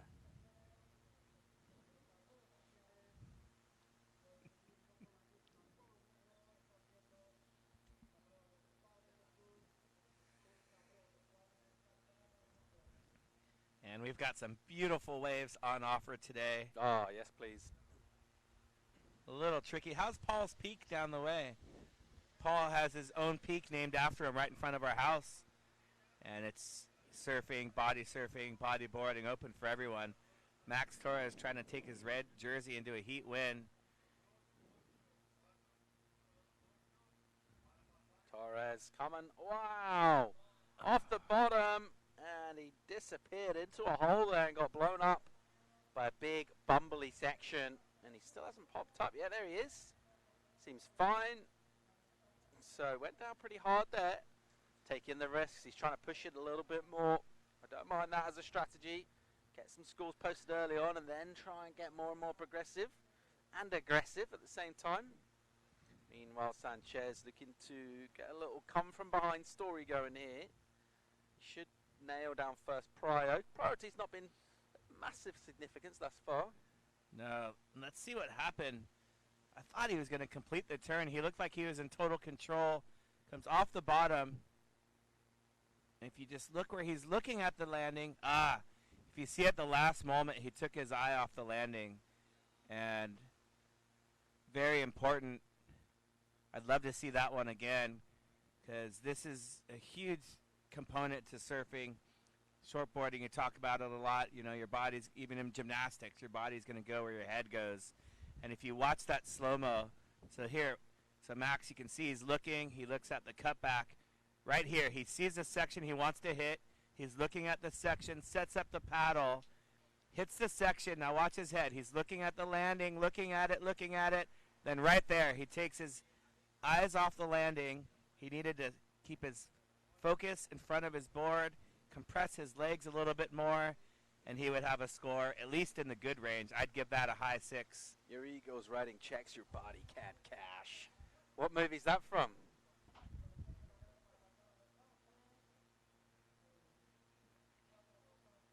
Val Kilmer. No, I got this one. Here's Antonio Sanchez. I was just waiting for the stop. Oh, Antonio Sanchez cutting back a little bit too far.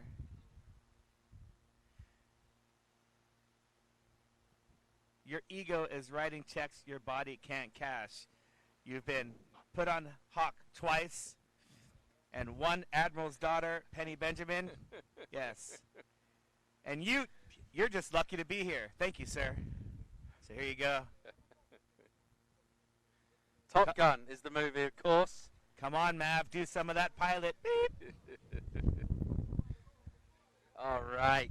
What do we got left? 8.5 on the clock. Torres leads Sanchez at the moment.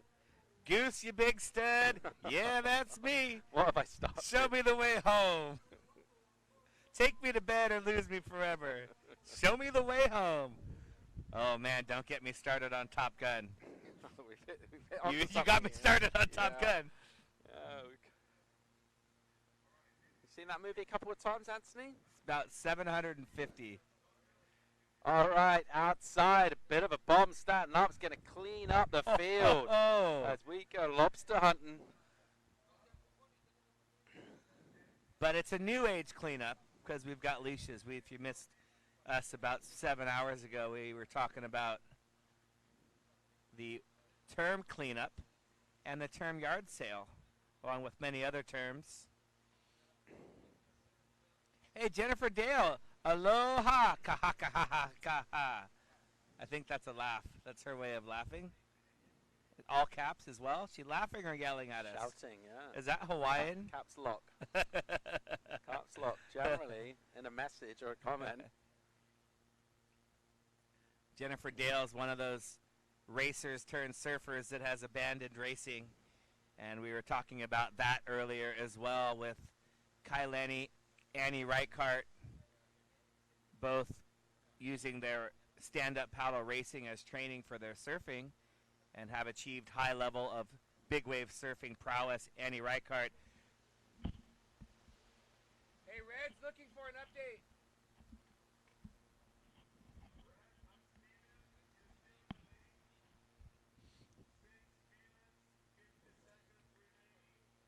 And, you know, if you want to talk about the value of training, you think back to Tom Curran as well when he was training for his world titles. He was putting the Speedo goggles on, swimming laps in the pool. Not as fun as surfing, but if you want to get really good at surfing, you have to do other types of cross training in order to help your surfing. And this is the importance of being a multi-dimensional athlete. If you want to do well, there's going to be Speedos at some point. That's just the way it is. All right, so you might as well get used to it now, okay? Because that's happening. That's happening. All right? Yep. I mean, you bring up a great point with swimming, actually, which is one of the best cross-training sports. Swimming can help prepare you for any sport. There is no sport that can help prepare you for swimming. And it's very low impact, and also the breath regulation helps physiologically. Here's Max Torres. Boom, off the top. Nice little clipping turn from him. A soft touch as he scoots into a bowl. A little bit of glass on the face, which is in contrast to kind of what we're feeling, which is quite blustery. But a smooth little transition for the Puerto Rican as he will flat back on a right-hander here. Nice little jam in the pockets. And he still isn't done, having a little look around. He looks hungry on an inside here. Wants to real kind of seal the deal with a strong finish on the end. That's really nicely done with a good little section coming at him. So rather than kind of run out of speed and just squeeze a turn in, he got a little chance to open up a little bit on the inside there. Saw the little, he didn't do the fist pump, but a fist clench. Just a clench. Yeah. Tim Henman like that, a British tennis player from the 90s. Ah. Tiger Tim, as he was playing in Wimbledon. There's the chessboard. Keep practicing, young Padawans. Right, what are we looking at here? Is that a Sicilian defense or? Let's look I at just like saying that word, by the way. He's in the 90s. Looks like Sean's all over the place on that board. When you're playing black, you got to be more of a defensive role. Sean is being the aggressor. Why does it matter what color? Color matters in everything. But why does it matter why you have to be more defensive if you're black? Because you didn't get the first move. Yes, among other things. Is that it? Well, yeah. what are the other things? Why else does it matter what color? I'm genuinely curious. Yeah, it's all about having the first move. Yep. Since you don't have the first move, you're basically better off defending the attack of white. If you play white defensively, it's not what it was intended to do. If you play black offensively, that's not what it was designed to do. Good chess players. But you can't do much at the beginning anyway, can you? Just move your pawns out. I mean, what? There's a lot in moving your How pawns much? out. I don't know. This is the reason your 7-year-old beat you finally. And here's Antonio Sanchez trying to answer back. And Jennifer Dale's psyched about the Speedos. And she's ready to get the goggles and swim cap. That's what she needs to do. And just to finish up my thoughts about the, racing and surfing aspect, above it all, as long as you're out there in the ocean, that's the thing that counts the most. So I have the utmost respect to anyone, racer, surfer, whatever. If you're committed to getting up early, eating, living a healthy lifestyle, enjoying the ocean, cleaning up after yourself and after others, then more power to you, and thank you so much. And Jennifer Dale, we have a lot of respect for you, your surfing ability, your commitment to surfing, and she's taken the lead from Zane and done a lot with picking up trash and her own trash pickups, not for any other purpose than to help clean our ocean. Here's the answer back from Antonio. Super busy here. And an awkward buckle goes through that wave and really did not cooperate with the sections out there, and a little bit out of sorts and a little bit kind of untidy physically, as we see a lot of kind of abbreviated movements. Now we'll open up a little bit more, and on the inside it's a similar looking section to Torres's last section, but unfortunately can't get down in front of it, so we'll go incomplete.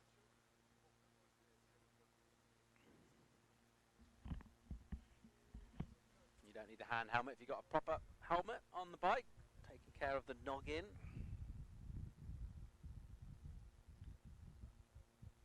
Two to go. Torres leads Sanchez. A low scoring affair, a bit scrappy this one. Torres is nudging that score up though. Healthier numbers being posted by him, that 4.83. The high score from what we've seen so far. The requirements for Sanchez getting a little bit north. 5.94 now will start to loom quite large with just 1 minute and 40 on the clock. 1 minute 40 in our last heat? Oh, no, sorry. I thought we were done in 1 minute 40. Don't you dare shortchange me of round one. How dare you? Couple more great heats to come in this first round. I'm going to see a Spaniard take on an Italian in the very next one. I cannot wait for that one. And then we're going to see the man, Luis Diniz, world number 2, taking on Liam Dunkerbeck. The Gran, the power Gran. Here we go, Sanchez looking for that 5.94, floats the boat, gets it done. Didn't see a near 6 on that personally, so with 1 minute to go, I reckon he'll still be needing to score. He'll get some hustle on here. He's going to try and get out the back, and that's absolutely what you got to do when you need to score. Get hustling, get going. Yep, not going to happen. It's a nice looking inside wave. Turn a little bit flat. You got to be more on the rail. You're going to push more water. Does a great job getting up and over on this. And great to see this newcomer, Antonio Sanchez. Nice kid. Having a chat with him the other day. Hanging with the Fantastic Four. Him, Max Torres, Fernando Serra, Juan de los Reyes, the Spanish-speaking youngsters of the tour. And we're really looking forward to a 2020 amazing season. Spankophones? If a francophone is a French-speaking person, are the Spanish spankophones? I've never heard of a francophone. Yeah, that's what you call people that speak French. Who calls them that? Everyone. You said you. I don't call it. I've never called a French-speaking person a francophone. Okay. Well, that's what they are. That's the what they are. official term, yeah. Francophone. Yeah. Okay. So spankophone, anglophone. Anglophone, exactly. Anglophone. Yep. Ah, anglophone. All right, Torres gets it done. Keeping the red singlets through to the next round, or round 3 rather, so he misses the next round. We're waiting for confirmation to see if we're going to have that. I know that spectators out there will want to know if we're running and try and organise their afternoon or whatever time of day it is around that. It is confirmed. Okay, we're on for we sure. We are on for Double sure. thumbs up. Double thumbs up from the sports director.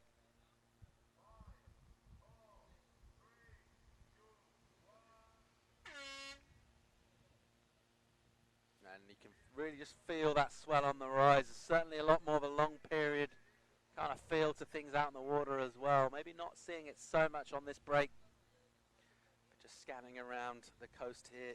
Just feel when it swells on the rise, the ocean gets a certain energy to it.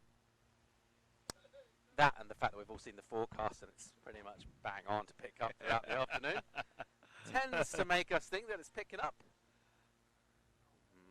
Let's see who makes the best of these tricky conditions at the moment. Juan de los Reyes, Spaniard out of the south of Spain, taking on Federico Benetolo from Italy. There's the official results of the last heats. Low scoring affair, no one getting past 5 for a single ride. Torres, Puerto Rican, gets the nod over Sanchez, the Spaniards.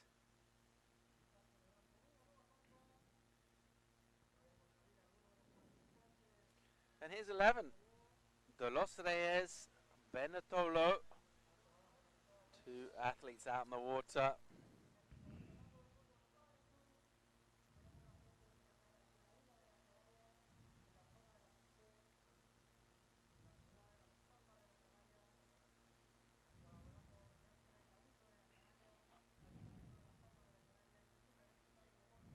just a low score in. You see Benetolo making his way back out. He's nailed a 2-1-7 already. Maybe nailed isn't quite the right verb for that. That's the score he got anyway. But he's on the inside making his way out. He's got something on the board. The Los Reyes is out the back looking interested here. Couple of swings of the paddle and then realizes that's a pretty soft one. It's not going to give him the opportunity. So he'll just readjust and maybe reload and pull the trigger here. And he finds himself nice little opening effort, slightly faded takeoff, good speed, and a nice aggressive line into a lip. He almost completely disappeared there. And it took him a long time to fall off from that maneuver. He looked like he was going down straight as he came out. It took him a good 3 or 4 seconds to eventually go down. But a good aggressive maneuver from him. That's what we want to see. Let's hope he doesn't get inside his own head too much. Here's the replay.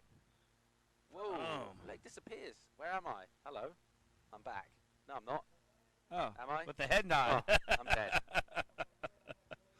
That was 2 completions and 1 incompletion, all in 1 turn. Score comes in 2-7-3 just for that one pretty much complete turn. And he's in the lead so far on this one. Benetolo will have the priority.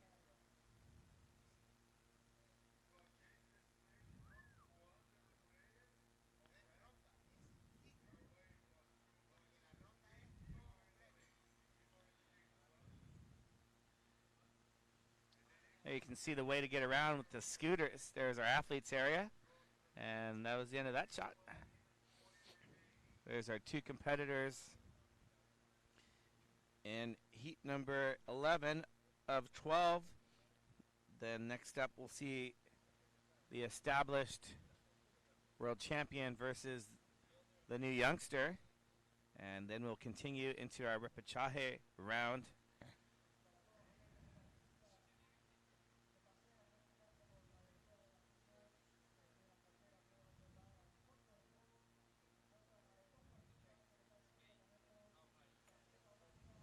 Oh, special design there. I didn't catch that. All right, Antonio Morillo. Here goes Juan de los Reyes with a bouncy, bumpy entry in.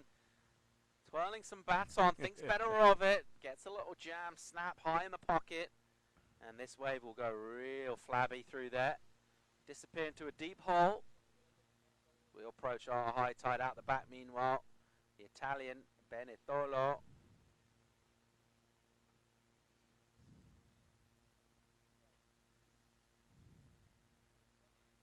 Have another look here at this bouncy effort from De Los Reyes. You can see he couldn't decide what to do with his paddle.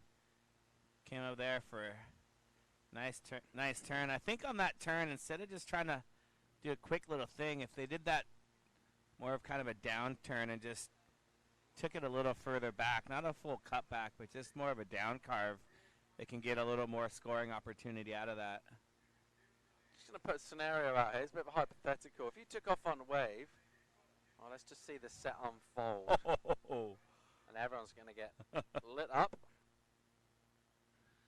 You took off, threw your paddle out the back, shredded the wave, unhindered by any paddle, got your score, then you'd be able to prone paddle, presumably, back to get your paddles. You'd be able to get back quicker. Would that be an advantage?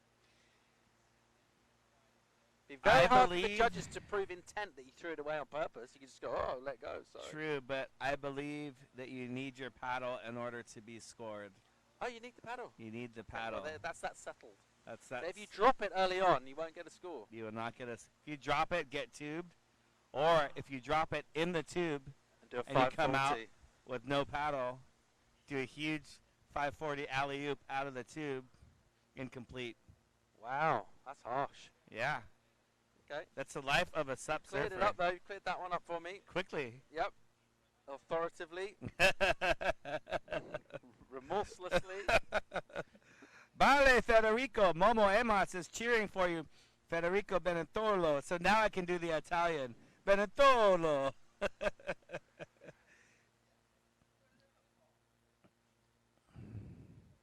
Federico last year finished equal 22nd, so he went down in the repechage round last year.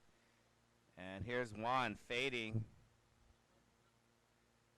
And fading out of that one, you can see the body language. He is not stoked. And, you know, I'm noticing we've been talking about body language the last couple events, or Barbados and here, what we saw from the expression session. And, you know, I was thinking about it. I haven't really seen Sean, Poy Nike, Luis Dingis, Wellington, Benoit. I don't see those guys slapping the water, hitting their boards, shaking their heads.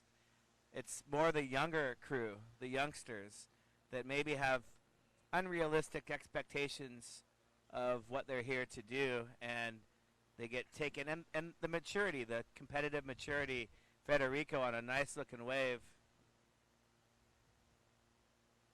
using that paddle, the cross-stern back brace right there. The paddle goes across the back of your board, which also is known as the stern in boating terms, or kayaking. Right, so they're just trying to figure out their competitive strategies. Federico ditching the fins and closing it out. Not bad, little combo through the inside. Not the highest velocity maneuvers we've ever seen, and nevertheless, nice little combo from him. Finishes off with an exclamation point, trying to come back at the Spaniard, who's getting a little bit of a march on him. Let's have another look. And beautiful use of the paddle right there, Federico. I know his fans are loving that one, and that turn right there was fantastic. He really made use of the section that was presented and getting rewarded 4.33. He's putting Juan de los Reyes Barrios a little bit behind the 8-ball. But I was just thinking, you know, the announcer learning center that we're going to open up just down the road, we can also have a athlete mental toughness workshop that we can invite some of the athletes, both local and internationally. Yeah, well, we can do interrogations on them. Yeah, sure. Mental toughness, pretty important. Very important.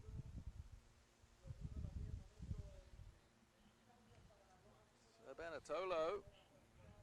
Little tube right there. Doing well to squeeze every last drop of opportunity from that previous wave. All right, here goes the Los Reyes. What's he got here? Nice little double up in front of him. He just bides his time nice and patiently. Vertical attack. I think I prefer the Los Reyes when he doesn't have too much time before his maneuvers. I like him when he's spontaneous. Sometimes I think he's a little bit too much time. He might just overthink things a little bit. What do you reckon? I'd have to agree 100% right there with you. And I think the waves, you know, as they get deeper, you don't have a whole lot. It's kind of like bells where you can't come all the way off the bottom. You've got to keep more of a high midline to generate that speed. And on that turn, he's looked like he's looking where he wanted to go. And then here, he shouldn't have went all the way to the bottom. Should have stayed a little closer to the whitewater and hit it not as vertically, a little more horizontal, just because the wave fattened up right as he was expecting to come off the bottom with a little bit more speed. And, you know, again, they're making split decisions in nanoseconds, and we're sitting up here on our couches in the warm in the warm booth. But that's our role, to eat the hard bread and analyze the surfing. So, you know, I hope none of the surfers ever take anything personally. We don't discuss their style, just trying to say things that are going to help them and help the audience see what the judges are seeing, help them to finish their maneuvers, give them suggestions that could maybe help them in their next round. And if you skip school on a day where there's an event to watch on the webcast or tune in live here, you're going to pick up a whole bunch of information from Paul Evans, and you can take that information back to school with you and impress your teacher. You don't have to skip school to pick up the info, though. You could just, you know, tune in maybe when you get home or get the YouTube feed. Nah, skip school. Okay, skip school. Skip school. Sorry, for so sure. I don't know what I was thinking then. Don't know what I was thinking. Federico's got so many fans tuned in. Luca Pettini's saying, Federico Bertolo, Francesca Leggio, Benetolo. That's all caps. Did I say it wrong? All caps and 5 exclamation points. She's saying it loud. I can't repeat that on the microphone. Yeah, a little fired up. All right, out the back, swing in, needing just 3-1-4. Honduras Reyes got a meaty wave here. Is he too far inside? Doesn't get a go on that one. 13 minutes and 10 seconds remaining in this one.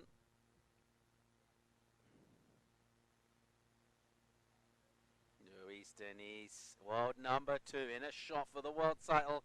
If he is going to get that campaign going, he's going to need to go right through this event, and his campaign will start in about 12 minutes time as he will battle heat number 12, the last heat of the day, coming up against the junior multidisciplinarian Liam Dunkerbeck, of course son of Bjorn, who's won 1 million world titles in windsurfing and is an integral part of putting this event together and making it happen.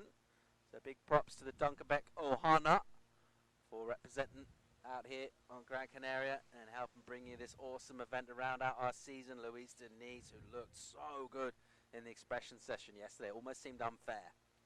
I mean, he got first, second, third, and fourth, I believe, but they gave second place to Daniel Hughes. And if you missed the expression session, Luis Deniz landed 3 in a 20-minute heat, 25 minutes. 3 air reverses, 1 straight up stock air. Here's Juan. Look at this section. Hello. Nice from him. Applying pressure off the bottom to the top.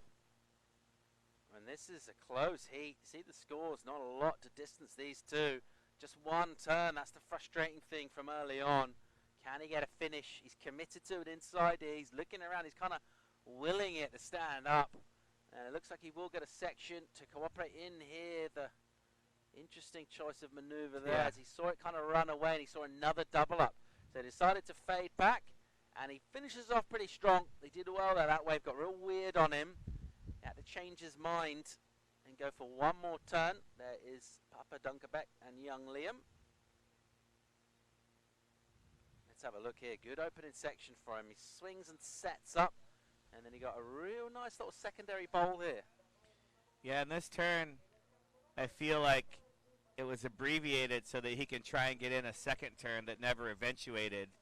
And in the end, when you look back at it, I know he has more aggression if he were just to do a 1 turn and then work it into the whitewater.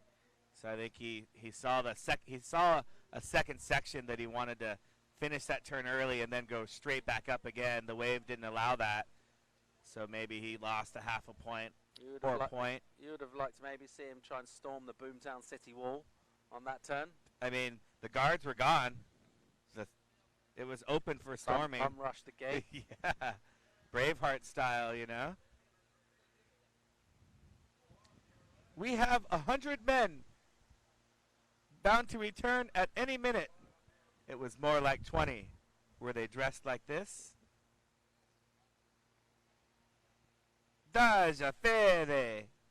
That means awesome job, Federico. So I think he's winning with most amount of non-family members tuning in. Yeah, he's getting some mad props online, getting some shout-outs from Italy. Juan de los Reyes, though, bad news for the Italians. He's in the lead now.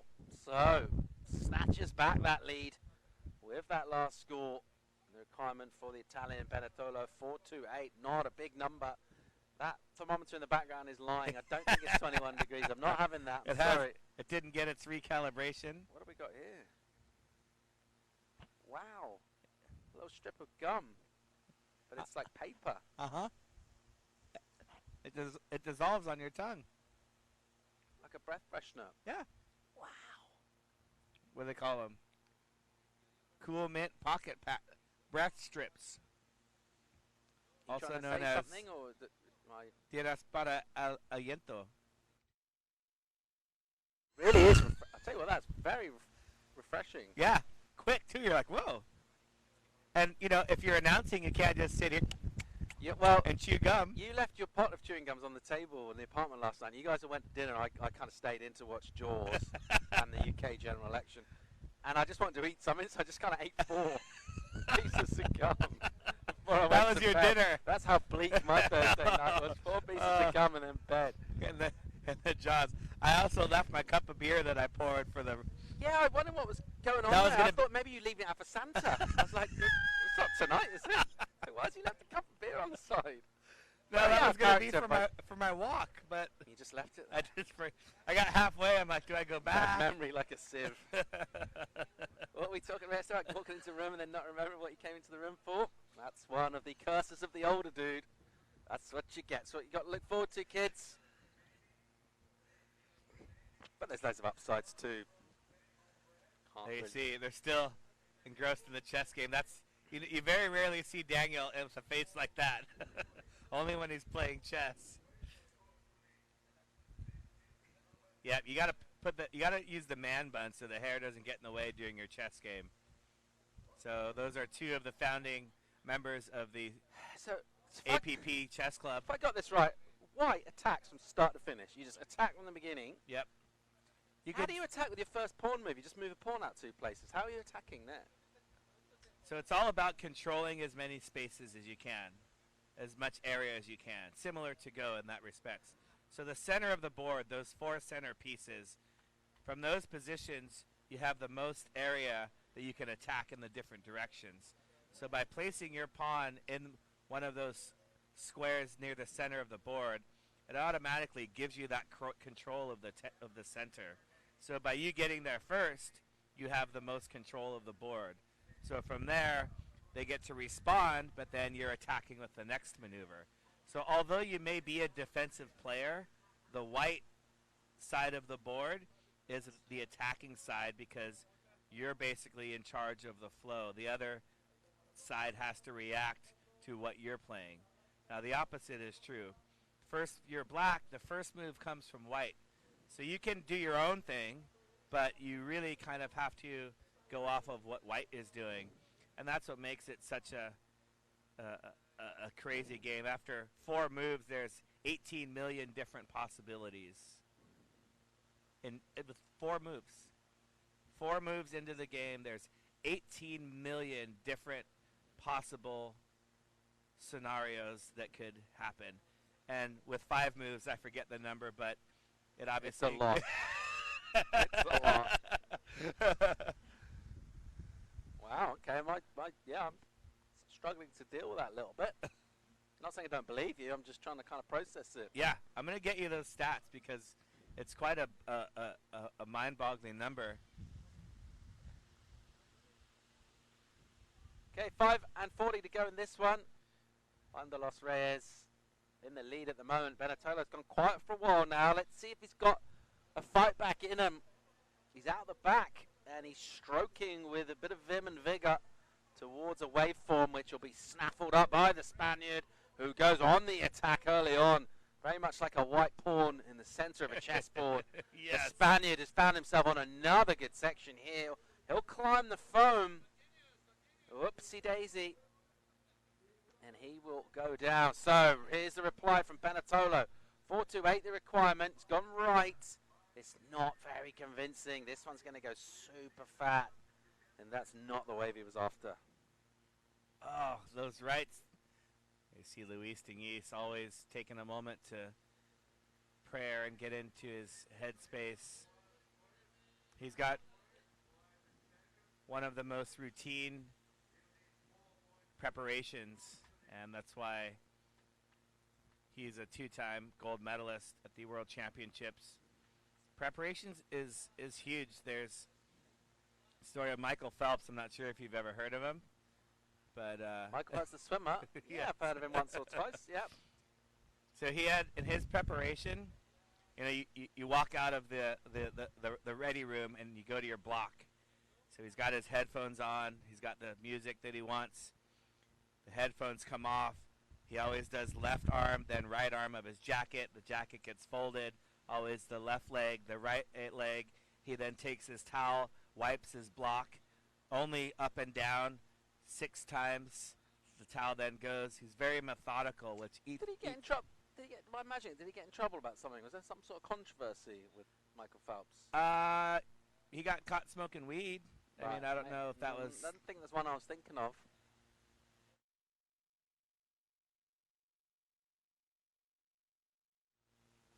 Yeah, you heard something. No, those are the only, I mean, just little kid mistakes, right? When you're the most successful athlete and, you know, you smoked a little weed and drank some alcohol. And, I mean,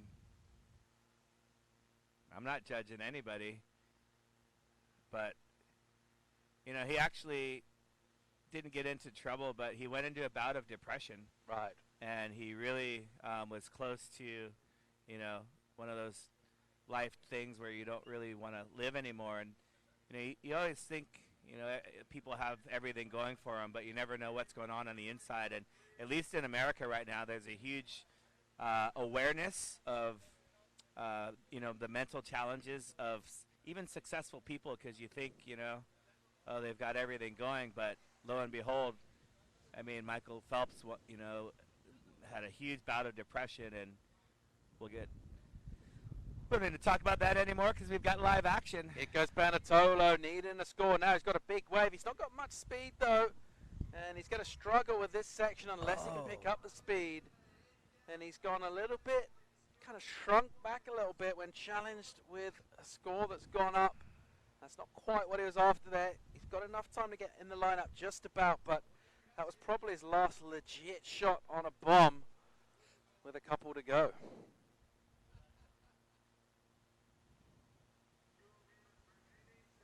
So here he is. And just kind of got a little bit stuck here, didn't he? Didn't really have the speed to take on this section.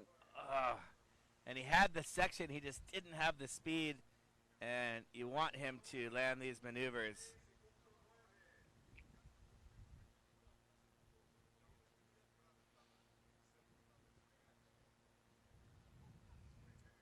My original number was off, but after four moves, there's about 200,000 different possible scenarios on a chess Yeah, you're a little bit board. off. You said 12 million.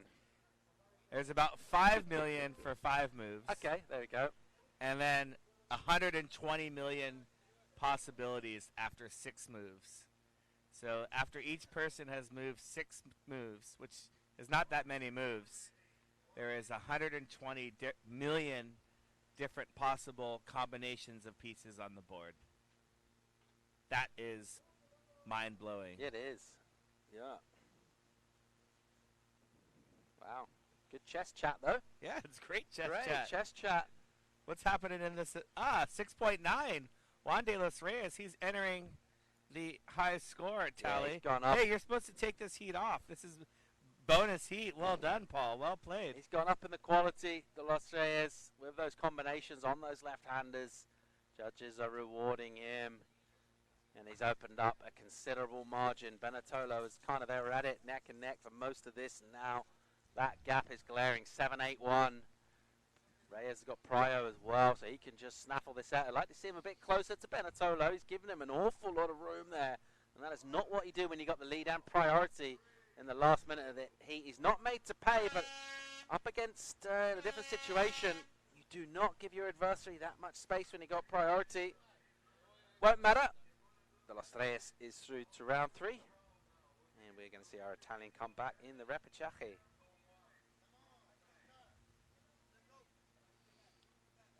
So it seems like Gil Kelly Vela having some different stats. After 6 moves, there's 120 million.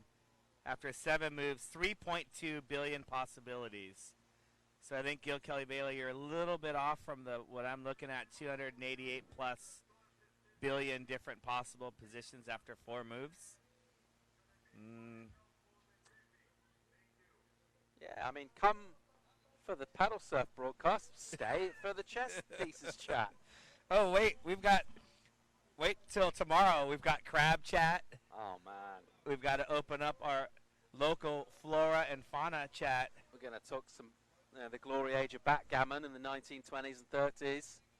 You played backgammon? What I like to refer to as the lost years. No, not at all. I don't even know the rules. You ever played backgammon with a Turkish fellow? Nope. Because you never played backgammon. But, you've got to figure out how many pieces go where. If you play a real backgammon player and you count, it is so disrespectful. You have to just count in your head. You can't be like, 1, 2, 3, 4. Major faux pas. Big no. Major faux pas. Massive no. That's like a minefield out there in board game etiquette, isn't it? It's And like you're telling- knocking somebody else's king over. Well, I was just going to say, once again, if I knocked your king over by mistake, you would basically take my money and everything, chessboard. possibly your life, depending on how my day was going. Wow. It is a minefield.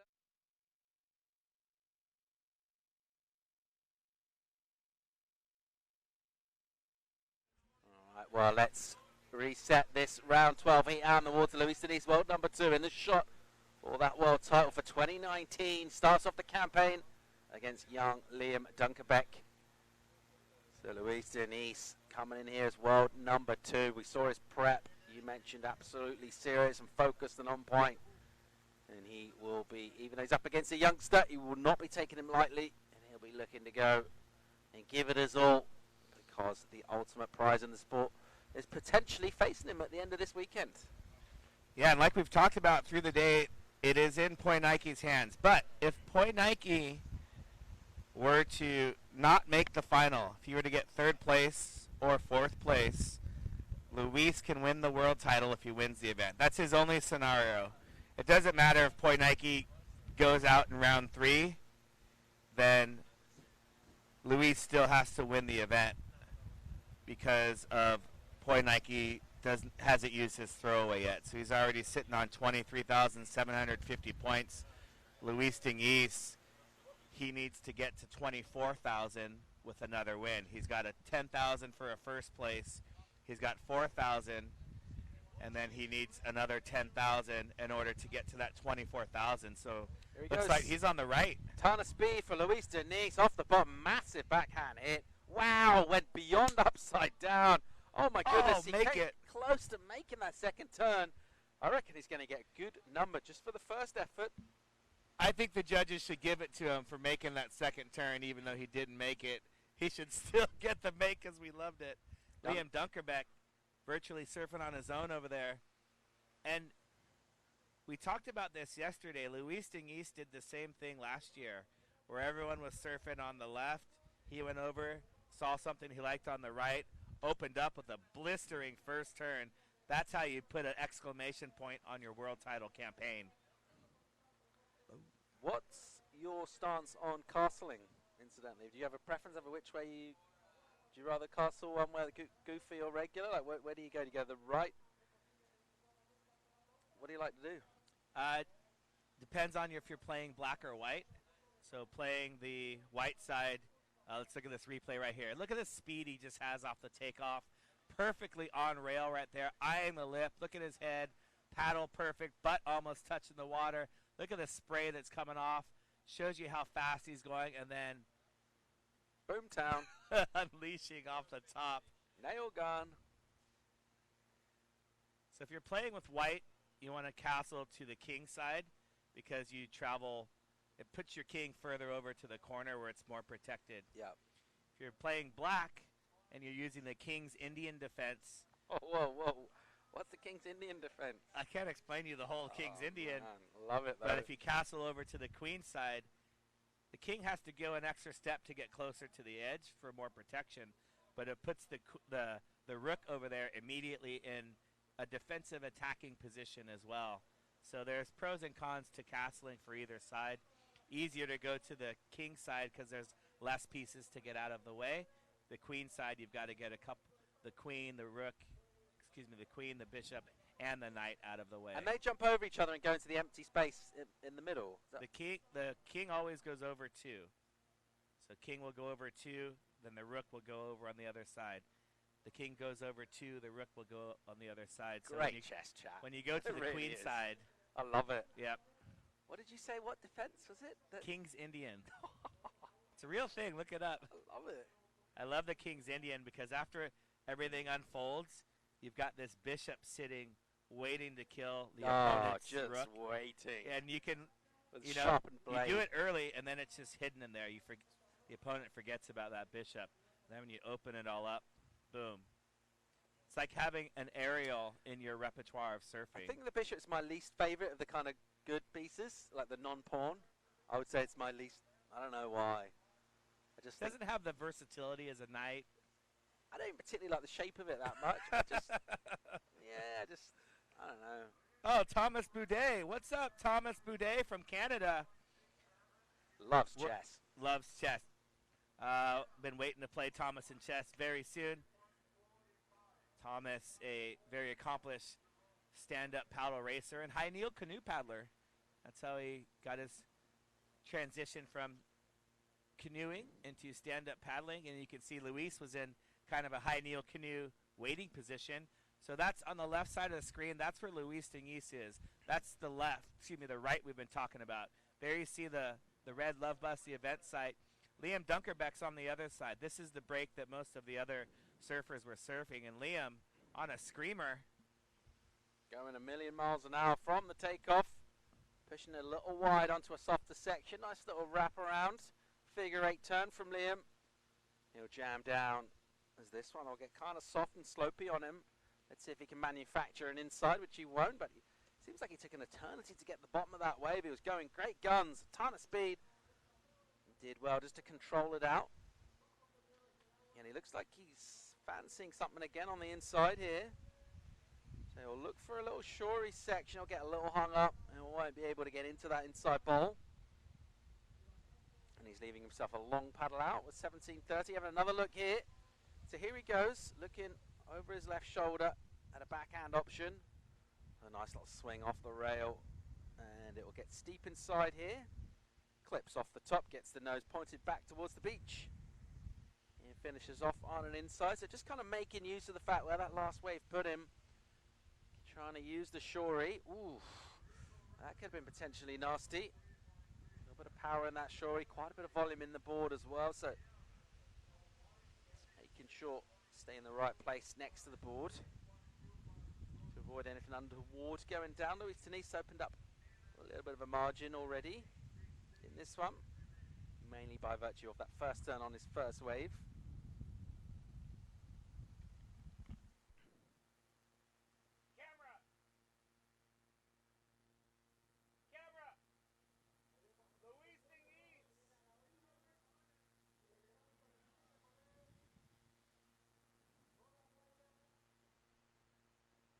So what's going on here? We got Luis Diniz back on terra firma. He's running up the beach.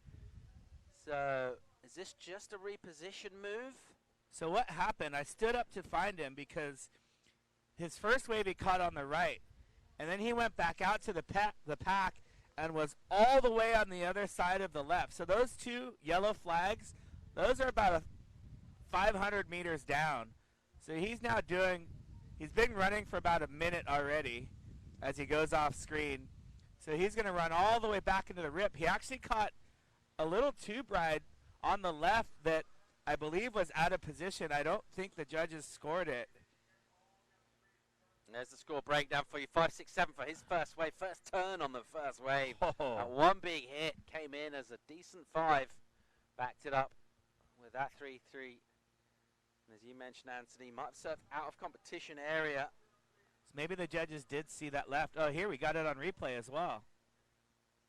Great work by our camera guys. So he's way down there. Like there's surfing through free surfers. He banks it back. Oh no, there was a second wave. So there was that one, and then there was one more little mini tube ride. I think that was probably the tube ride probably didn't go into his scoring lineup. In terms of the quality of the wave though, that wave looks much more legit wedgy, doesn't it, than this one out here. So you can see why he has been attracted to that section down the beach. But he's going to lose a bit of clock time here. Just readjusting. He's made a long run down. He's just asking for a situation. He definitely couldn't hear way down the beach anything. But it just shows you his competition prowess, strategy, and not taking any opponent lightly. You might think, oh, he's going up against a younger kid. Liam, in his first ever main round event, he participated in the juniors last year, as he will be seen in the juniors again. But Luis Diniz, running, hustling, getting the update. He's duck diving. Duck diving.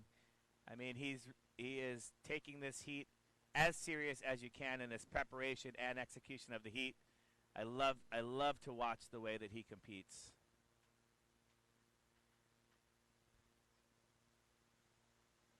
So eating up a bit of clock time down in here, and he's still in the shore. Just trying to negotiate his way through. When he gets to clearer water, we'll be expecting him to get up onto 2 feet. So now Liam Dunkerbeck saw that right. He didn't have anything going, so Liam's now moved over, and you can see he's right in the rip right there. The rip, like we've been talking about, isn't going straight out anymore. It's going directly into that break. So where most of the scores were happening today, completely to the left of your screen. So they're on a whole different side of the rip current as we've seen our other surfers throughout the day. Interesting strategy in this last heat of round 1, and we'll see if some of the Repêchage surfers will use this heat strategy if some scores were to develop. Yeah, well, it's easy to kind of follow what the heat before did, but it takes something extra to be the person to make that move. It was Luis Denise. Here goes Liam Dunkerbeck, and he wanted that wave. It just wouldn't quite let him in, and that's what this rip bowler will do. It just kind of hold the waves up, and then they'll unleash, but definitely breaks with a little more venom down there than it does on our kind of reef structure out the back of our principal peak. And there's little rip bowl left, rights and lefts on the other side. They do pack a punch. Luis Denise doesn't look overly hurried. I wonder what exactly. Just in position, letting the rip take him out a little bit. That's exactly what I was just going to say. Yes, so smart right there. Just sitting down, riding the escalator. Now, is he allowed to do that in terms of he's not in the lineup yet? That's okay. You don't mind that. I mean, it's a tough judgment call to say if he's waiting for an inside wave. You know, we're just looking on screen, so it's hard for us to tell. But to me, it looked like he was about where the waves are breaking. And, I mean, I would consider that a pretty smart move. What he can't do here is now that he's out, he can lay down on the board for rest, but he's not allowed to paddle and lay down on the board. And we'll see what happens. But as we saw Liam Dunkerbeck, he jumps right up. Dunkerbeck not able to get into that last wave. Luis Denise's paddling speed is something I think is overlooked. And he's a great paddler. Doesn't do much racing, but he trains a lot in his paddling, and you can see he's making his way. If you sit for 1 minute in that rip current, you're going to move about 75 yards. So Luis Denise repositioning. Great shot right there. That is a whole bunch of turbulent water. Woo! Big rip. Just chewing through the lineup there. And Luis Denise, with that little bit of extra experience, knows that you don't want to sit in that. Just kind of make your way in. Just put yourself a little bit inside, and that way, by the time the next set comes, hopefully you'll get sucked back out into the right spot to take off.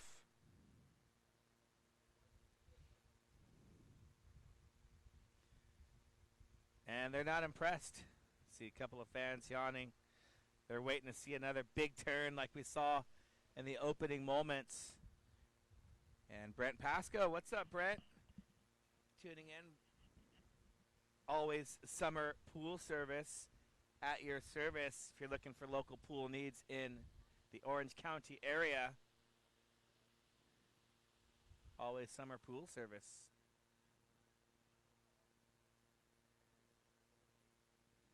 There's Bjorn, and I believe that is mother and sister as well. So Liam Dunkerbeck, he'll be, unless something drastic happens. It's not out of it yet, but I do believe that Luis is going to get another score. And from that angle, it looks calm. It looks so calm right there. Luis is looking left. Liam's looking right. We'll stick with Luis on the left. Opens up with a little wrap. And again, wrap into the pocket. And he's going to come off the bottom. And I don't think that was the wave he was looking for. And Liam Dunkerbeck was on the right. We shall see what happened with Liam. Uh-oh, you did it. 2:08. The sweatshirt finally came off, Paul. Sun's out, guns out. Bob Dylan. So there we see Luis's paddling speed. And here's Liam. So that we stayed live with Luis. Liam is trying to upset and crush world title hopes. And you can see that a lot of baton twirling. Paddle didn't even go in the water during that paddle transfer. And smashing the lip there. Great job on the final turn. And Liam Dunkerberg finishing up that wave. Nice little vertical whip from that turn, as you mentioned. Let's see where he is scoreboard-wise. Got quite a bit to do. 691 that requirement right now. And it's a fair shout to say that with 8 minutes, Luis Diniz will probably improve as well on his next opportunity. Yeah, that left wasn't that good of a wave. It had a little bit of a wall to work with, but there was no speed. As fast as Luis Diniz surfs, that wave didn't give him any wall. There's a proud dad right there and sister. And Victor, what's up, Victor? Victor helping on the grounds here, setting up the crew. One of the nicest guys you'll ever meet. He's always ready to greet you with a hug and a smile. Thank you guys for all that you do. And we are stoked to be here in the Gran Canaria. Bit of sunshine poking on through Friday afternoon in the Canary Islands. I see the judges are taking care of their coffee requirements. Commentators are left out in the cold once again. Oh, let's see what happens here.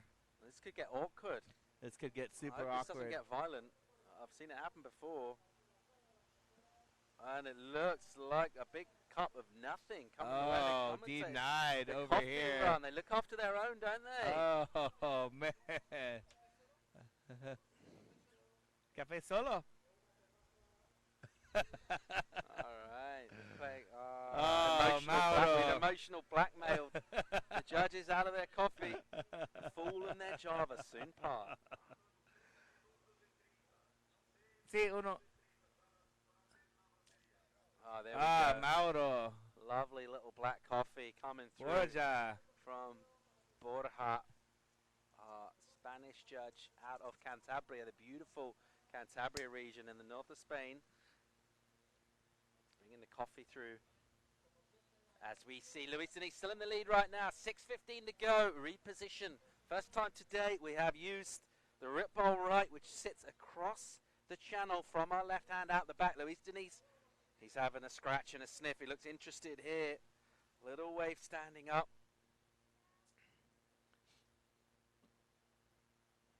And, well, he thought he saw something that wasn't really sure exactly what. Maybe just a reposition from Luis. Doesn't get to go. Yeah, it's a thing when you're surfing in a rip. You've got to continuously continue to move. If you sit still for 1 second, you're going to go where the current wants to take you, not where you want to go. A fresh Luis Diniz. Fresh double espresso tastes nice, but it tastes that much better when you know it's intended for a judge and you kind of intercepted it on the way. It just has a little bit of extra tastiness and kind of gourmet to it. Who says puppy dog eyes don't work on the judges unless you're surfing? But it sure did work for one announcer. There was only one fresh cup of coffee, and it went to the announcer that is not speaking right now. I got my coffee from 7 o'clock this morning, still working. Liam Dunkerbeck still working on trying to upset Luis Diniz. Liam up and over. That was, I think, his best looking turn. Oh, and again, Liam. See if he has any sort of closing opportunity. Trying to take out Luis Diniz and end. Well, not end, because he would go into the Repêchage round. Still going on the inside. Good couple of hits out the back. Nice little venom on that forehand Rio. There's Papa Bjorn. He's like, man, he's far down there. We'll see how fit his running is. Guaranteed he doesn't run as much as Luis Diniz. Have a look back. Beautiful turn right there. I think that was for sure the best turn we've seen, and then backs it up with this one here. Great surfing.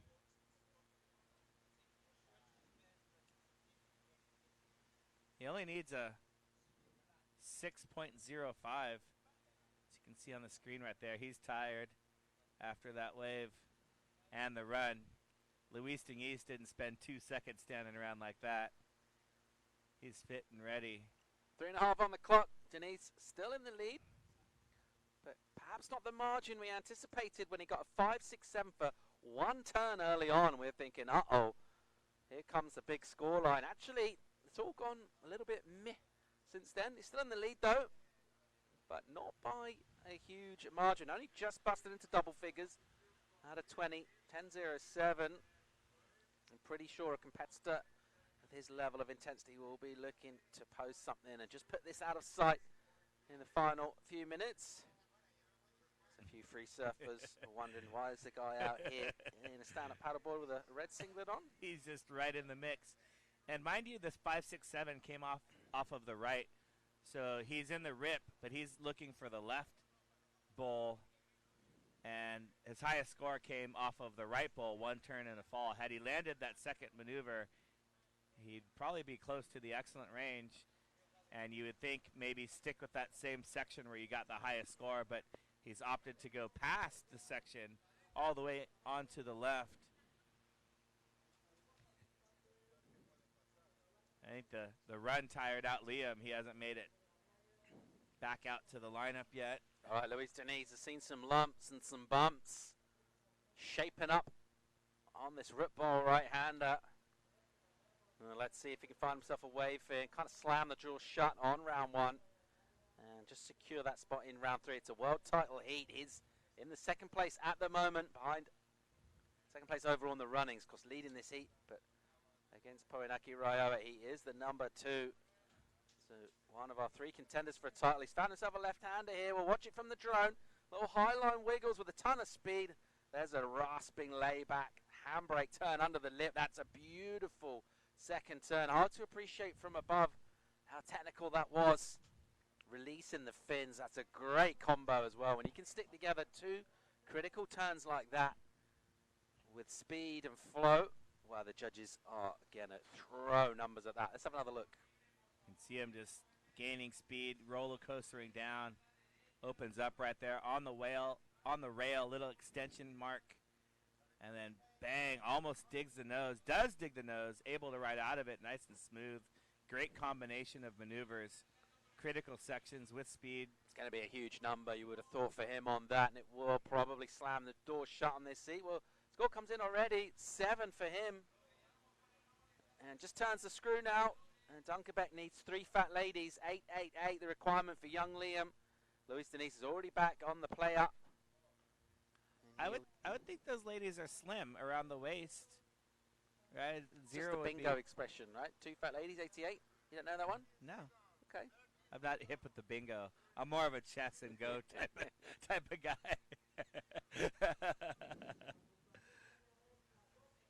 Oh, good time. Is that Dave Bainey joining in? The brown blur? Oh, Bainey loves it. Loves it. Probably getting the kids ready for school right now. Or not. Or telling them to skip school. Just tune into the webcast. Well, we did mention that, yeah. Yeah, Dave, skip school. Tell Strider and Ember to skip school.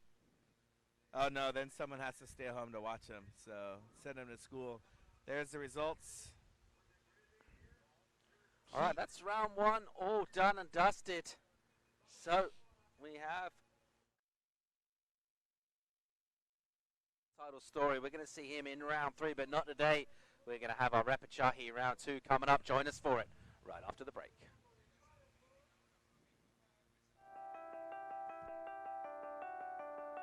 In 1912, the Hawaiian father of modern-day surfing, Duke Kahanamoku, expressed a dream that his beloved surfing could one day become an Olympic sport. As the world governing body of surfing recognized by the International Olympic Committee, the ISA made pursuing the Duke's dream part of its mission.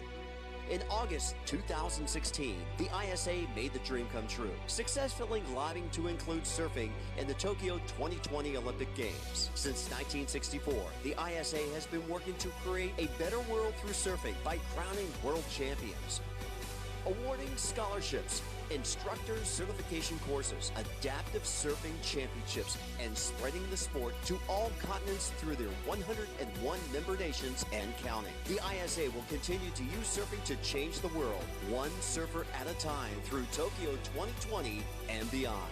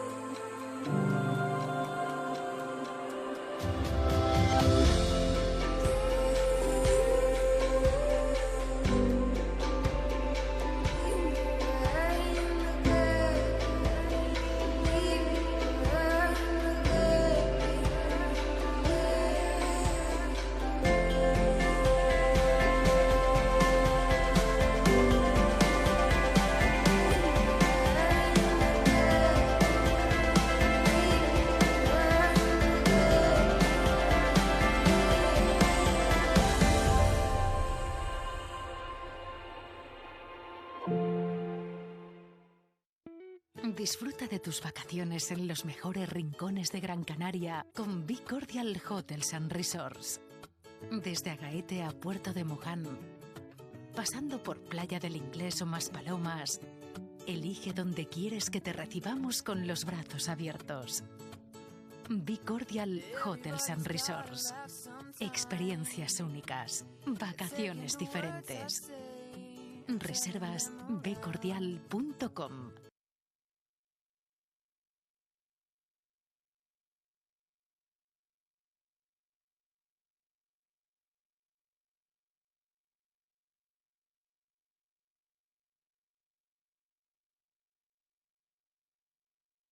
Is we are getting ready for the repechage rounds.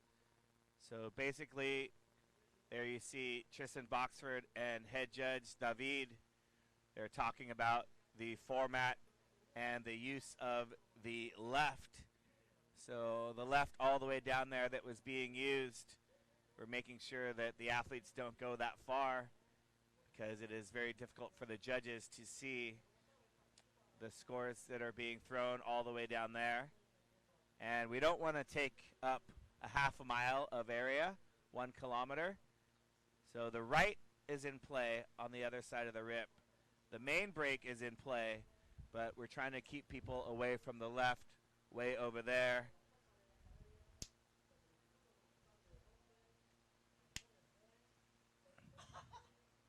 And we've also reseeded the heats because there were some no-shows, and if you just advance straight from round 1, there would have been a couple of heats of 4 and a couple of 2.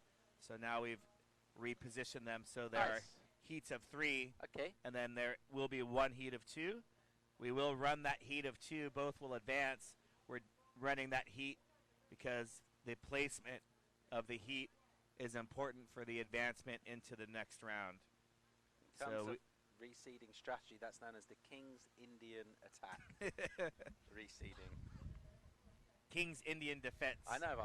I'm picking up and running with it. I understand now. I was a little slow on that one. Bella performance, Luis Dinguis. Felipe Barbosa. Joni Sapineza. Wow, so sick. She's really impressed with our commentary. Right on. Or were you talking about the surfing? Probably the commentary. For sure the commentary. Some of the surfing's been okay, yeah. Commentary's been epic. So here we go. We got 6 heats coming up to finish out the day. Repechage round. Top 2 will advance into round 3, where they're going to meet the likes of Poinaiki Rioja, Mehdi Odwana, Daniel Hughes, Julian Bouillet, Sean Pointer, Wellington Raish, Lecco Salazar, and Mateus Salazar wind up fraticide in the same. I swear they surf against each other quite often.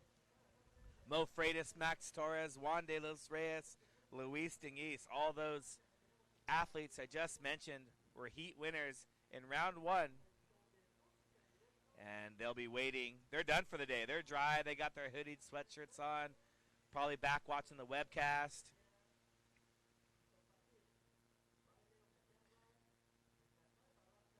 Adriana tuned in. And first comment, it's not a, hey, how are you guys? She wants to, she's commenting about the conditions, saying they're less than desirable. Oh, but Adriana, don't you fret, because the goal of a competition is to have the best waves possible for as many heats as possible. So sometimes we're at the mercy of the ocean, and the conditions may not be perfect, but they are very contestable. We have seen 8s, 6s, 7s, 1-8, no 9s yet. 8.17, the highest score of the day from Wellington Raish. He backed it up with a 7.5. So when you see a total heat score of 15.67, it just shows you how well these athletes are able to adapt to the conditions, and that's what surfing is all about. We want a dynamic environment. We want an environment that's changing, that you have to read. We don't want a stationary soccer field. We don't want a baseball diamond that's the same dimensions, basketball, tennis courts. We love our environment, the ocean. It can provide us with a treacherous wipeout and the best wave of the day on the same day. Alrighty, so Repêchage here, getting ready to take to the water. Taking a look at Aaron Rowe out of Jersey. Taking on Arthur Le Mans, the Frenchman. That'll be our first one. Who's going to get to round 3? And a date with Poenaki Raioa. One of these two, a daunting task for Aaron Rowe. If he gets through this one, he'll be or we'll reseed again. No, it's all seeded out. We Okay. just did that for Right on. Sure. a couple of no-shows and heats that weren't filled. So if you moved everything over according to it, wanted to make it fair for everyone in this Repêchage round. Wouldn't make sense.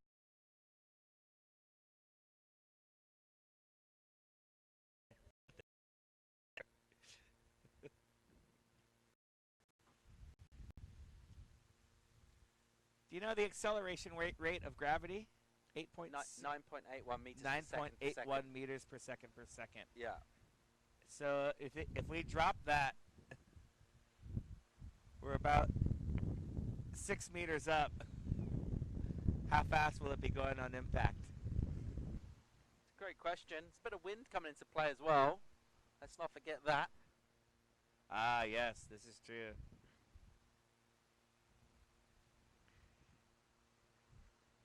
Ladies and gentlemen, everyone in the production booth, we have a special announcement. Stuart Howells has entered the live webcast. What is up, Stu? Yoo! Stu, this one's for you, baby. This is your heat. We're missing Stu, our faithful cameraman. He's still in Barbados. Playing with a dog. Stu we left him in Barbados. We haven't seen him since. He might have got offered a contract as a dancer in a club there. So he's been dancing. Stu, how's Barbados? You still there? Man, Stu is has the most artsy Instagram shots. You just put it on your tongue. It dissolves. It's like a piece of tape. You don't chew it. I mean, you can. I'm introducing Paul to an American invention. I don't know if it's an invention. So Oh, wait, refreshing. Sai, how are you watching, too? You're supposed to be working. Oh, he is dancing in Barbados. You were right.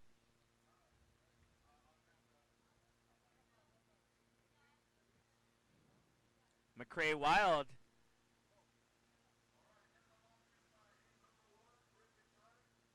from Hood River, Oregon, watching. Fiona Wild's dad tuning in. McCrae. Hola, buenos dias, McCrae. McCrae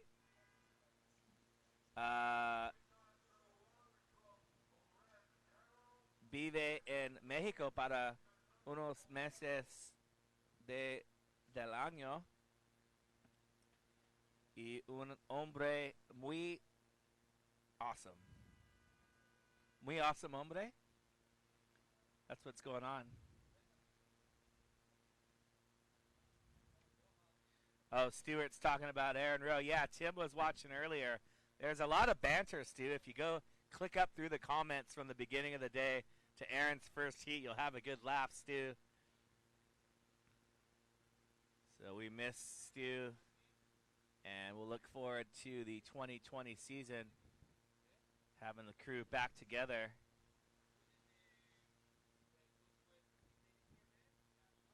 All right. Let's take a look here at live action.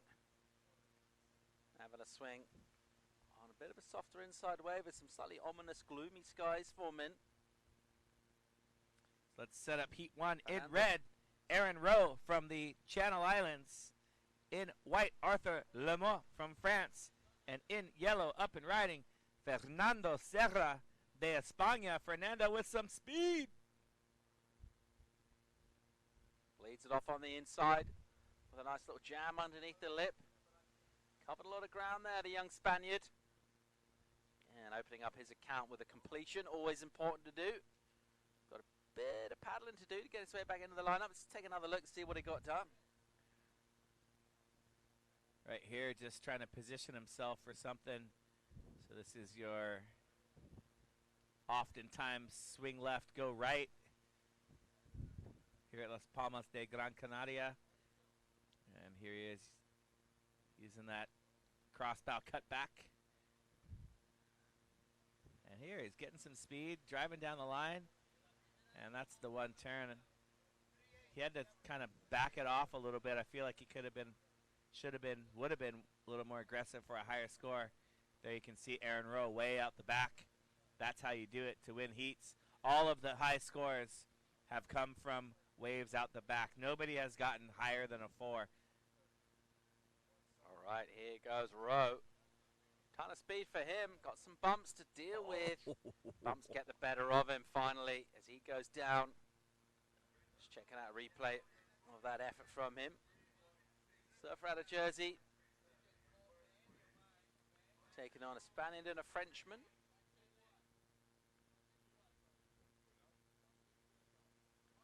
And again, here goes Rowe. So just snaffles one on the inside, the opportunist. Just trying to pick some meat off the bones. As he'll go kind of straight-handed down here. And this one always pretty slopey. Will he get an inside though? Pretty much towards high tide now, so a lot of swell energy allowed to hit directly onto this inside sandbar. He's going to cover some ground here. He's found a section. And he gets in a nice little snapping finish over a sort of cooperative whitewater section with a cool kick out to boot. Yeah, I loved it. Are you entertained? Yes, we are. Oh, that's fantastic. We just want to see good surfing. We want to see charging. We want to see ripping. We want to see commitment. And Alexis Daniel in blue is not here. So we've got a 3-person heat. And there you see scores still going to come in for red. Aaron Rowe. Aaron had a couple of big turns in the Red Bull Expression session yesterday and did quite well. We're stoked to have him here again. Would love to see him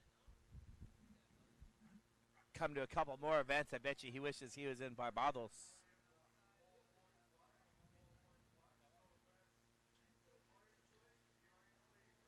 Four, 5 for that turn. 3, 6, 7 for Fernando Perez Serra.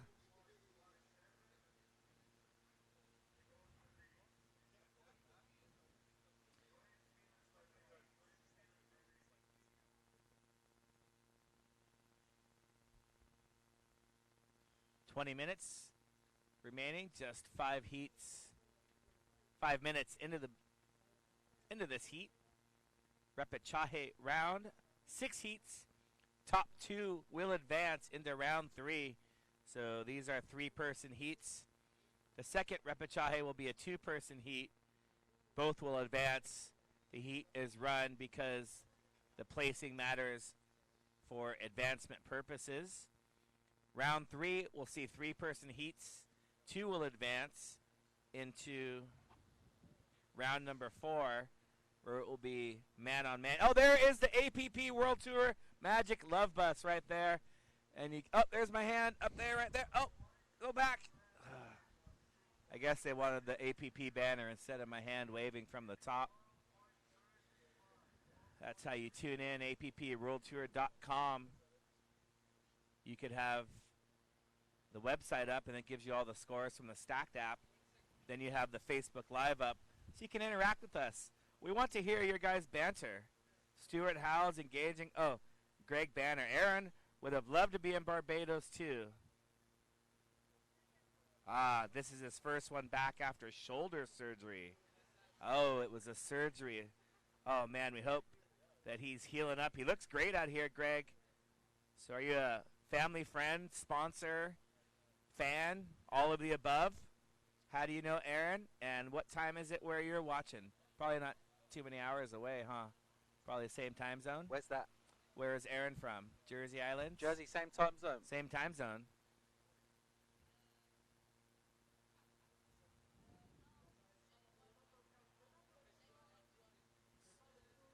Oh, the Red Bull Heavy Water jacket. The elusive jacket from 2 years ago. I got sick on the boat and didn't get the jacket. Oh, man. I know, kind of a bummer. And then this year, Oh. I missed the Red Bull. Why does everyone hate you so much? I know. This year I missed it because it was my daughter's 1-year birthday. Oh, cute. So Good reason to miss it, though. yeah, but no 2019 jacket either. They were new jackets. Oh.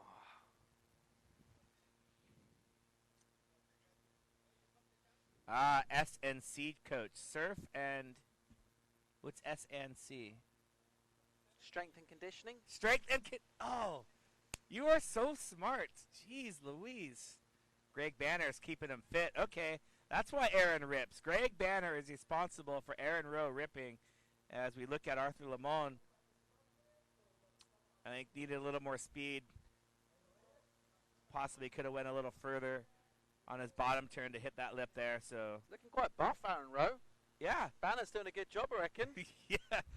What kind of stuff? What kind of stuff we talking about, Greg? What are we doing? What are we talking about?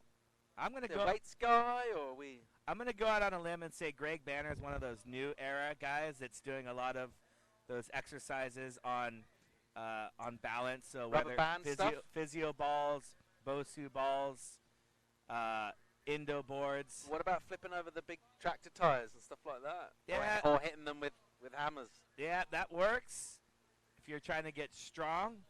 But what we're trying to do, because the environment is an unstable environment the whole time, you want to do exercises that are proprioceptically enriched. Proprioception is your body's ability to not fall, basically. If you're walking and you slip off a curb and you catch yourself, that's your body's proprioception. So when athletes, a lot of surfers, snowboarders, they do these exercises where you're working on balance as well as the muscles. So let's say you're doing regular curls, but you do it while kneeling or standing on a physio ball. It isolates the muscles, but then it also is working on your balance. So it's a double whammy. Greg's not going to give us his workouts. We got to ask Aaron.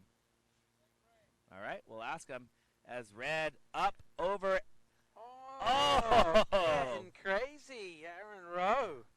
Like it a lot. So, going full ham up in a section, getting nice and vertical with a good recovery as well. And that wave will fizzle out. Good attacking stuff from the heat leader, Aaron Rowe, out of Jersey. Which is not part of the UK, just in case you're getting confused. They have their own government. So they didn't vote in the election. They have their own election. Own money? Good question. We're going to find out. But UK passport. Oh, fuertes corrientes. 25 metros. So strong current. I'm going to say it's stronger than more than 25 meters. Don't think they have their own coinage. I think they just use regular sterling.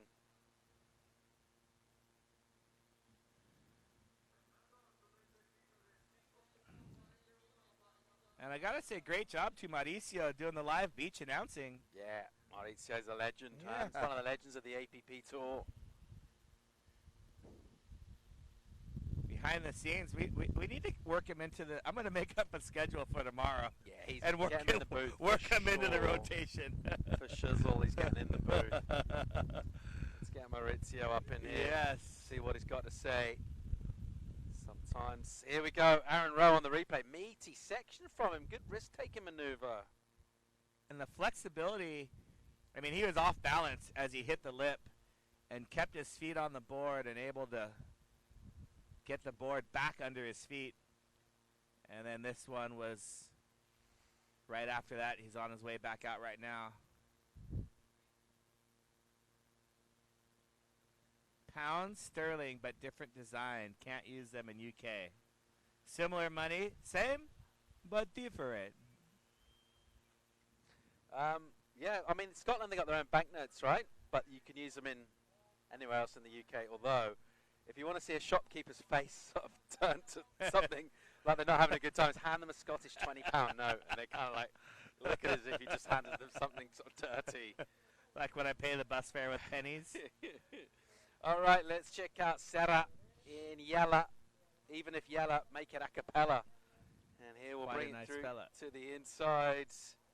Looking for a seczione. And here he goes. On a little steep bit, potentially, eventually. And again, it's a whole lot of weight for a whole lot of nothing on the inside, and I don't like it. I want to see attacks out the back. You have to land. If you're going to work your way all the way to the inside, you have to land the turn. You just have to, especially in the repêchage round. So you can't use Jersey money in the UK. Greg, what's the exchange rate? I'm just wondering at the moment, what's the exchange rate between Jersey pounds and UK pounds? If you go into the bank to change them, what they got any good offers on exchange rates at the moment? Probably the same. So you can It's use 1-to-1. You can use UK notes and coins in Jersey, but not the other way around. Here's Arthur Lemon. We missed this one. This is his backup score. He's able to move into second with this score. Fernando Serra with just a single wave.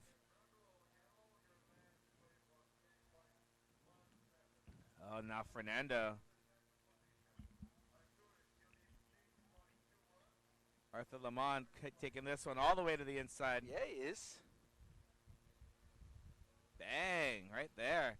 See, all that, but you only get a 2. So it's a great turn on the inside. And here is a replay of Fernando's wave.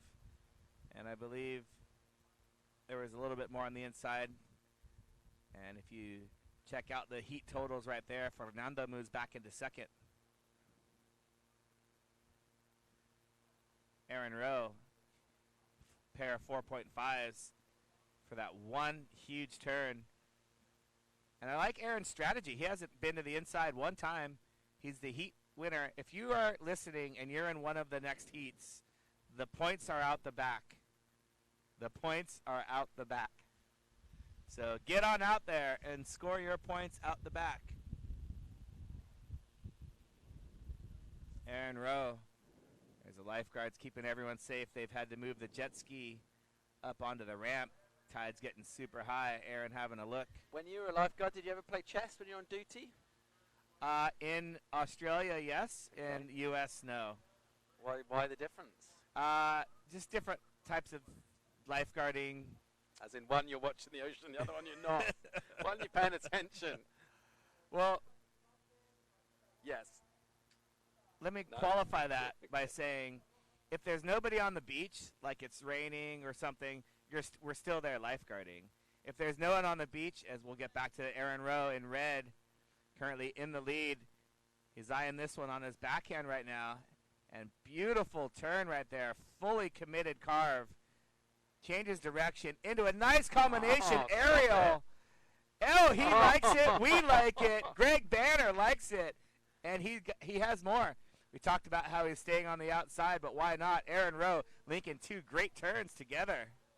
giving it some claim stuff as well on the inside. He's fired up. Great combo of turns, good aggression. And he's brought his A game for this Repêchage Heat. And he's out in the lead at the moment. What has Le Mans got?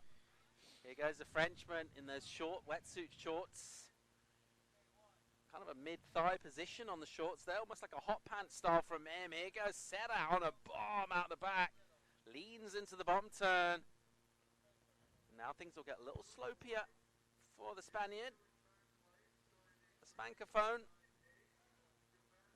What's he got now on a right-hander? He's going to probably milk this forever and ever and get a little tickle on the inside because it's kind of the way that inside's gone. This is actually a meteor section. He'll just kind of project over it, but again, the points on offer in there, nothing really like as big as the stuff potentially out the back. They haven't got to travel as far now. It's not such a distance to get to that inside. It's not killing a load of time, but still you're much better off attacking outside. Let's see. Let's have another little look here at Arthur Le Mans. And that's on the other side of the rip, so that he's looking at the right, and it's tough. I think he needs to get a little bit deeper there in order to take advantage of the speedy walls on that side. Putting the board up nice and steep, there's not a whole lot of pace to it, not much impetus. Just kind of nursing it a wee bit. Would have looked good from out the back, but not the most blistering of assaults on the lip from the Frenchman there. There's your heat leader out of Jersey, Aaron Rowe. 8 minutes and 10 on the clock. He's got himself in the lineup. Looking for an opportunity. Let's have another look at our Spaniard, Serra. Yeah, nothing really going on this wave for Fernando Serra. He just milked this one all the way to the inside. So I think, you know, especially as we move in, well, tomorrow we will most likely be at El Lloret, so all the tips are for null and void. But if you're watching in those next heats, wasted all that time for this turn, and he really didn't even get that committed on the turn. He kind of just went with it. Arthur Le Mans up and over, and it's a completed maneuver, but when it goes into kind of fluffy land, the judges don't give the same sort of commitment. That was a fuller, steeper wave. So in Australia, if it's raining and no one's on the beach, you're allowed to play chess. Play chess. You can read books. I read more books in a year than I did in a long time. In Los Angeles, if you're working on the beach and nobody's there, you still have to pay attention as if somebody were on the beach and sort of, you know, fake it kind of thing. So just different protocols. In Australia, if there's no one on the beach and it's raining and the waves are really good, you can take the lifeguard paddleboard out and do some training to make sure your skills are... Training. Yes, training. In inverted commas. To make sure your skills are awesome. In LA, you get one workout, and if it's a rainy day and no one's there, you just got to sit in your tower for the whole day. Unless you have one of those bosses that are a little bit more avant-garde and willing to step out on a limb and allow you to get in a second workout. But I think the workouts for lifeguarding are very important in order to stay fit, to be able to execute rescues when they need to be had. And here's Arthur Le Mans.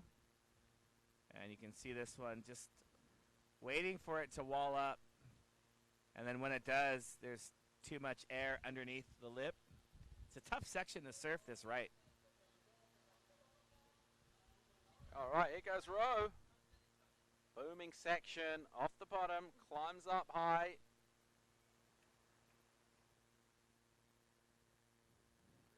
Rafael Servent. Hola, mi amigo. Estoy Antonio Vela. Hey, let's watch a replay. Here's Arthur Le Mans. And here he is. You can see this one waves is fat, but then as it hits the rip, it just opens up. Rafael Servent es un medalista de oro en el relay de equipo, the team relay. España taking the gold in the team relay for the first time ever. Rafael Servent had a fantastic finishing leg, caught a bomb. We had a sweet course, and Rafael had a wave. Huge wave, very critical, had to make the wave in order for Spain to win, and the excitement was just awesome. Team Australia, as you can imagine, winning that relay with prone and stand-up paddlers in a 4-person relay. Spain winning it for the first time ever. Congratulations, Rafael, un medallista de oro. Y Aaron Rowe, stylish.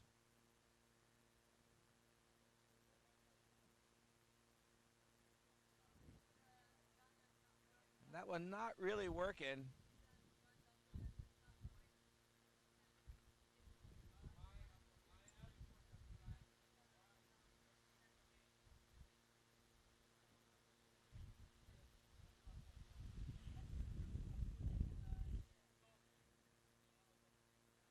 Boom. Arturo Lemon finishing off there, just tagging it. Tag, you're it. Just kind of chipping away at this here. Just remind everyone, obviously you've got 3 in the water, just ignore that fourth suffer as a no-show, but how does it play out in terms of finishing here? You finish 3rd place, you're out. What happens if you're 1st and 2nd?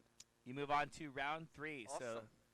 So 3rd place here, you see that crossbow turn, and you can see he was looking forward that whole time. Didn't really commit that much to the turn. I feel like with this fluffy section, you really have to commit to that first turn. Arthur Lamont surfing the right, and he's been getting a few scores, but it's a tough wave to finish. You can see all of his finishing. He's either like that one fell off the back, or the bottom drops out and he's unable to land it.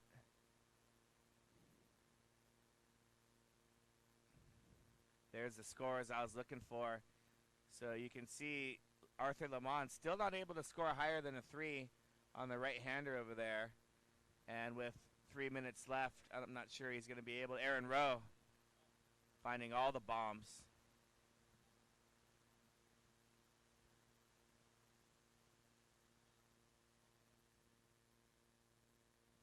Rowe goes down. Anderson Whitewater, 2.5 on the clock. He's still in the lead.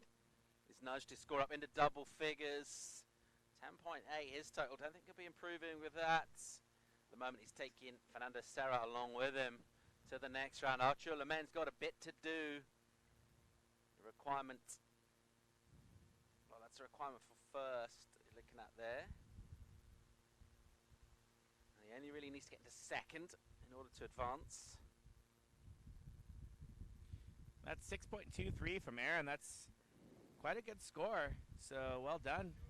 Well played by the New Jerseyan.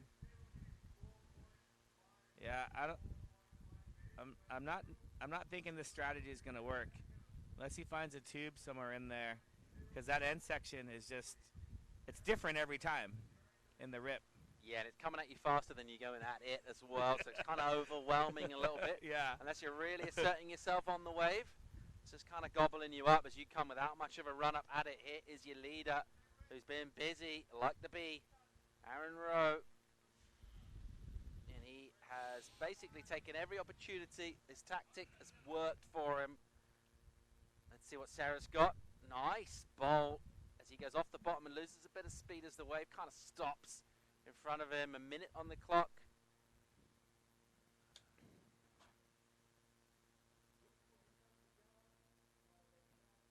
Nothing overly significant. Out the back. Finds a double up now. This could get interesting. What's he got in here? Nothing. Nada. So by our calculations, Aaron Rowe is not going to be able to make it back out to the lineup. So had he been listening. Pointer and Hughes looks like they're going for a little look around the corner. They did their job. They're going to go put in some work, surfing El Lloret. Daniel Hughes on the left, Sean Pointer on the right. So these guys are at the top of their game as far as preparation goes. And well played, well played.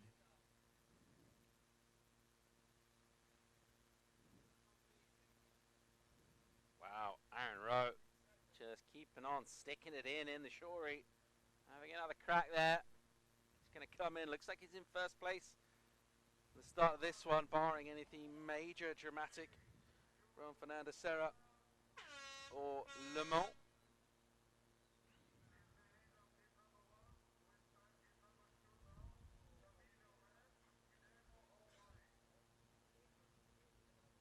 So unofficially official, we've got Fernando Serra and Aaron Rowe advancing. So congratulations. Fernando Serra was also part of that Spanish team that earned a medal overall. Fernando just out of the medals in the junior race, so he participated in the technical race for the juniors, placed 5th place.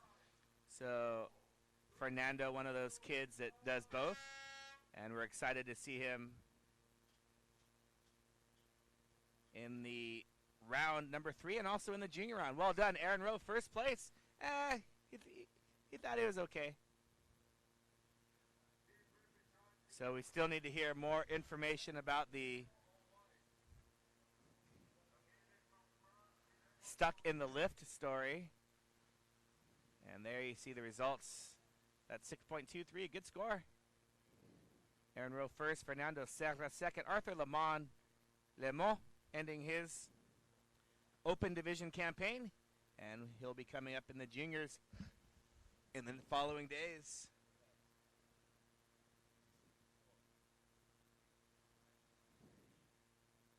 Coming up next, Heat 2 of the Repêchage, Camille Boyet going to try and make amends for a bit of a shocker this morning. Yeah. Bit of a nightmare from him, taking on Guillermo Caracedo. Now let's see where he sits. Speaking of Camille, we talked about, if you missed it earlier, 2nd heat of the day. Oh, here he is. Bunch of speed from takeoff, an awkward bottom turn. And not quite the opening he was after. He looks a little bit He's still I was just going to say he's still flustered. Rattled.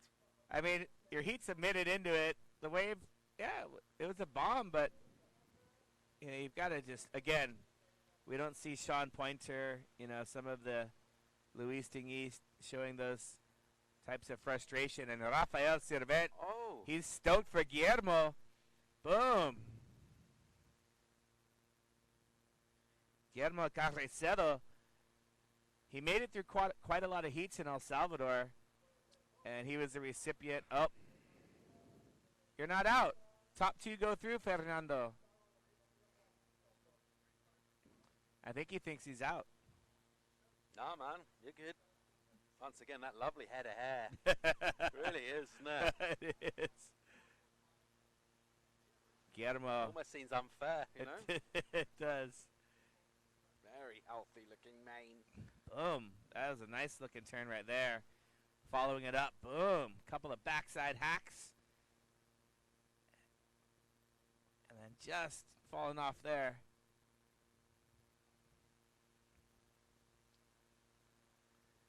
So well played by the Spanish competitor, and to go along with Camille's frustration, he now throws in a 4.33. Oh, how'd you like them apples? So right behind on the very next wave, making it count. Important to do that. So he'll get off on the front foot here, throw already a wee bit of scoreboard pressure on the Frenchman Boyer, who will just sit there and pickle a little bit out the back with his thoughts. Let's hope he keeps that positive mental approach going. A view on the surfers area from some insights into the kind of preparations that go on and some of those mental kind of spaces being tuned into. Maybe some music going down on the headphones. Generally a lot of people watching the webcast. Standard. And we saw a lot of athletes still there that had already made it through their heats, but were sticking around. One tribe, one vibe.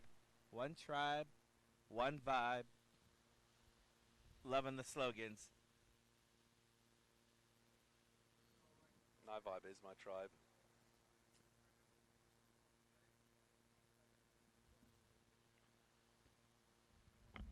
All right, so 21 minutes and now around about 10, 21 and 10 on the clock. Heat 2 Repêchage round. Guillermo Rebello taking on Camille Boyer. Prior with the Frenchman in the red. Let's see what he can get going. Plenty of time for him to make amends. Just 2 surfers in the water, that will mean more opportunity as well. Man-on-man heat will be something that we'll see as a format later on in competition. Starts in round 4 before we go man-on-man on the men's side. And let's just remind ourselves we are talking about a world title picture here at the Gran Canaria Pro. Not in this round though. Everyone who's in that conversation for the title is safely through to round 3. And specifically, I mean Leco Salazar, I mean Luis Diniz, and I mean Poinaki Roa. Sean Pointer, excuse me.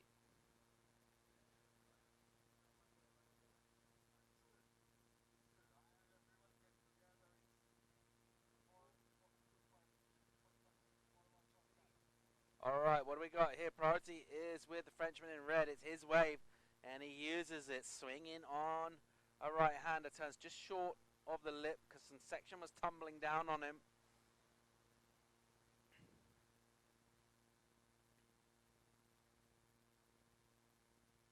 Still looking, try and scrap out something. Quite a long way on this wave. Hasn't done any real major maneuvers yet. We see him desperately trying to get an inside going. He gets a nice inside section and a good little jam off the top, which will feel better for him because he hadn't put much on that wave prior to that last maneuver. It's not going to be a huge number, but it's certainly going to help his total.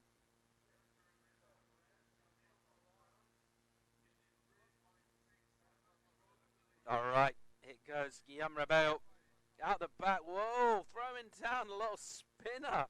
Ditches the fins. Sneaky. And goes up with a massive backhand float. Oh, nearly hung on to that. A risky maneuver. Taking a lot of chances. So score comes in for Camille Boyer. A flat 4. Gets thrown down by the panel. He's still on the inside. Wonder if Rebello can go back and get in and get that first prior. Let's have another look here. Look at that. Just throws in the 360. Just about gets it done. And from there sets up quite an aggressive attack on the lip here. Look at him putting it up there. And he gets kind of pinged down. And just sort of overdoes it on the recovery with his upper body. And it goes down with a little back slap onto the flats.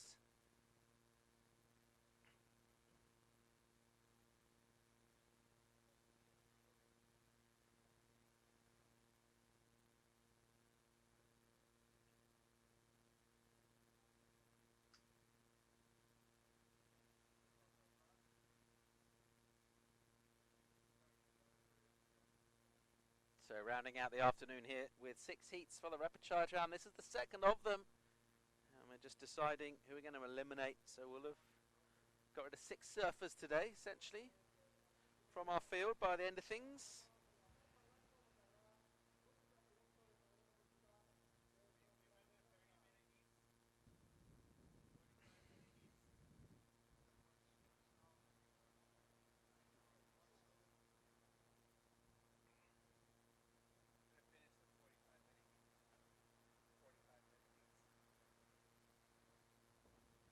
So, Anthony V, I've got a question for you.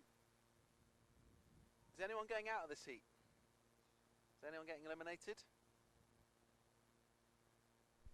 Nobody will be eliminated in this heat. This is for advancement positions.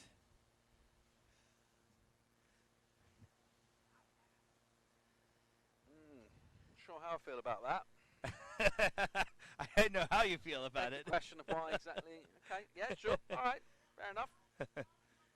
So, which is even more reason, you know, maybe Marie Bouillet, maybe you can help Camille just get mentally prepared in the first minute of a heat that he's going to advance no matter what. He, you know, gets frustrated at his first wave. Did you see the little 360 from Guillermo?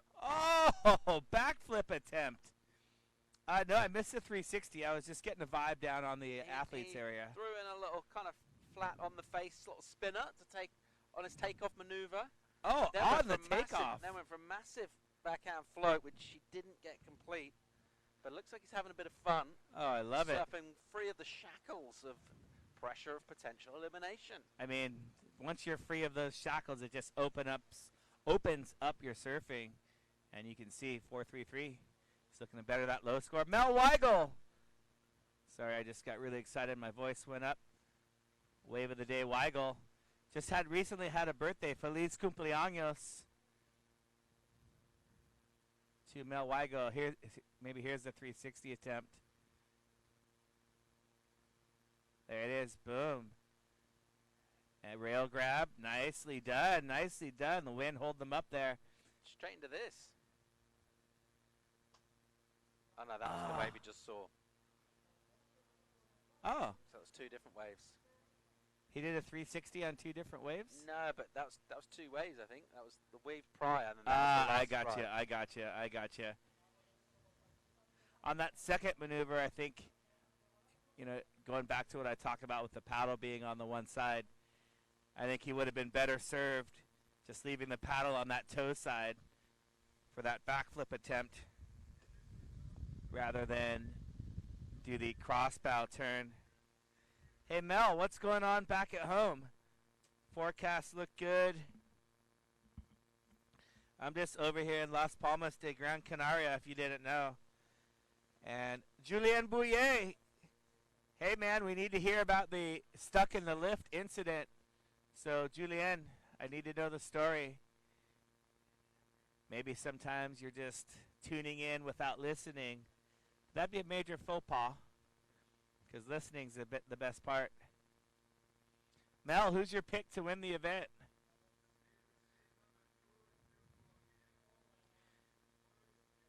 Marie Bouillet cheering for Camille.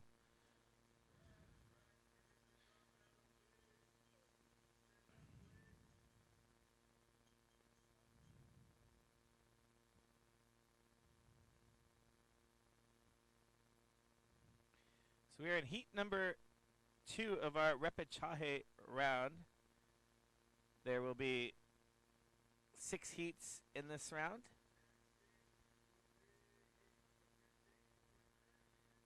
From our 6 heats, 2 will advance.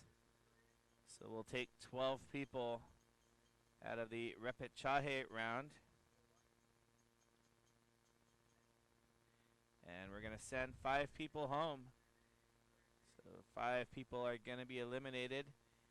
And we see Guillermo owning this heat. Guillermo Carrecedo from Spain. Nice under the lip turn there. He's doing his best to navigate the bumps.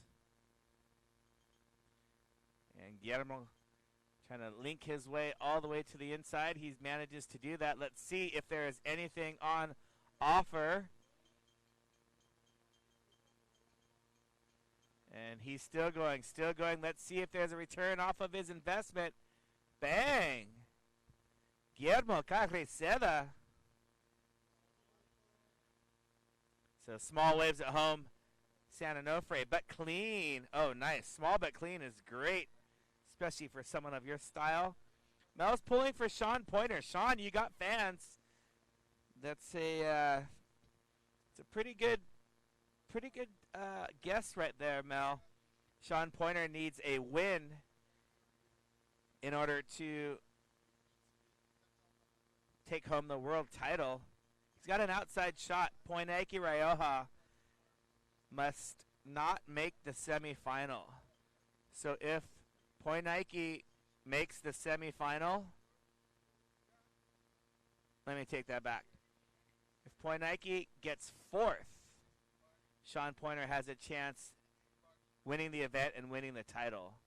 If Poinaki gets 3rd, then it's impossible for Sean to win the world title, even if he wins the event. And we see a replay of Guillermo Carrecedo's last wave. A couple of good turns out the back and finishing with that one. Great projection on that top turn. And I love the body language there. He's stoked. Luis Diniz is also in the world title hunt. Luis Diniz, he must win the event in combination with Poinaki getting a 3rd or worse. So if Poinaki makes the final, he wins the world title. There's nothing else anybody can do. For Sean Pointer to win the world title, he needs a little bit of help. Same thing for Luis Dingis. He needs a little bit of help.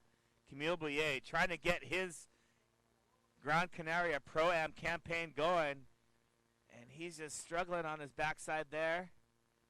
Turns around, but looked a little bit more mentally focused after that ride right there. Camille Bouillet is looking...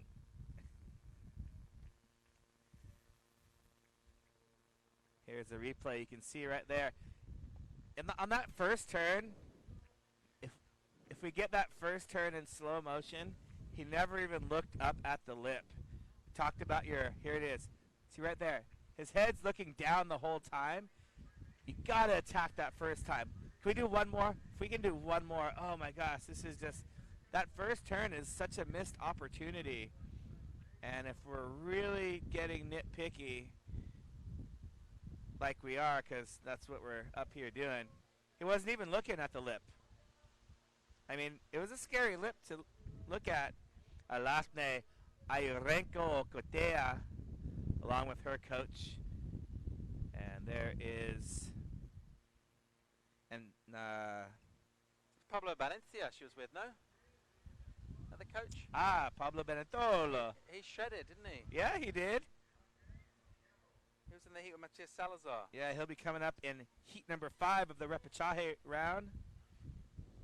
All right, here goes Boyer. And on a meaty wave, but a little fluffy in the lip. Again, both of those. He's not even looking at the lip. Camille Bouillet, we need to sit down and have a little coaching session. Or just watch the webcast, and I'll coach you from the webcast. Because, again, same thing. Sorry, it's like I'm getting so frustrated. Look at this, though. The lip's right up there. Oh, he looked at it that time, but he took his eyes off of it too soon. And then the second one here, he didn't even look up at the lip. Because that helps bring your shoulders around, helps open up your torso. Does a lot of good stuff. A lot of good stuff. Hola, Michelle, Odell, Bella, Athena. So, you missed it earlier, Michelle, but we were singing, the wheels on the bus go round and round, round and round, round and round. The wheels on the bus go round and round, over to El Lloret.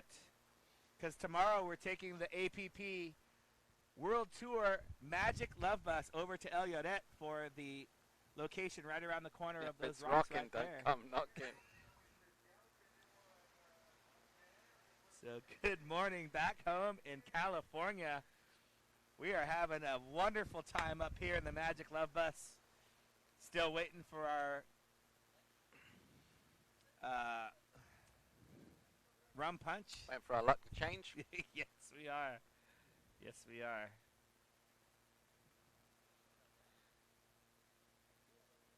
All right, 7.5 to go in this one. It's inconsequential. It's a dead rubber. Basically, no one is being eliminated in this one, so nothing really up for grabs here apart from seeding, which particularly heat you're going to surf in. So the winner of this heat will be surfing against Luis Dingis and second place from Heat 5 in the Repêchage. The loser of this heat will be surfing Julien Boyer and Daniel Hughes. So, if Camille loses, he's surfing against his brother. If he wins, he's surfing against Luis and somebody else. And here he is. He's got a good-looking wave. Did some work out the back.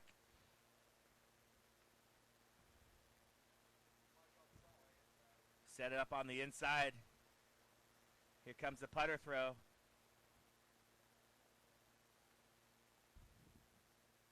What's that movie from? It's going to be a golf movie. Good guess. So it's going to be between Caddyshack, Nope. Happy Gilmore, kind of mix of Happy Gilmore. Kentucky Bluegrass, and it's got about a 7 iron. How good is Caddyshack? One of the all-time. One of the all-time great. There's movies. Max Torres' sister's board. Benoit Carpentier. Benny. Mo Freitas. Benny C. What's that? Benny C? Oh, I love it. Mo Freitas sent him to the Repêchage round. Jose Gomez. Harita Gomez tuning in. His son Sebastian was in the semis last year. Sebastian Gomez sustained a horrific ankle injury getting tubed at Porto Escondido. Or was it Indo? No, it was Porto. Here's the replay from Camille. Bang. This is the Camille we know and love right there.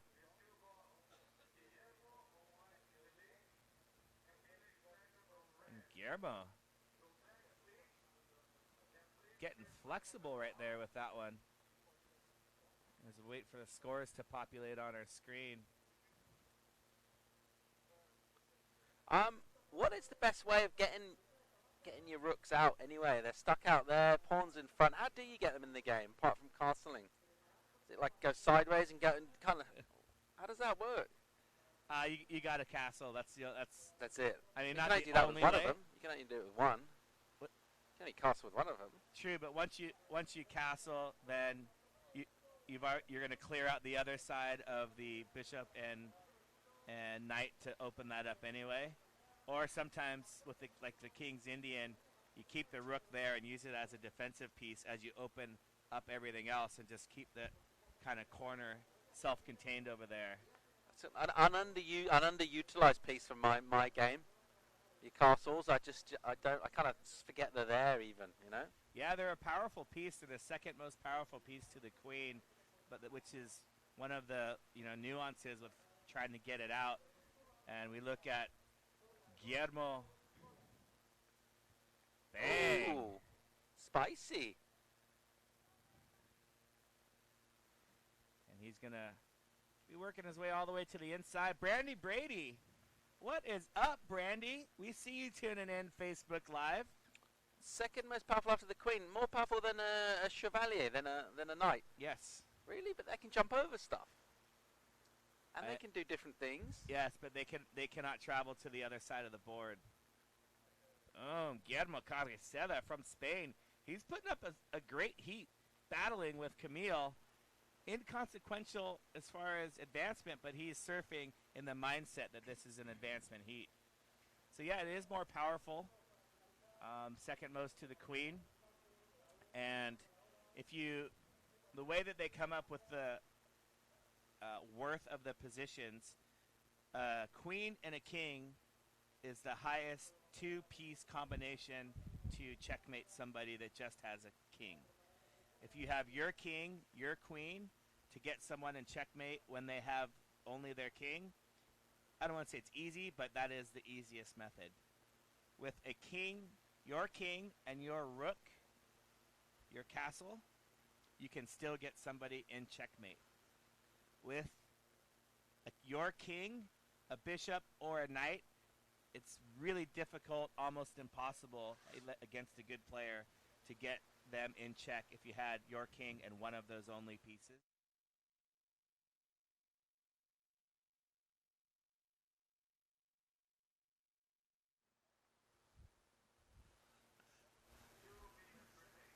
I couldn't hear. My volume was low.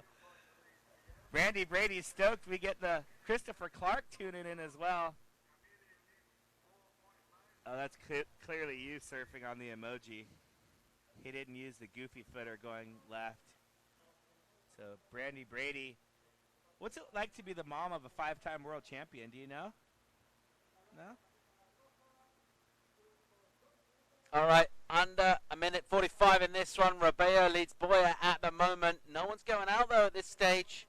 Just depends where they surf at the moment. Camille has got a date in round 3 with his brother Julien and Daniel Hughes. If it stays like this, and this man on your screen, Rabeo, will be coming against Luis Denise and A.N. Other. We're not sure who yet. That's the way it's stacking up. So no one's going out of this one. But could possibly be question of might be preferring maybe come second, take on your brother. Yeah. Could be pretty cool. Then he can team up against Daniel Hughes. Oh! Carretera. Carretero. Not Carretera. Bit of confusion with the last names as well. We've got Ribeiro there. We've got something else on our sheets. Yeah, this happens with some of the 2- and 3-person names because as you type it in on your entry form, it doesn't take... The Excel sheet can only, Yeah. can only take so much information. Like Alafne. Oh, here we go. Look at this inside move right here. Oh, that was nuts. Ditching the fins, getting the drift, and then styling it out. Maybe thought about a claim and then just went, you know what? He did. Let's just keep this clean. Just composed, nice and quick, kept it cash. Going to be a big number dropping in. View from the drone as we survey our high tide line up here at La Cicer in Las Palmas de Gran Canaria. And we're going to count down. And that'll be your 1-2. No one's bowing out though. Yeah, nice little fireworks at the end there from the Spaniard. Lighting things up. Drifting the fins out.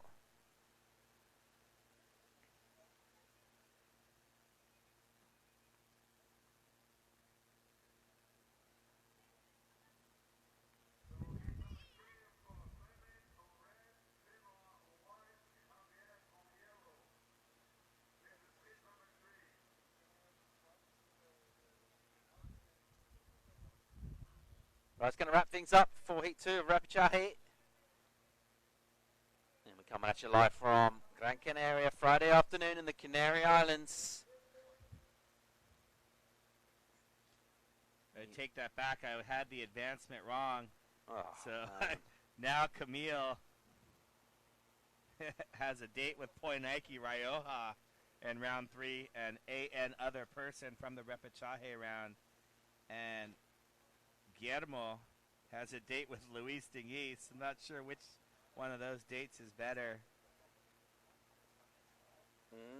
Either which way you slice it, it's tough as you go advance through the rounds with the world's best paddle surfers in action. Speaking of which, let's set the scene for a brand new Heat out in the water. We're going to see Clement Rosero take on Benici, Benoit Carpentier, and Javier Torres in Amarillo in the yellow. Your Spanish is just coming along beautifully. I'm so impressed there. You see the results. Low scoring affair 4-7, 7-4-3-3 for Guillermo Robelo. That is enough to take away Camille Bouillet. Guillermo Robelo Carretera advancing, and he'll be getting to surf El Lloret tomorrow.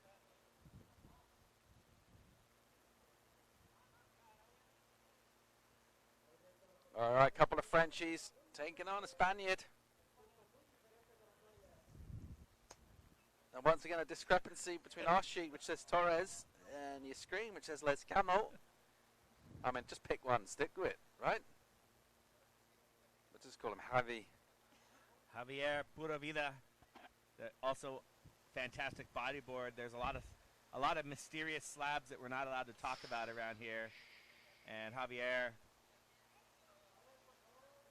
gets to surf them aplenty. Pulls into a lot of tubes, bodyboarding.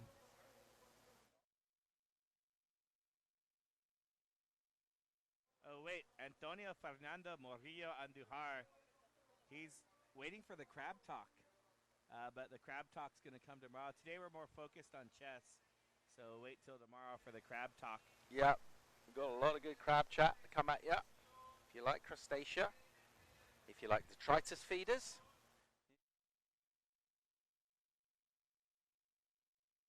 as opposed to hemoglobin, you've come to the right place, appworldtour.com. We're in the Canary Islands, wrapping up a season, crowning a men's world champ at some stage over the next few days. Also with the women's division as well. Who's going to take out the last event of the season? Can the defending champion and the local Bea Moreno defend that title? She knows the way better than anyone here. But there is a hot field on her heels looking to take out glory in the last event of the season. And the swells coming to the party. One of the advantages of a big 8-day waiting period is we can pick the best days. We held off for the first couple of days in terms of the main event. And we're running through today had kind of consistent conditions all day. Some sections of the tide have been pretty mediocre. All right, let's go to a quick commercial break. Join us for more live action. Heat 3 of the Repêchage Heat round coming at you. Right.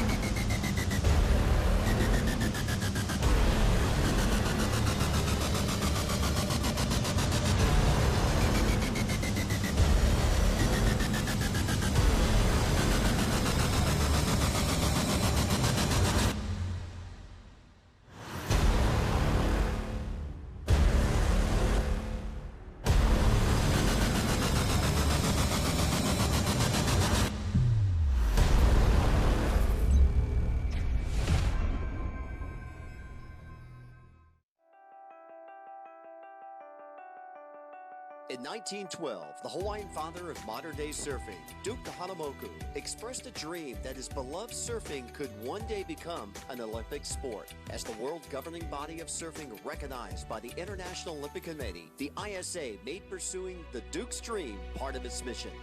In August 2016, the ISA made the dream come true, successfully lobbying to include surfing in the Tokyo 2020 Olympic Games. Since 1964, the ISA has been working to create a better world through surfing by crowning world champions, awarding scholarships, instructor certification courses, adaptive surfing championships, and spreading the sport to all continents through their 101 member nations and counting. The ISA will continue to use surfing to change the world, one surfer at a time, through Tokyo 2020 and beyond.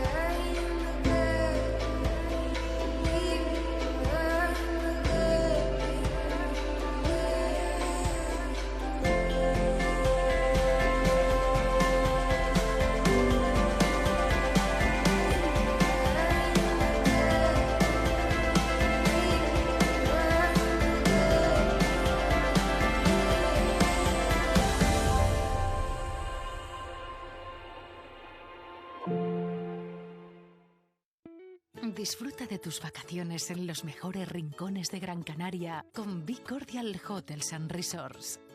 Desde Agaete a Puerto de Moján, pasando por Playa del Inglés o Maspalomas, elige donde quieres que te recibamos con los brazos abiertos.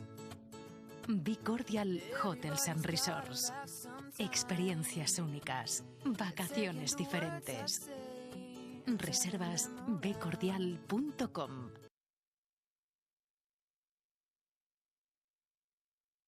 Pro 2019 welcomes you to the beautiful Canary Islands to wrap up the season on the APP World Tour.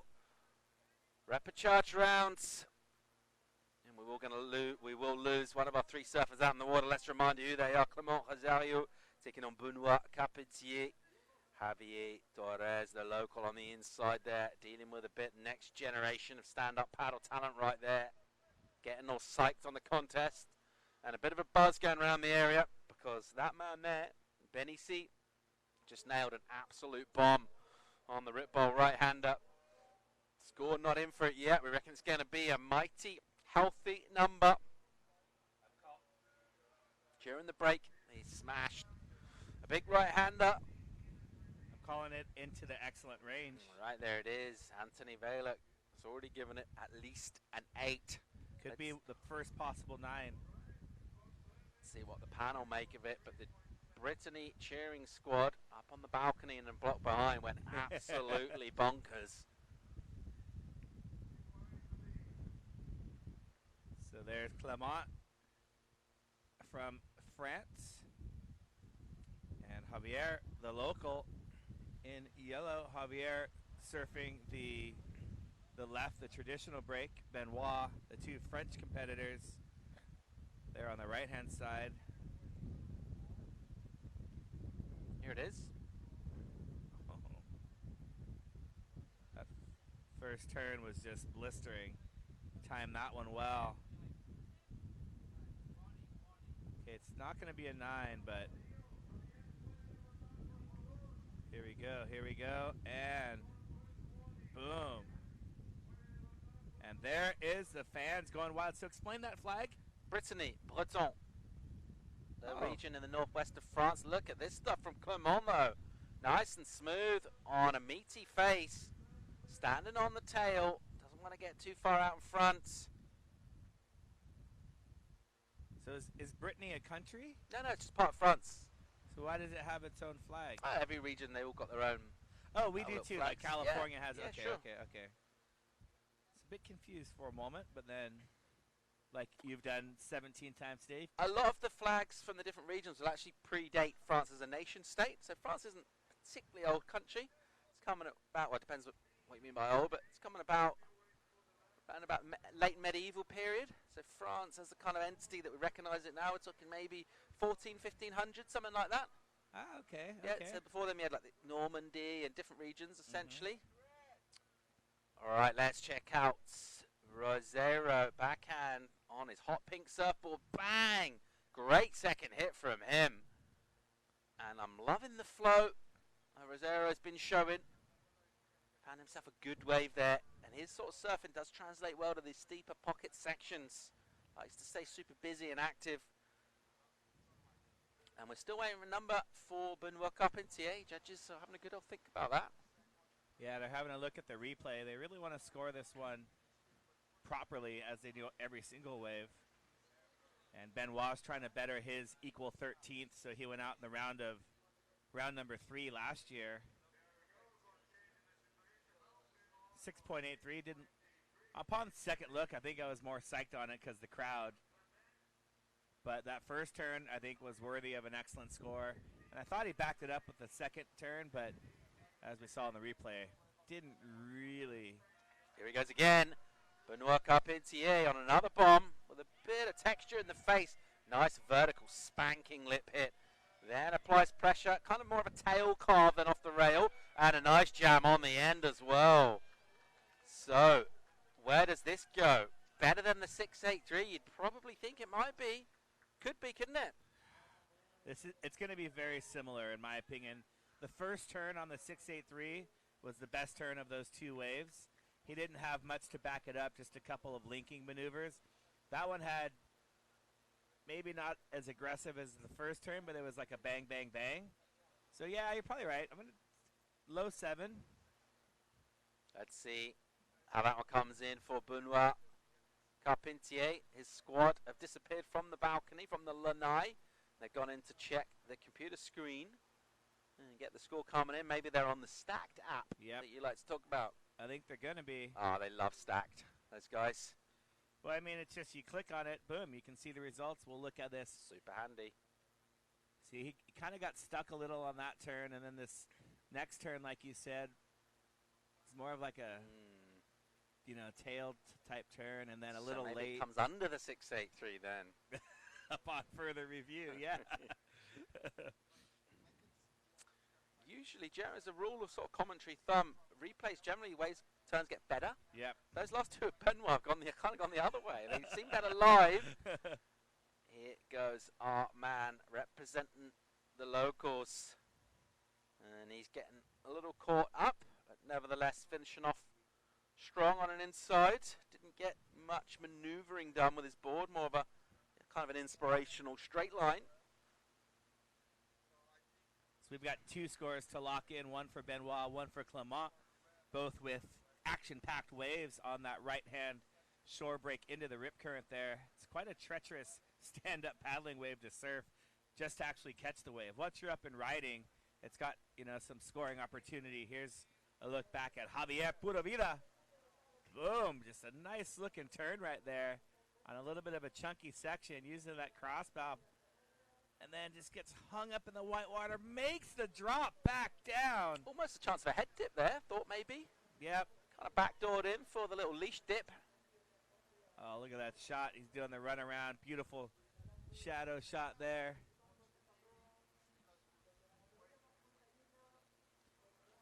And a fantastic. All right, still wait for that score for Benoit. A fantastic exchange on that last one, what I was trying to say, but I got distracted. So waiting for scores for Benoit, waiting for scores for Clement. And here's a replay. Oh, left. While we were looking at the replay, the goofy footer found a left way down the beach.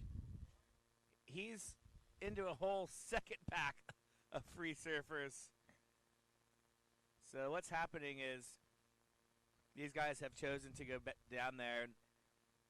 We've told them in the briefing that, you know, they're virtually essentially out of the contest area. If we happen to see the wave, we might score it, but they're taking a chance being that far down.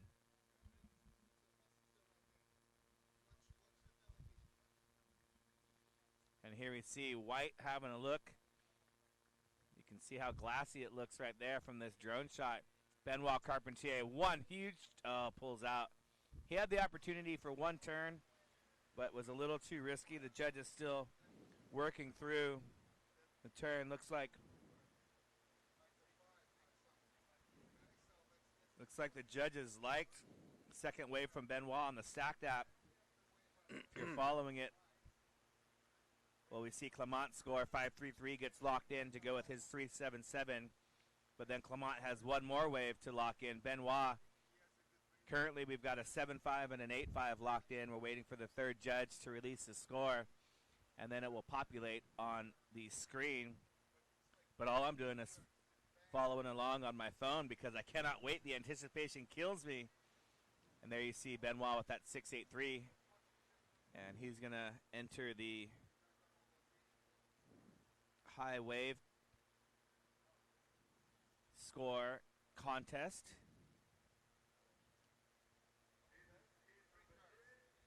Right, there's Antonio Sanchez. So we've got two scores coming in, 10 minutes. And Clement he just ran all the way down from where we're staying by the bridge down. And he is gassed. Look at him. All right, score comes in. It does improve. 7-3-3 for Carpentier. I was right the first time. Low 7. Pretty spot on.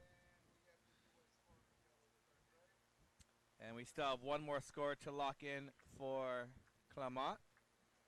And there it goes, locks in 4.97. So he still has got a heap of work to do, needing an excellent score, 8.84, in order to move into first. But first and second advance, so he's in great position for advancement. And we'll see where these guys wind up. So this is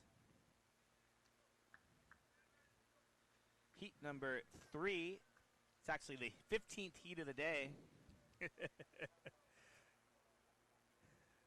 And we are just having a great time up here. I wish all of you can join us. We should sell tickets and give away tickets to our top fans and just have people sitting around and bantering with us. Give away? Maybe sell at a competitive price. Yeah, we should sell them.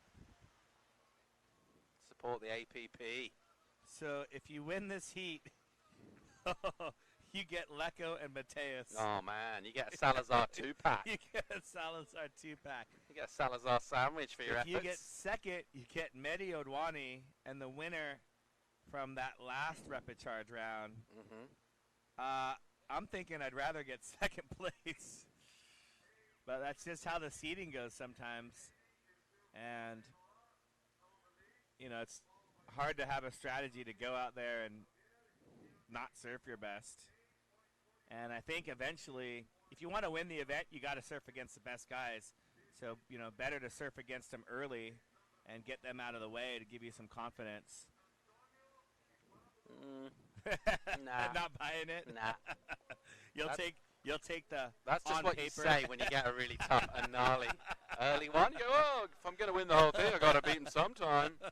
Which, if you believe that, you'll believe anything. You'd much rather avoid the top guys as late as possible. Whoa. Carpentier just wearing one on the tet. That one will roll him over on some soupy stuff inside. Friday afternoon, 3:40 local time. School's out. School is out, without a doubt. One more week to go for Christmas holly bobs as well. No one does any work last week at school anyway, do they? No. Just kind of looking out the window thinking about presents and stuff. Yep. Or good deeds you can do, like helping little old ladies across the street. Making stuff some food like for the that. homeless. Doing beach cleans, just thinking of good deeds you can do for Santa. Yep. No, to make the world better. Yep. Not just so you can score some good points at Santa. Of course. Oh, look at this stuff. Speaking of good work, Rosero, wow, lovely second hit. Is it complete though, Anthony? It's incomplete. Not. It's not. You're harsh, aren't you? Oh, before I'd even asked that question, you're shaking your head like, nah, denied. Denied. Frank Bicrel tuning in. What's up, Frank? How are you? Bon dia, bonjour. Father of Alex Bicrel, one of the top stand-up paddlers, and Alan Shalom watching from San Diego. What's up, Alan? How are you? Shalom. Shalom, Alan. Here we go. Look at this beautiful rail turn. You can see him eyeing this next one. Ah. A little bit too high, or did he put on the brakes on purpose? Looked like he put on the brakes. I don't know. What I do know is he's got a matchup with Mehdi Odwana possibly if he were to remain in second. And the winner of heat number 6.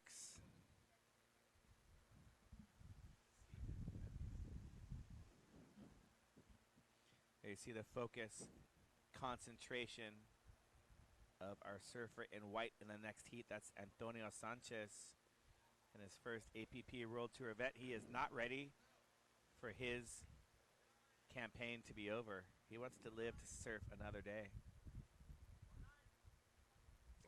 Can paddle out on the 5-minute warning at his cue to head line upward and do battle with a stacked heat that includes Antona Salveria and Pablo Valencia.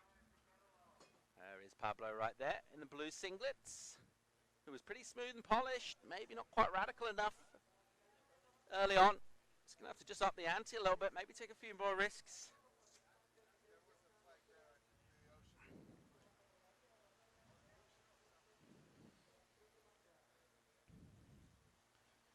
It's a risk-reward kind of battle the entire time. There you can see some of our free surfers. DK, oh, drop knee action. Oh, yeah. It's like big wave surf. You got to risk getting pounded, and the reward is maybe having the most adrenaline in your body that you've ever had in your whole life by making a wave. Or winning the XXL. Or winning the loads XXL. of money.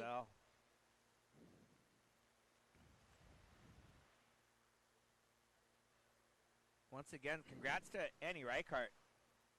And, of course, Kai Lenny. But Annie Reichart in her first World Tour, Big Wave World Tour event, she got the wild card into the Jaws event, won her semifinal heat, and charged. She took a horrific wipeout. Here's Benoit. Didn't like the looks of that one. Kind of had a weird section. It's hard when you're surfing into the rip. And he was able to earn herself a third place, just behind her mentor, Paige Alms, in first. She beat Keala Kennelly. If you can beat KK in a big wave event, doing some things right. Strong. It's always an interesting part of sport, and it doesn't happen to everyone, but when your mentors become kind of your friends and peers, and I I can remember having some mentors where I was like, oh my gosh, I have Brian Kailana's cell phone number. And happens to everyone. Tiger Woods' book talks about being at Stanford, and Jack Nicklaus came to have lunch with him at Stanford while he was going to school playing golf. The great white shark. The great white shark.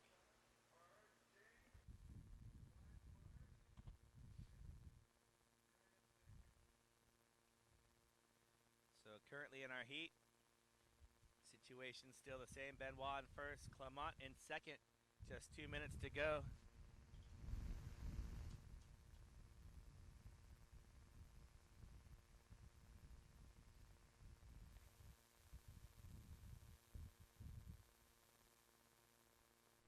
Two to go in this. Carpentier leading from the front. You see him there erect in white on his surfboard, paddleboard, should I say.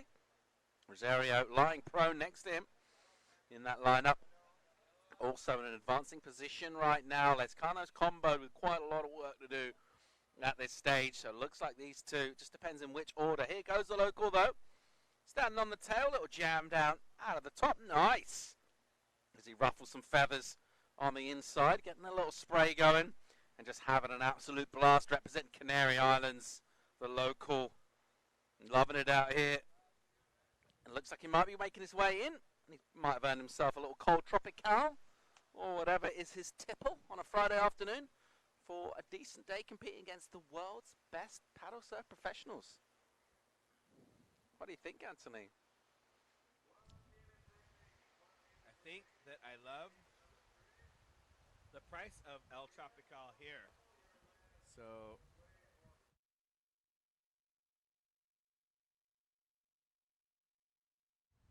we see Benoit Carpentier up and riding on this one. Off the top, just toying with this wave right here. Smaller one. Oh,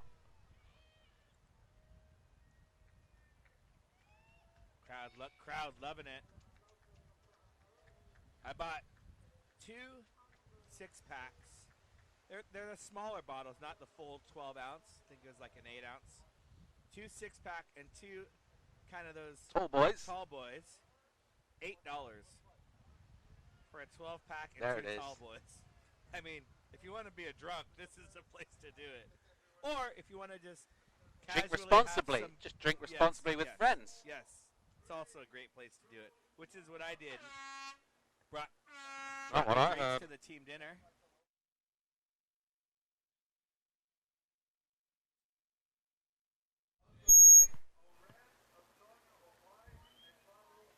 So yes, the price of beer, at least. I haven't tried to buy any other types of hard alcohol or anything, so I wonder. Maybe tequila's that cheap too. 12-pack of tequila, $8. So that'll round things out for heat number 3. We've reached the midway points in the Repêchage round 2. And it will see Clement Rosero, Benoit Carpentier advance.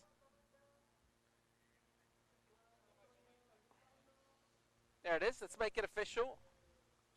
Carpentier, strong score, 14-1-6. Yes, please. Gets the nudge ahead of his compatriot, Rosero.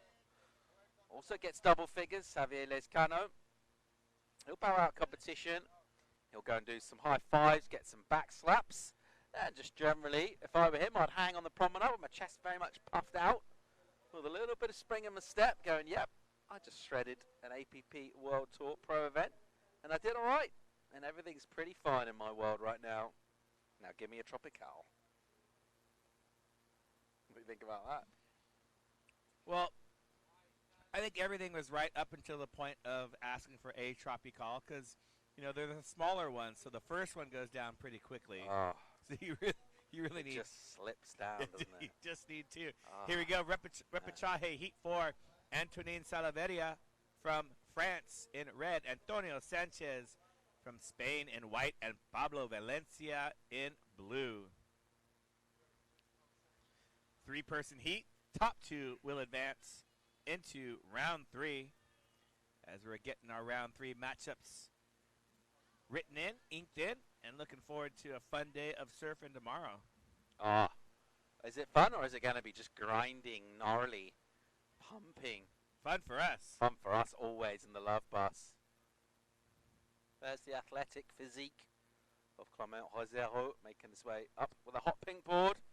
Second place sees him in a pretty tough heat, taking on world number 1 Pominaki Rai. Oh, who else are you going to take on? Find out soon.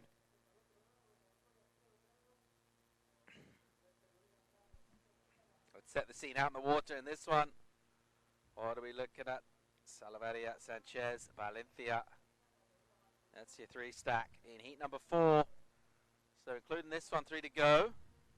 Here is that man in red, Antonin Salaveria. And he goes down. An unplanned exit from the way from him. You see the throngs of free surfers trying to get in position.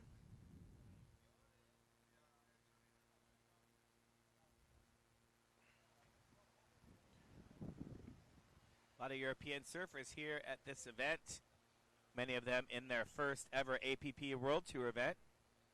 So due to the ease of travel and the cost, it seems like a logical event to go to for some of the European surfers that were not able to travel to Oahu for Sunset Beach or to Nueva York for the New York SUP Open. And they missed Barbados as well, many of them. Another long trip from Europe. Great for us, though. We had fantastic waves at each of the venues. New York provided some excellent waves on finals day.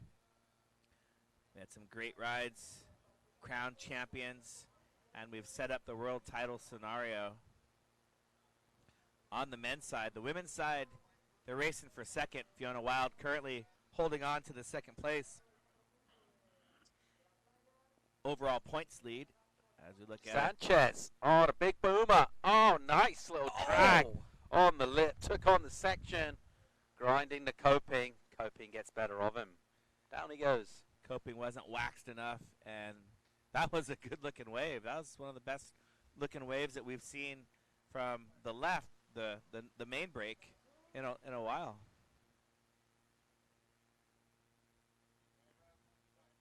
Valencia trying to come from behind.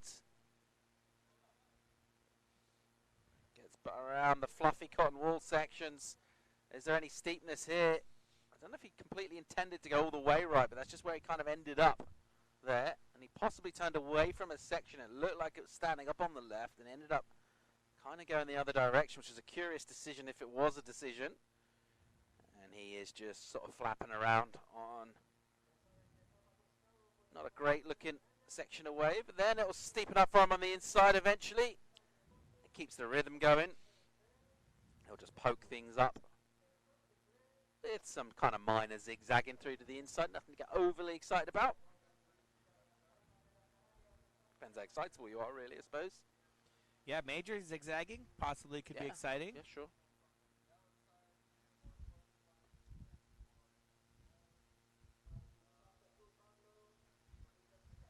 So here's where we're going to have a chat with our competitors for tomorrow. You know, we've been a little bit lenient with the prone paddling because of the wind and tricky conditions, but as we move into the later rounds. What are you going to do to him? We're going to give him a harsh talking to. Already thorough sort of dressing down.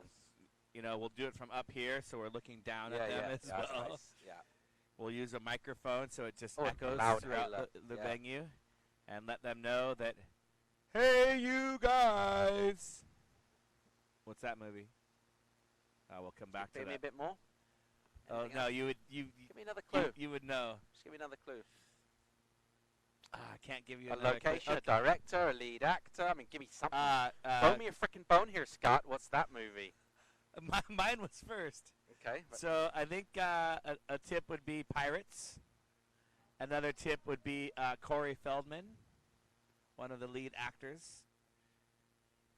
Hey, you guys. I'll give you another hint. Chunk. Goonies. Ah, there you go. There you go. My wife's always talking about the Goonies. I always tell her I've never seen it. You have never seen I the no, Goonies? I tell her I've never seen it. But you have seen it. Yeah, I just said to annoy her, and every time she just gets really rattled. Like, I've not even seen it. She'd always talk about the Goonies. Well, it's a great movie, The Goonies. Okay. So, Now, do you know what mine is? do it again. Your freaking bone here, Scott. Scott. I'll give you a clue. It's Mike Myers that says it. Mike Myers. Scott. Is it one of the Austin Powers? It is. Ah, okay. So we're playing Name That Tune, but movie style. So if you got any movie quotes, go ahead and do them on Facebook Live, and we'll try and guess your movie. As we, If it's got some link to stand-up paddling, great, but it doesn't have to. Prefer it if it did. well, I think it all relates to stand-up paddling because after you advance through your first round heat, what did you go do? You went and rest, watch a nice movie, and we want to give suggestions for movies to watch. I mean, it just seems logical, right? 17.5 to go. Sanchez with a slender lead at the moment. Let's not get too into situations until everyone's got a couple of legit scores on the board. Hasn't happened as yet. Have we topped out on our tide? Are we rolling back out again? Mel wave of the day, Michael nailed it. Yeah. She was a little late, though, or maybe it took a while. Did you explain where wave of the day comes from? I mean, we know what wave of the day is, but how does that relate to Mel? Mel basically charges everything, right? You've seen some surfers that are tentative. Mel goes out on the biggest day. She'll take a late takeoff, no questions asked. You know, when you take late takeoff, sometimes you land them, sometimes you fall. And typically, she lands them more often than not, and they end up being Wave of the Day. So she's got a couple different nicknames, but Wave of the Day Weigel is kind of just, stuck in there because she pretty much, any session she's out there, she gets the Wave of the Day. She positions herself. She's smiling and friendly, so, you're not going to drop in on her. She waits patiently, and here we go. Antonio Salaverria. Ripping one down off the top. Kind of breaks his line. Goes with pressure on the tail. Spray off the rail. And then a little sit down on the flats on the inside. Antonine, excuse me. Is that how you say that? Antonine? Yeah. Kind of like Antony, but Antonine?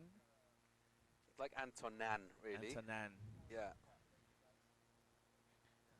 Yeah, that left is really hard to surf over there, and he's so far over. I mean, again, if you go back to all of these high scores from the first round, they all happened out here. So I don't know what these guys, I mean, maybe they're surfing there because they got relegated to the Repêchage. Except for the right-hander from Luis Denise. Yep. That was the only one. Luis Wave of the Day, Denise. That was only a 7. Just a 7. Please. And he had to Pocket change. And he had to run from all the way down there. So I don't know if that's the best strategy because the current is just ripping in that direction. And I feel like it's calmed down a bit out here. And you can see even more. The rip has been swinging. Salaverria's got a long way to come back up the beach. You see him there. He's going to have to get a little yog on. Yogging is very popular around here. As we mentioned on the promenade. Whoa, outside Sanchez. Bit of a slopey face, though. He's going to need to jam back in the white water. And he does it pretty well. Just kind of controlling his position with the tail of the board. Kind of going the same speed of the wave or slower, letting it stand up. Doesn't get much verticality in terms of wave face, though, through here. So just going to kind of flap around speculatively to no great avail in terms of points. Second place prior to that last effort. Let's see if he can improve. Yeah, never really understood all the fuss about the Goonies. Just why? Why is it such a good movie? Yeah, why is everyone the acting, the storyline, the use of names in the story, the values taught by not judging a character, book by its cover. Okay. So, the guy, Great movie. I get it. Yeah, sure, I'm with you. I mean, that's enough reasons. Forget the the ingenuity by the young fellow that makes all the little gadgets. I mean, it's just there's many reasons to love the movie. Pirate's Treasure. I mean, it's like not liking The Princess Bride. You probably don't even like The Princess Bride. The what? Oh my gosh, Paul! I cannot sit here. What? I can't sit here with Paul The anymore. Princess Bride or the Princess? Producer, is there a producer in the house? Can we get our alternate? Taxi for Evans. And here we go, our surfer in red. That is Pablo Valencia. Pablo having a look from behind from the drone.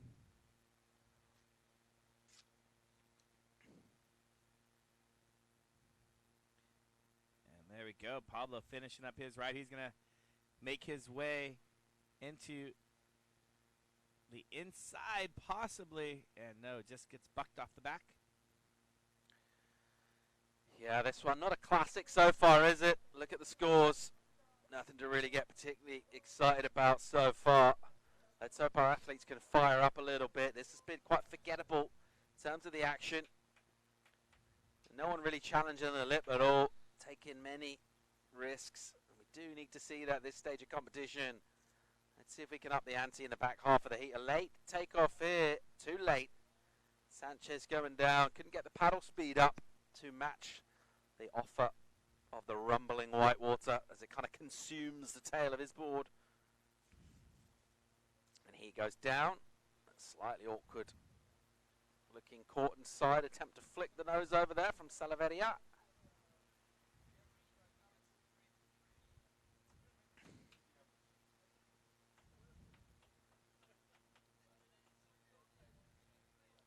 So here in this Repêchage round, these are surfers that did not win their opening round heats. We had 12 heats in round number 1. Of those 12 heats, the winner went directly into round 3. They were finished for the day. So Poinanki Rioja won his heat early this morning. And he went and had some coffee, hung out with Grandma and Grandpa. And there's Moritz Mauch from Germany. And he's getting tips from his coach where to go. His coach is saying, go to where the scores are and where you can expend less energy on paddling and positioning. It's been warming up, listening to Janet Jackson's Miss You Much. Maurice Much? No? Miss You Much. Oh, I love that song. Yeah, Janet Jackson. I mean, the Control album is one of the best albums ever made in the history of the world. Which album? Control. What are some of the tunes? Control. Okay. I danced with Janet Jackson at the NAACP Image Awards. Oh, nice. Yeah, it was one of my crowning achievements in life. What Because kind, I had what kind of dancing did you do? Dirty, like the movie. That's when that movie came out. I mean, Seriously? I was like 13 or 14. Right, She okay. was like 20. I don't know. Had my Did you keep in touch, you and Janet? purple. I tried, but she didn't give me her phone number. I did have my beautiful sparkly purple tie and cummerbund. I looked good. But not good enough to keep in touch with Janet. Suppose you have to be a pretty good dancer to impress Janet. Yeah, I'm a terrible dancer, so she was like, I didn't get the call for the next music video. I didn't get the call for anything. Did And your this- fandom then move into more of a kind of a Paula Abdul vibe, or where did you go with it?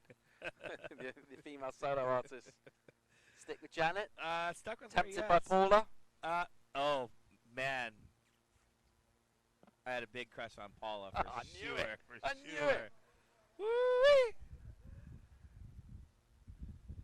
9 minutes, 22 seconds left as we wind down this second Repêchage round. And surfers getting their shred on the insides. yeah, and Antonin is so far down there. How's that shot? That's beautiful black sand beach here at Las Palmas de Gran Canaria. The Gran Canaria Pro. Huge thanks to Dunkerbeck Sup. And interesting. Live action out the back. Sanchez having a look, unconvincing. Can't get the paddle speed up and that wave will rattle off without him. There was no way he was making that section if he was heading left anyway.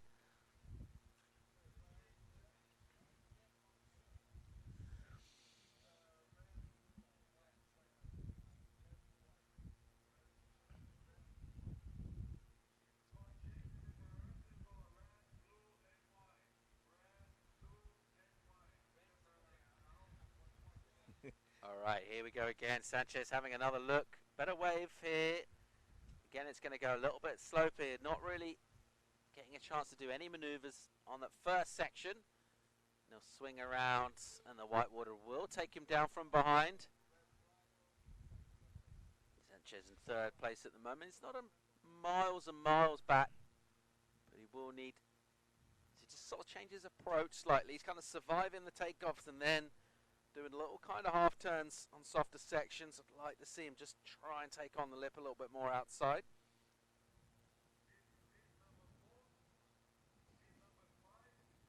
And you're only looking for small scores in order to advance, so you're literally just one turn away from getting the score needed to advance through this heat. And it's difficult. Oh, look at this. A little peep of blue sky trying to poke through. I mean, we're talking 3.68 for Antonio Sanchez. And Salaverria only needs a 2.81 to move into first place. You can see how close it is. Just over 1 point separating first through third.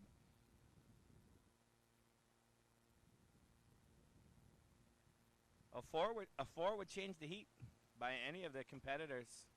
4 or higher. I don't want to limit them to just a 4. See if we can shuffle the pack. 6:40 to go in this one. Someone make a move. And relatively low scores will mix things up. Here goes Salaverria, currently in second place, driving off the bottom. That's nice aggression. And it's smoothly done with that kind of casual floppy style on the recovery. Nice turn from the Frenchman. One of our many francophones.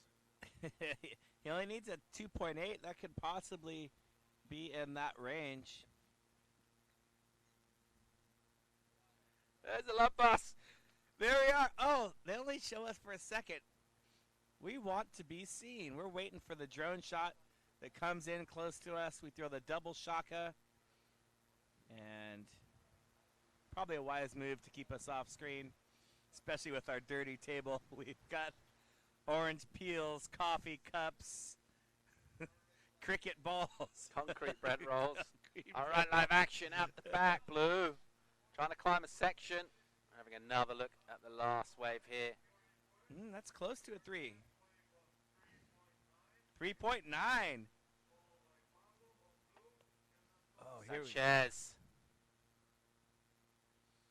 Oh, that's much nicer. I like it a lot. We needed that turn from Sanchez. He needed to bring the ruckus. And he's done it there. Much more attacking from him, taking on the lip rather than those lateral mid-face kind of safety turns. Getting a little bit spicy. So I was calling for a 4 to turn the heat. Salaverria running right there. He got a 3.9 for the one turn. He's doing the runaround. A lot of effort to surf the spot he's surfing, but it's working for him right now. Antonio Sanchez just put up his best turn of the heat, and he's going to be stoked. We're going to wait for that score to drop. Next heat's ready to paddle out. Michael Skeldog, Skelly, joining in the live webcast back in California. Yeah, Skeldog, one of the OG surfers turned foiler, as have most of Antonio Sanchez listening for his score.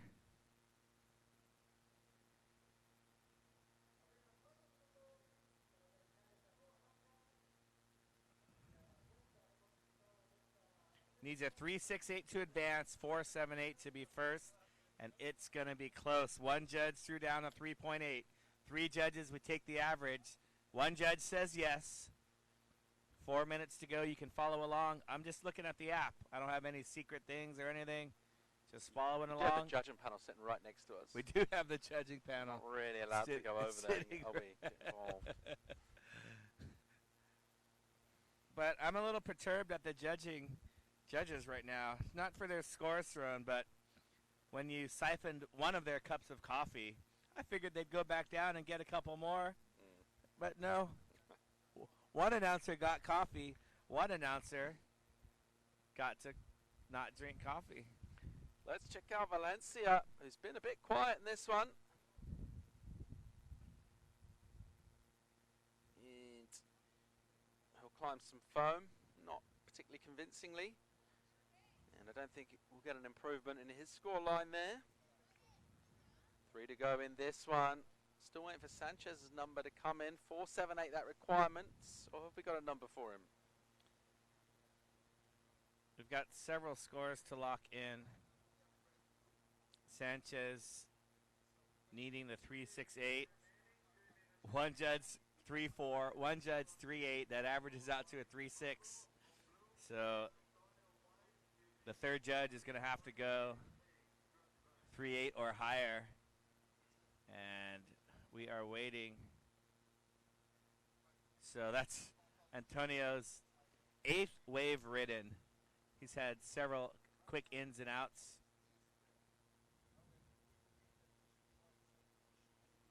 I hear either drums or bombs. Get goosebumps when the bass thumps. Oh, we get live music today, tomorrow, Sunday. Too bad we're going to be tired from 9 hours of broadcasting. So we might not make, Paul and Anthony may not make the after party, the dinner party. The only party we're making is the party in our apartment that consists of watching some heats of surfing and going to bed. Paul had three pieces of gum for dinner last night. Four. Sorry. Oh, 3.57, not enough. Sanchez using the prio here on a good-looking wave. And again, it's a little side-to-side and slopey. Desperately wants an inside, almost more than anything else he's ever wanted before in his whole life. And it won't cooperate for him. Don't wait for the inside, man. Do damage outside. Go big first turn, if possible. Because that inside, it really is tricky to connect. Here goes Salaveria, Heat leader, as he strokes confidently into a little running wave with much more down the line momentum. See the sand kind of sucking up.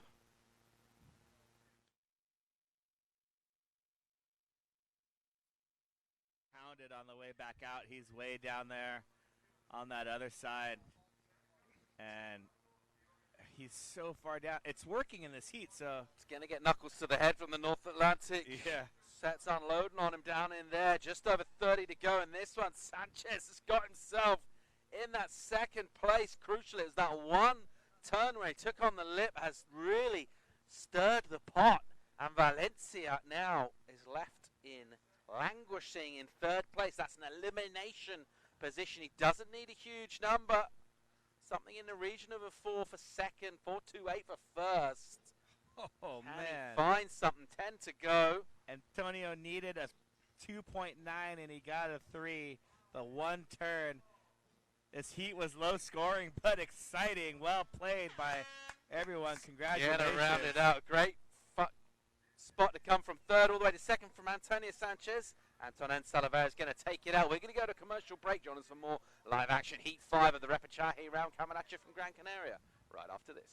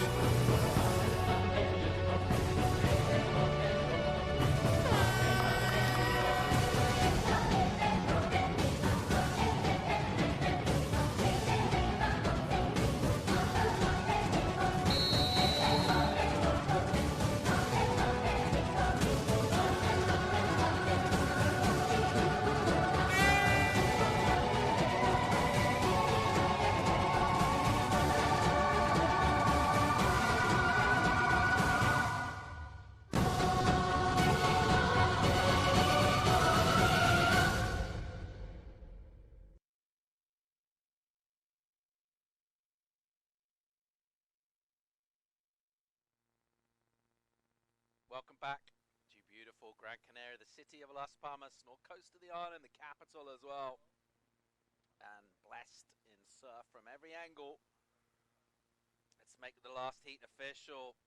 Salaveria of France and Sanchez from Spain will advance. It's time to say adios to Pablo Valencia, who comes in third. And it's time to say hola to Maurice Mauch and Carsten Kermis. A two-pack out of Deutschland, taking on the Italian Federico Benatello. Anthony Bello, ciao bella. Yep. I'm going for... Ciao bello, sorry, ciao bello. It's okay. I understood. And was not offended either way.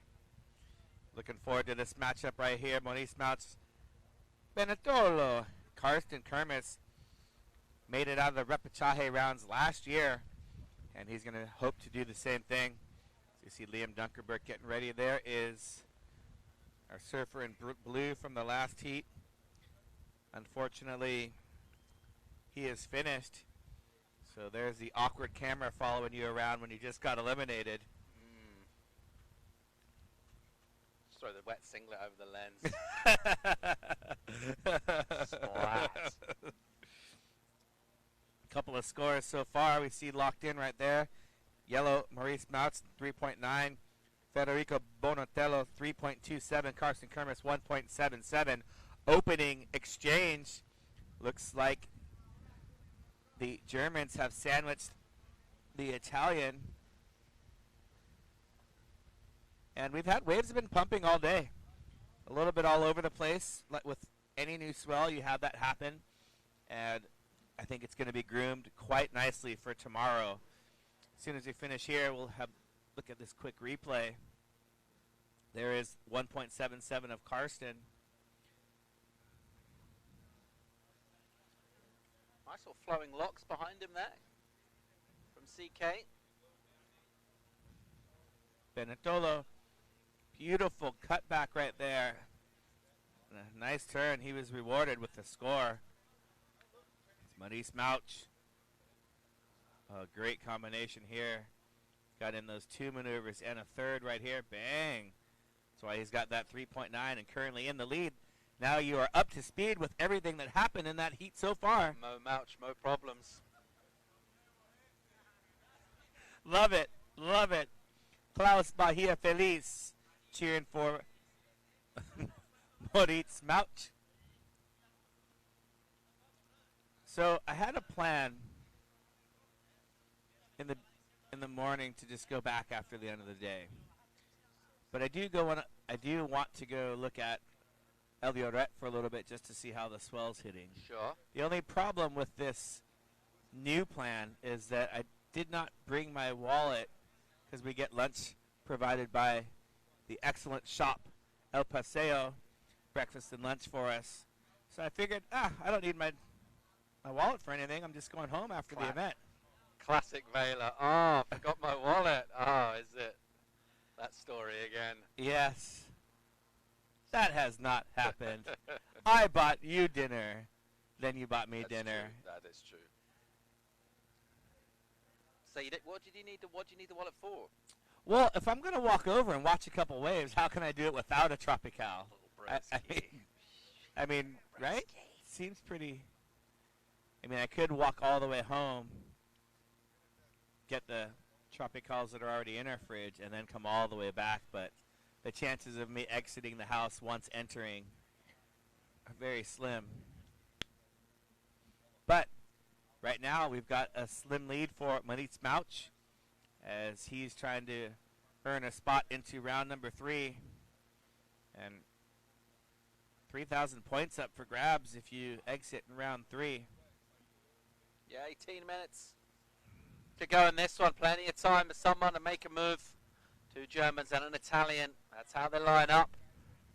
And we are looking from our angle of the drone. In the background there, you can see our principal venue of El Lloret. Might come alive tonight just before dark if the tide gets low enough.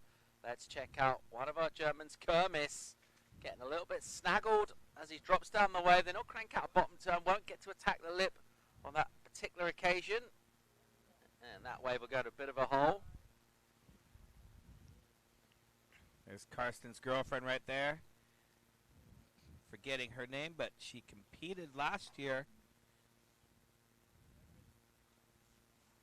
Also represented Germany in the ISA championships in China last year. Is Karsten up and riding again? Same wave. Okay.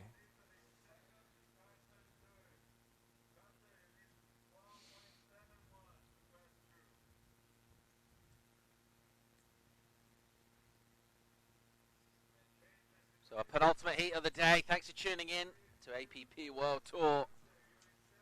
Our final event of an awesome season of wave riding around the globe. Bringing it all home in Gran Canaria. Haven't seen any women's action yet. Come back tomorrow morning for the call. Next generation, that Gran was out there just getting totally psyched on that little right hand rip bowl. So I'm getting a couple. Super cool to see everyone on all sorts of craft, just enjoying the shred. As we say, muchas gracias, Moritz. Just leaning into one. Leaning to the side, but you can't speed through. Yes, you missed. I did no reaction from you at all, mate. Tough crowd. I got nothing back there. It took me ages to think I'm trying to stay composed. It took me 9 minutes to come up with that, and nothing. The fans at home My appreciate worry it. was, once I thought of it, that I'd forget it before we got a wave. It came to me like that. Oh, man. Paul Evans, you know, at least you keep us laughing. Here he is. What do you mean, at least? It's like, what? What's the context there? Mouch. Boom, on the inside. Great hit from Mo Mouch.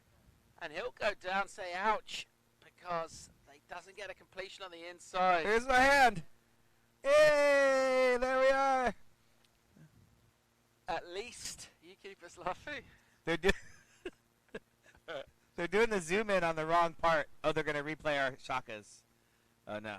And here's Maurice Mouch keeping that high line, dropping down low, racing down the line, off the bottom. And right here, he's got to stabilize his legs. He let his board get a little too far in front of him.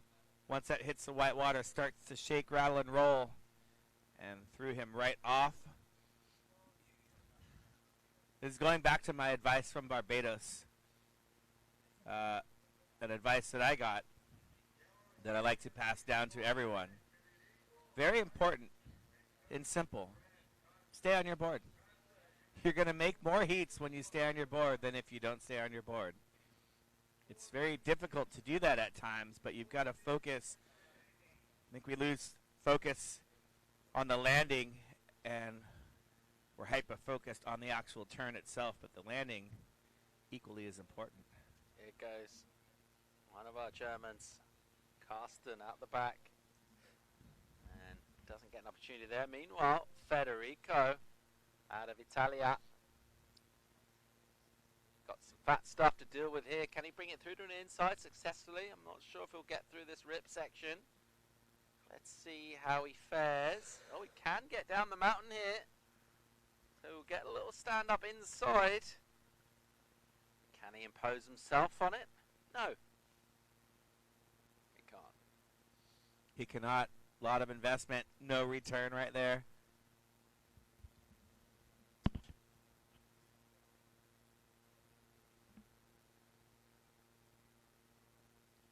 So big thanks as we start winding down the day. A lot of people are working hard to bring you this live broadcast.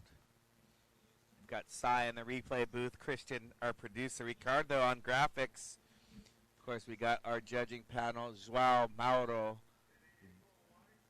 Borja, David, a local judge who I cannot remember his name.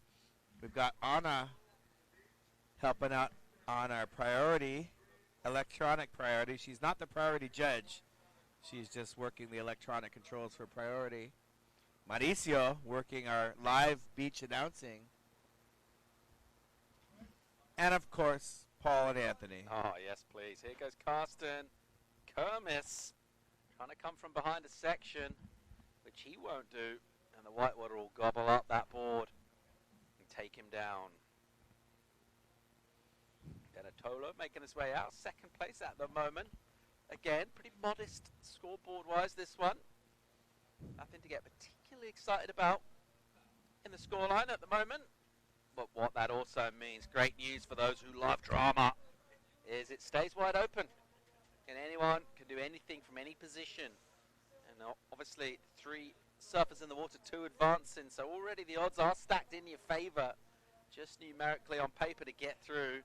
You get a 66.6% chance of advancing without taking form into question. There is Felipe Marden representing España. And he doesn't look like he's got the weight of the world on his shoulders. He's going to enjoy his time out there. Give it a swing. See what happens. Oh, he's getting a nice hug and kiss from the wife. And there is... Oh. You mentioned hard liquor. There it is, all lined up. They just teased us with the just winking at you. 0.5 second shot of it. The clinkly sound of the bottles taken in and out of the rack. Oh, we need to get our drink tickets printed. The clunk of ice cubes going in the glass. The splash of the liquor going in. I'm actually more of an orange juice kind of guy. I don't really like hard liquor. Okay. Who am I fooling? You know what I really like? Sake. Have you tried good sake? I've had it a couple of times. I wouldn't know if I had good stuff or not. It was all right. Was it hot or cold? It was warm. Not good sake. Okay. Good sake is drinking cold. Right. So the reason you heat it up is because it tastes bad. Right. And traditionally at sushi places, they've have more of the warm sake, and they heat it up because it's not good sake. Say But, sake again. Sake. Okay. Can't say sake. All sake. right. Kermis. Oh. Nice little jammy figure 8 from him. A capital S on the face of a wave. And he's still going. Looked like he might get marooned at the top of that wave, but he did well to carry on through. Kermis trying to get out of 3rd spot at the moment. That's where you don't want to be come the end of the heat. Get yourself in 1st or 2nd, and you're through to round 3 to take on some of the big dogs.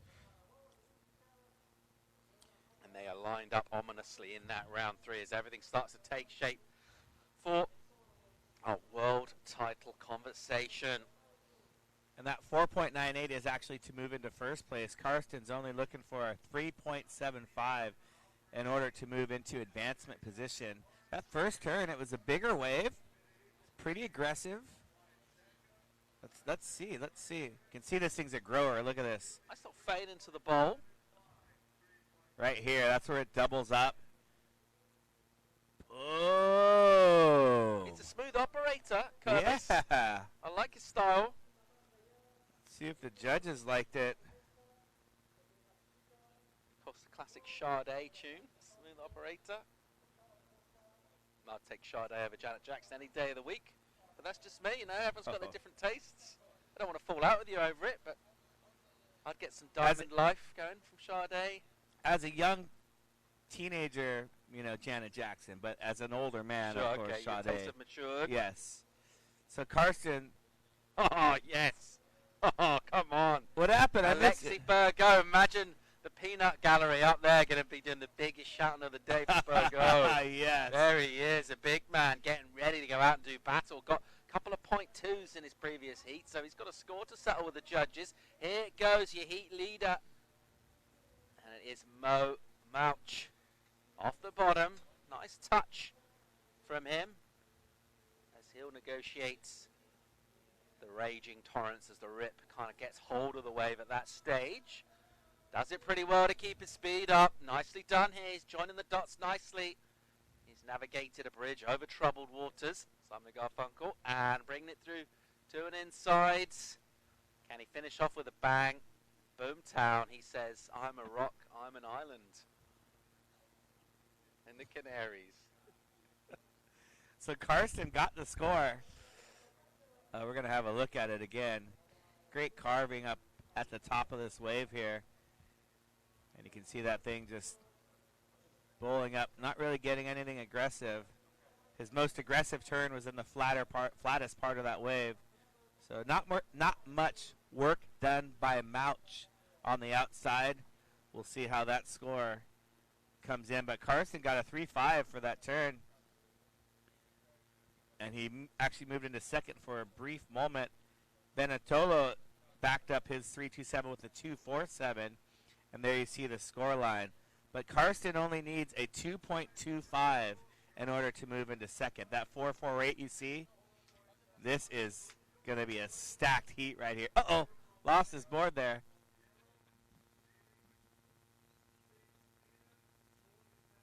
Here we have Benetolo. He's trying to better his low score of 2.47, trying to make it more difficult. And with this turn, that might do it. And he's looking down the line, looking right for one more scoring opportunity. There you see Maurice Mouts paddling back out, having a look. Maurice dropped a 4.07 for his last wave. A lot of distance covered, not a lot of maneuvers done. Here's one. Boom. Are you sure? We don't know. Maybe. Out the back, all on is Todd. Carsten Kermis, the German. What's he got here? Doesn't need a big number. Had a little look. There's next heat, last heat of the day, getting ready. It's a stacked one. Marden, Dunkerbeck, Burgo. Could be fireworks in the final heat of the round.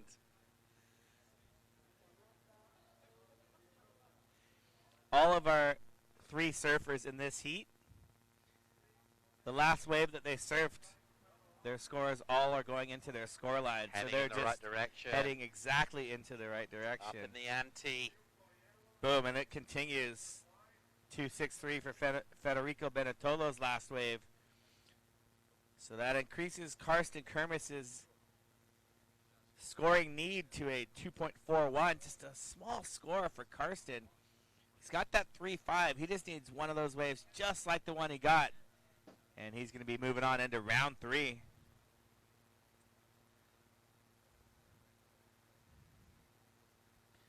So we're looking at the matchups. So that fourth heat, Salavera won the fourth heat, correct? Sure. Let's see who won that fourth heat. When you're on the 17th heat of the day, they all kind of 17 heats straight. They all kind of blend in sometimes. We remember key moments, but possibly not every single detail. Oh, bombing out the back. Yeah, we can see right there the lines building. Tight shot of Kermis in third with a bit to do. Sun trying to poke through. Might get a nice dramatic sunset tonight. Broken up cloud on the horizon. Benetolo had a look, won't get on. 4 to go. Your heat leader, Mouch. There he is in yellow. Out in the lineup. Patrolling things. As you see the high-speed ferry. It's been making its way into the port of Las Palmas. Cloud cover this morning covered up the moon setting. We got cheated out of that, didn't we? Yeah, it was. All right, Kermis. What's he got here? He's got a bomb of a wave, and he'll go down the stairs with nowhere really to go. No escape for him. No retreat, no surrender. Oh, almost a tube section on the inside. Oh, lays over a massive turn. That was going to be the score he needed. Dropping Karsten Kermis.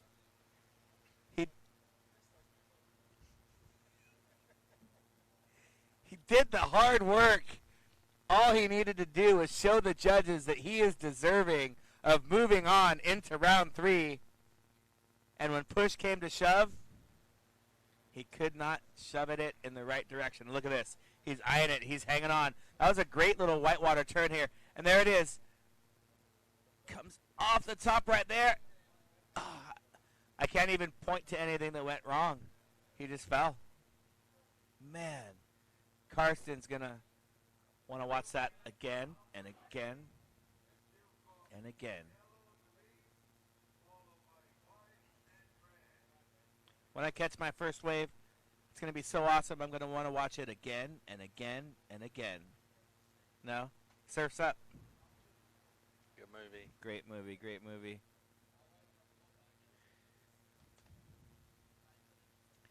And it's a good one that's kind of entertaining, you know, for an adult to watch whilst pretending that their kid wants to watch it. Yeah. I'm with you there.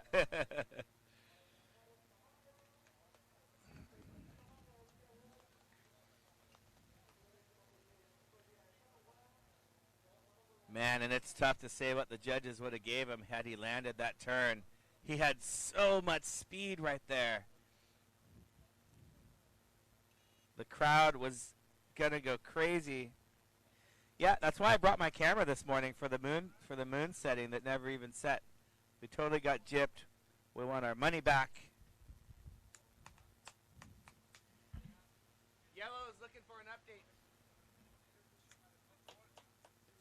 And when he smouts 1 minute, 15 seconds, he is on his way to a date with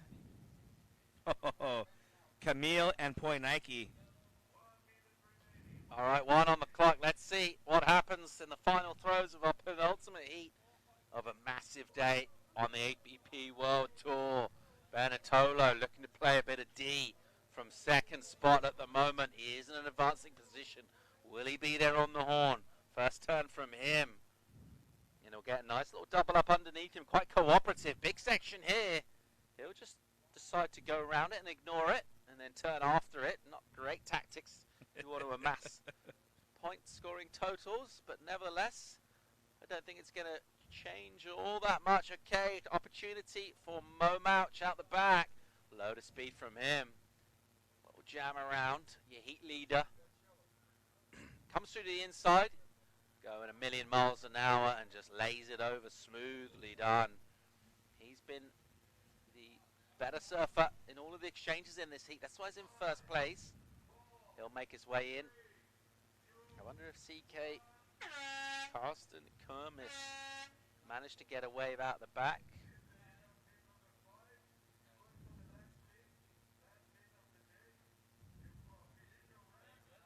No, we're not sure Karsten got away. We're going to have another look at Mouch. Boom, I love that turn. Cruise ship right there.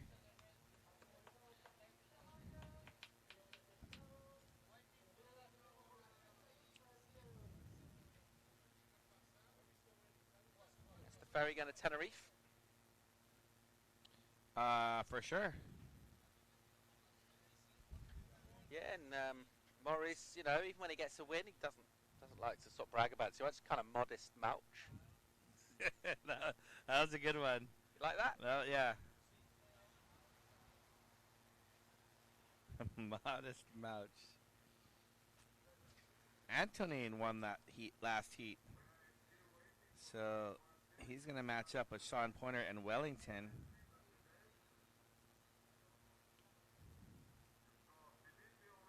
Antonio got second place in that heat a couple of heats ago.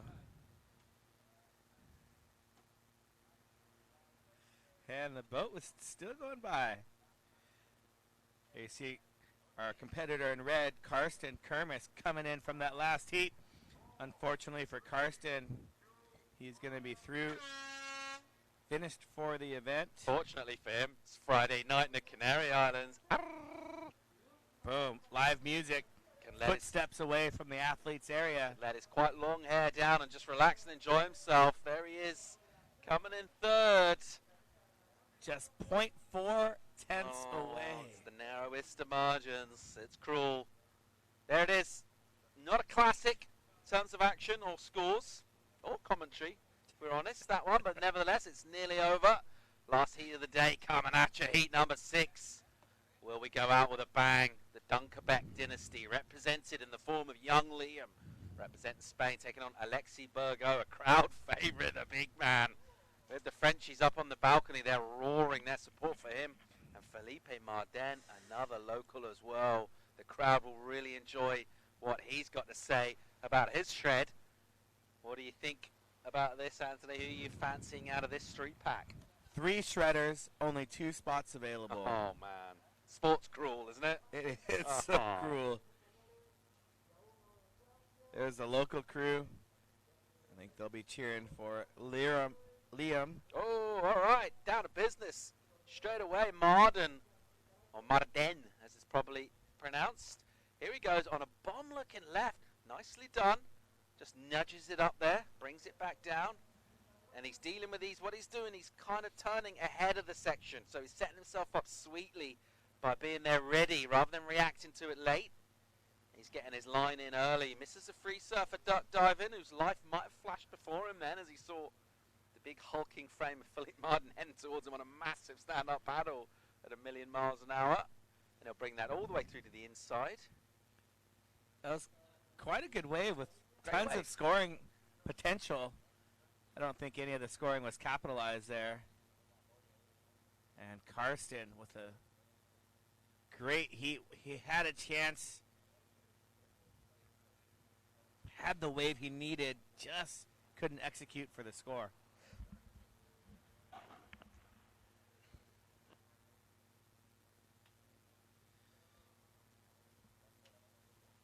Last heat of the day. Who's going to get those 2 coveted spots in the 3rd round? Young Liam Dunkerbeck, of course, part of the famous Dunkerbeck family, who were instrumental behind this event even happening. So we need to thank them. There he is. Did have those long locks tied up in a man bun, or a kind of boy bun, adolescent bun. Now it looks like things have got a little bit loosened on the way out through the lineup. And he caught a ton of waves in his heat against Luis Denise. Didn't really get a chance to kind of attack the scoreline. That man there who had an unspectacular heat early on. Let's see what he's got going. He's getting a little debrief there back in the surface area. And that's Mo Mouch. Mo Mouch, we will get a chance to come up with some alliteration monikers for at least one more round. Perhaps he can advance over Camille and Poinike. We're going to set our last 2 spots in round 3.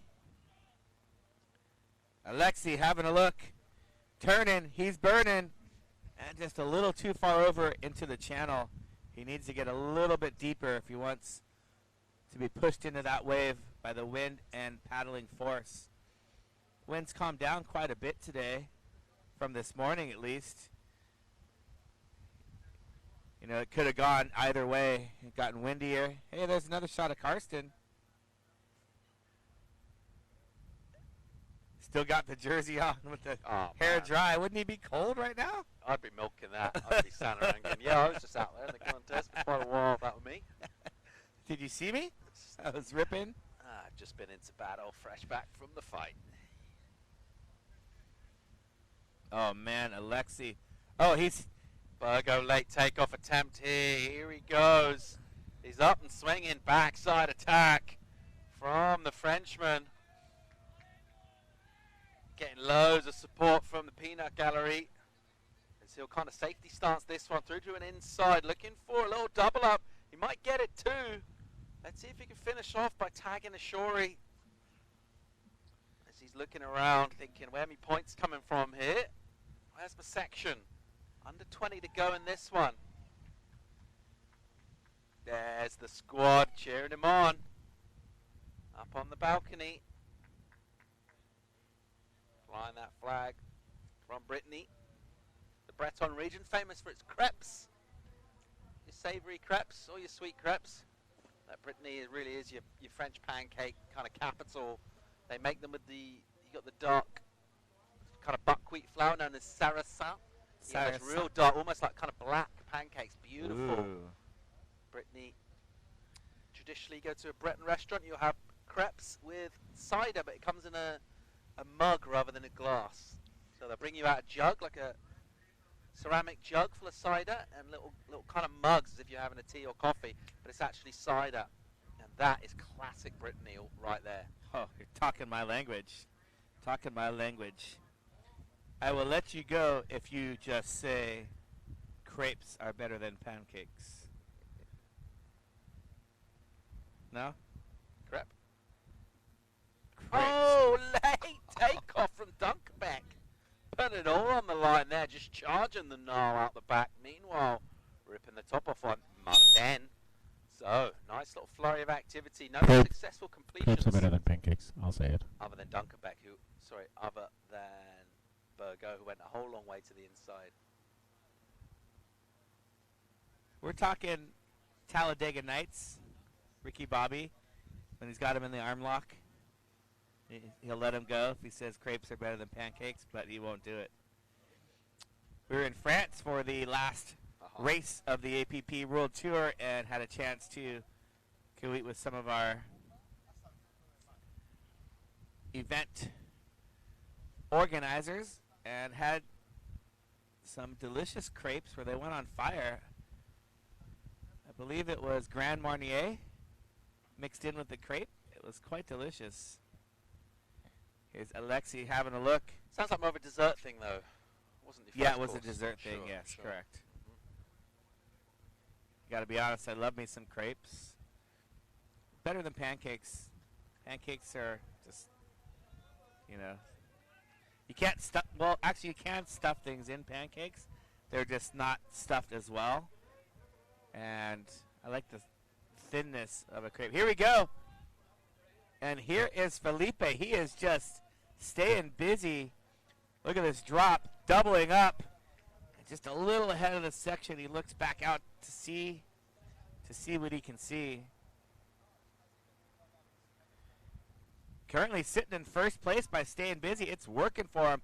Liam Dunkerbeck with just the one takeoff to fall. Here he is. You can see him on the left side of the screen.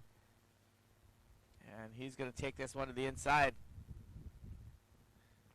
Liam surfed a good heat against Luis Tingis and had a couple of the best turns I've seen him do here. Here he goes. Bunny hopping his way in to the inside. Navigates the backwash. And I'm going to say that was a complete maneuver. So Liam Dunkerbeck looking for the score, looking to advance, looking for a round 3 matchup. Did well to finish in there, got tricky. No one knows this way better than that young lad, using that local knowledge. Finishing off strong on the inside. It's not going to be a massive number, but it will improve on his total. 16 to go, last heat of the day. I know it's a major bummer, but we've got to wrap it up at some point. And we are going to come back tomorrow, hopefully, at our premium venue of El Lorette, just around the corner. We're going to fire up on the right-hander with pumping ways throughout the weekend. Finishing off a tricky day of kind of awkward little suck up and then reforms out here on mainly a left. Been some good rights ridden too. Had another peak down the beach has been utilised. So all sorts happening. It's all about getting through by hook or by crook. There's Martin on your screen. He's the heat leader. Not by much though. Very low numbers so far in this one. Yeah, we saw Julien Bouillet using that right to his advantage, making it through his heat. Yeah, he did. So if you're going to get in by hook or by crook, I understand you can get in by hook.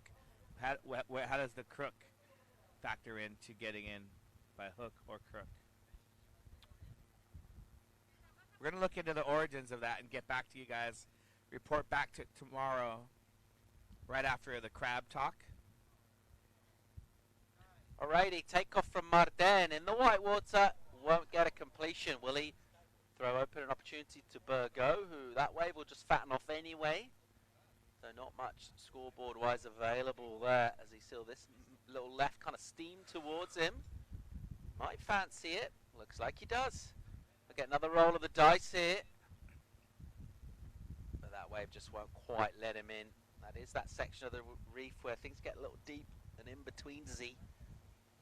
Tide's starting to roll out now, so set's backing way outside. You can see that white water just coming from the top of your shot there, from a long way out back. So this tide, ever part of our conversation here, as now it'll roll out towards the sunset. Things will get lower.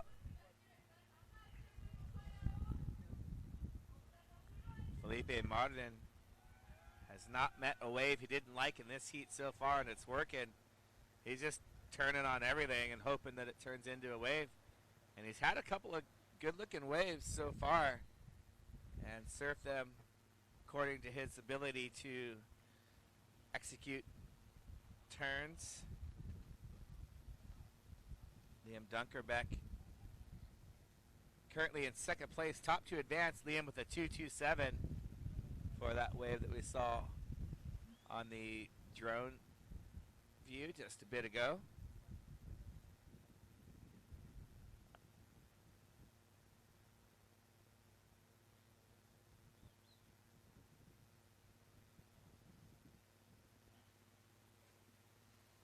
$13 to go. Martin Dunkerbeck, you 1-2, Burgo. In third at the moment. You can see from our drone view there, it is young Liam Dunkerbeck in the lineup at the moment. Having a little scan around, having a squiz. Seeing if he can find himself an opportunity to use some of that local knowledge. Just a young'un, but load of experience out here. Martin has a little sniff on a wave that never really showed much chance of letting him on. Here goes Dunkerbeck. Out back. He's going to need to paddle hard here to get on this. He gives the board a couple of little flicks and pumps and does it well. Look at him building up that speed, loading up the spring in that board. A little clipping redirect from Liam. And he'll look down the line to his left and fade back right. And again, just kind of disengaging the bottom of that board with a little pump. Using the paddle as well. And he went a whole long way for a whole lot of nothing really on that wave. That could be a country song. A whole lot of wave for a whole lot of nothing. Sounds That's like a real what the heartbreaker. love is. Whole lot of wave. Sorry, everyone. Just getting a little bit delirious. Coming up on almost 5 o'clock.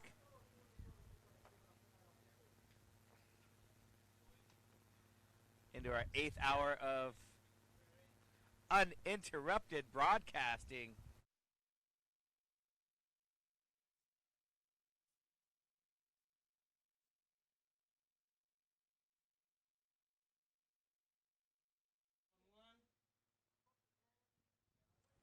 So, just getting word, Paul, that we are going to run the 2.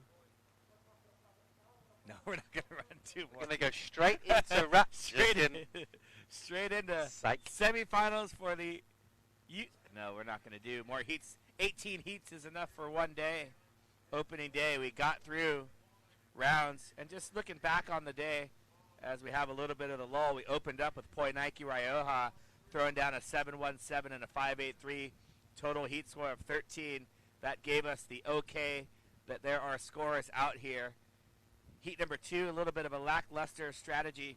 Heat number 3, from round 1, we saw Daniel Hughes throwing a 6.83. Heat 4, some low scores. Heat 5, Sean Pointer getting that 6 at the end of the wave. Heat number 6, we saw. Now, I don't need this one. I got it memorized. Martin live action on your screen.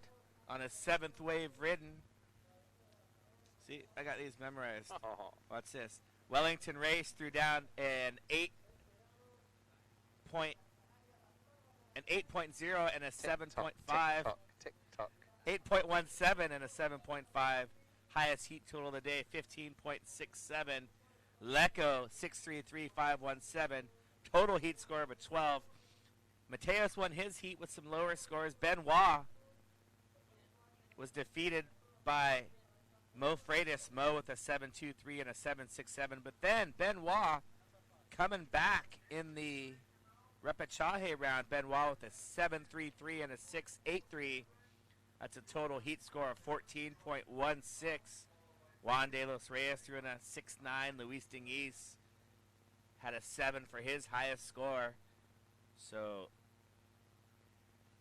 there you have the facts and the numbers that there are scores out there if you can find them. Just like when you go fishing, there are fish out there. You've just got to find them. When you go hunting, well, there may or may not be deer out there or whatever you're hunting, but you still have to find them. And these guys and Nope, just guys today. They're hunting for the best waves they can. And last wave for Dunkerbeck has changed the heat. He is now in the lead. Liam, a straight-hander. Straight-hander. Wow. No, it was the one after the straight-hander. Yeah, sure. Okay, you got, yeah. Roger. Roger that. All right, Burgo. Third place with a little to do. He got a 2.27 for the straight-hander. He had one little turn and then a 2.47 for his last ride. Just one wave ridden. Easy for you to say. Yeah. For Alexi Burgo. Come on, Alexi. We want this crowd to go wild. Come on. The boys upstairs, they're pointing with the flags. They're showing them where to go. And ladies and gentlemen, you can see on screen right there, there is a set approaching, and it is going to be an absolute bomb. Please, somebody be in the right place. There's Alexi. Oh, next one.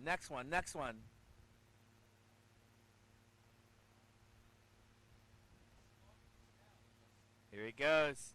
Having a look on the inside section. Go, go, go, go, go. Get that paddle on your toe side. And it's bumpy right there. Alexis, he has got to reposition himself and go way out the back. 7 minutes to go. You just need one good wave. One wave for Alexi Burgo could help him advance. If he just goes out the back. Just need one moment in time. Whitney I Houston. can't do that. I cannot. Man, singing Whitney Houston is one of my funnest things to do. I just feel bad for whoever's around. And a very tragic ending to an amazing career in life for the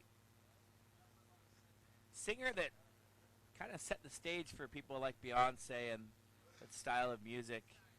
Aretha Franklin, probably the one, right there before Whitney Houston as we take a look back at. Oh, Felipe just connecting all the way to the inside. Marden going mad on that one. Giving it a little tickle. Down on the inside, Felipe Marden. Good enough for a 2.08. Let's see the judges really thinking about this one. I just want to see Burgo have a go. Go, Burgo. Go, Burgo. Oh, changing the heat, Felipe. 2.57. Ladies and gentlemen, he is now in the lead.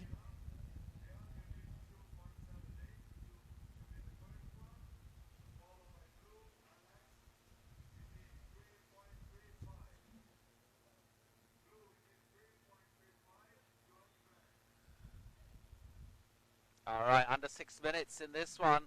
Martin out front, Dunkerbeck second. Burgo just with the one score locked in at the moment.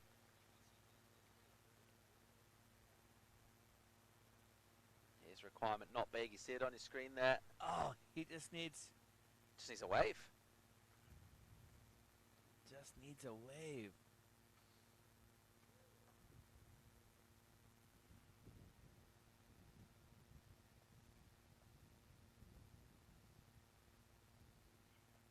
All right, here he goes. Not sure this one's going to be the wave he's after. That one just kind of disappearing on him.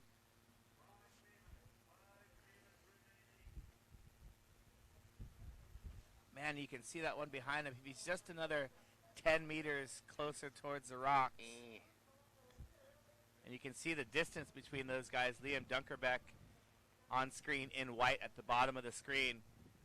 Alexi and Felipe on the inside. I mean, they're a good 60, 70 meters apart. Liam Dunkerbeck going for waves out the back. He had that one pretty fun wipeout. And you see him having a paddle just on the left side of the screen. And not able to get into that one.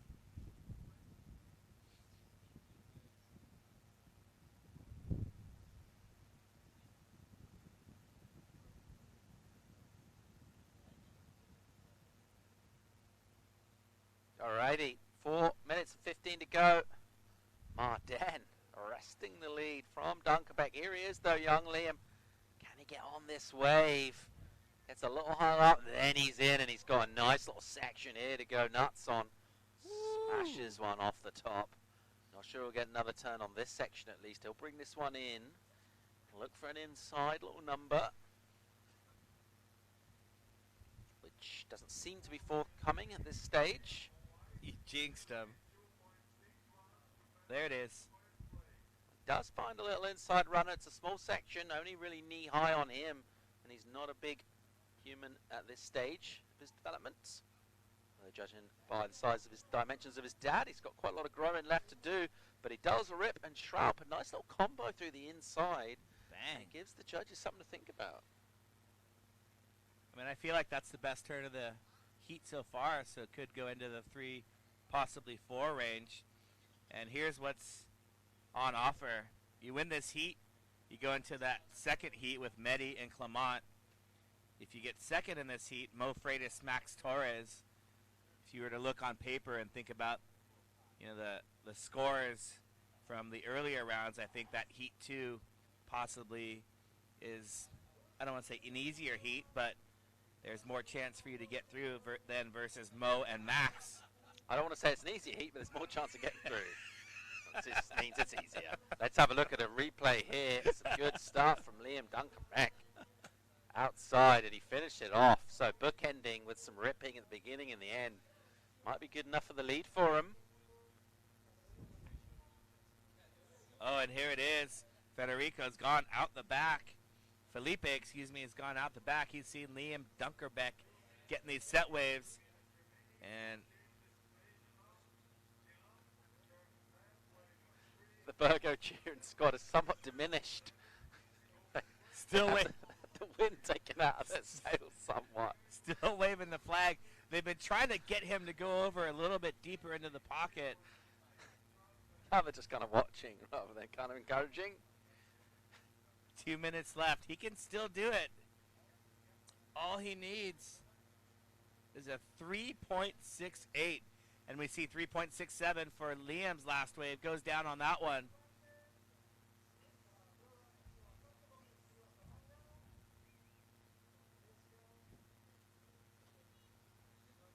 And we are getting close to finding out. Alexi with a good kick over that wave. So when you surf on the inside, you definitely have to take a few set waves on the head. And that's what happened to Burgo. Here's Felipe Martin looking for that inside reform section. Not happening this time for him. Sometimes when it needs a little bit more commitment, you just got to marden up. I mean, how do I not laugh? What am I try to not react. Dunkerbeck in the lead now. Here goes Burgo, last roll of the dice. Under 40 on the clock. And that one's not going to give it to him either. He has paddled, he's been a little bit out of position. Here's your coaching tip, Alexi. This one's gonna be for free, no charge. He needs to turn the other way. The takeoff zone is in such a tight area. When he goes for the wave, he's turning on screen from the middle to the right, and he's taking himself out of position. If he were to turn the other way, going into the pocket more, he would have a 4.7 and a 4.23 on his scorecard. Steer the ship towards the juice, not away from it. I mean, That's the seems logical. Going to round things out. It will be Martin, we reckon, in second spot, barring some heroic scoreboard-wise on that last ride, which we don't think we saw. Looks like Liam Dunkerbeck, the winner of that heat, the Gran, with a bright future ahead of him, is going to earn himself a slot in our second heat of round 3. That's going to wrap it up for the day. It's been an incredible day of competition. Thanks for tuning in. APP World Tour's final stop. Who's going to be in that world title race over the weekend? Well, find out how that plays out. Tune in tomorrow, 7:30 call local time. Join us for the call and some live action. We've got Pump and Surf on the way. We'll see you tomorrow. Buenas noches. Hasta mañana.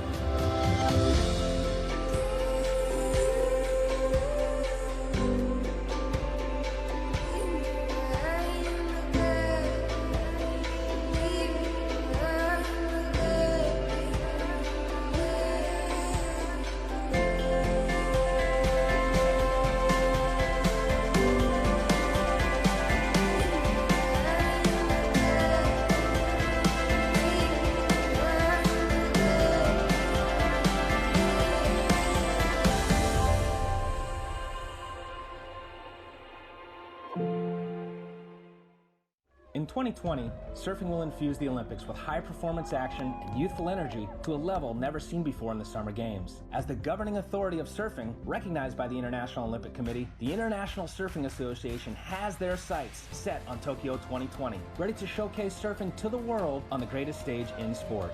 Surfing has the power to make a positive impact in the lives of all, and the ISA will continue to use the sport to change the world one surfer at a time through Tokyo 2020 and beyond.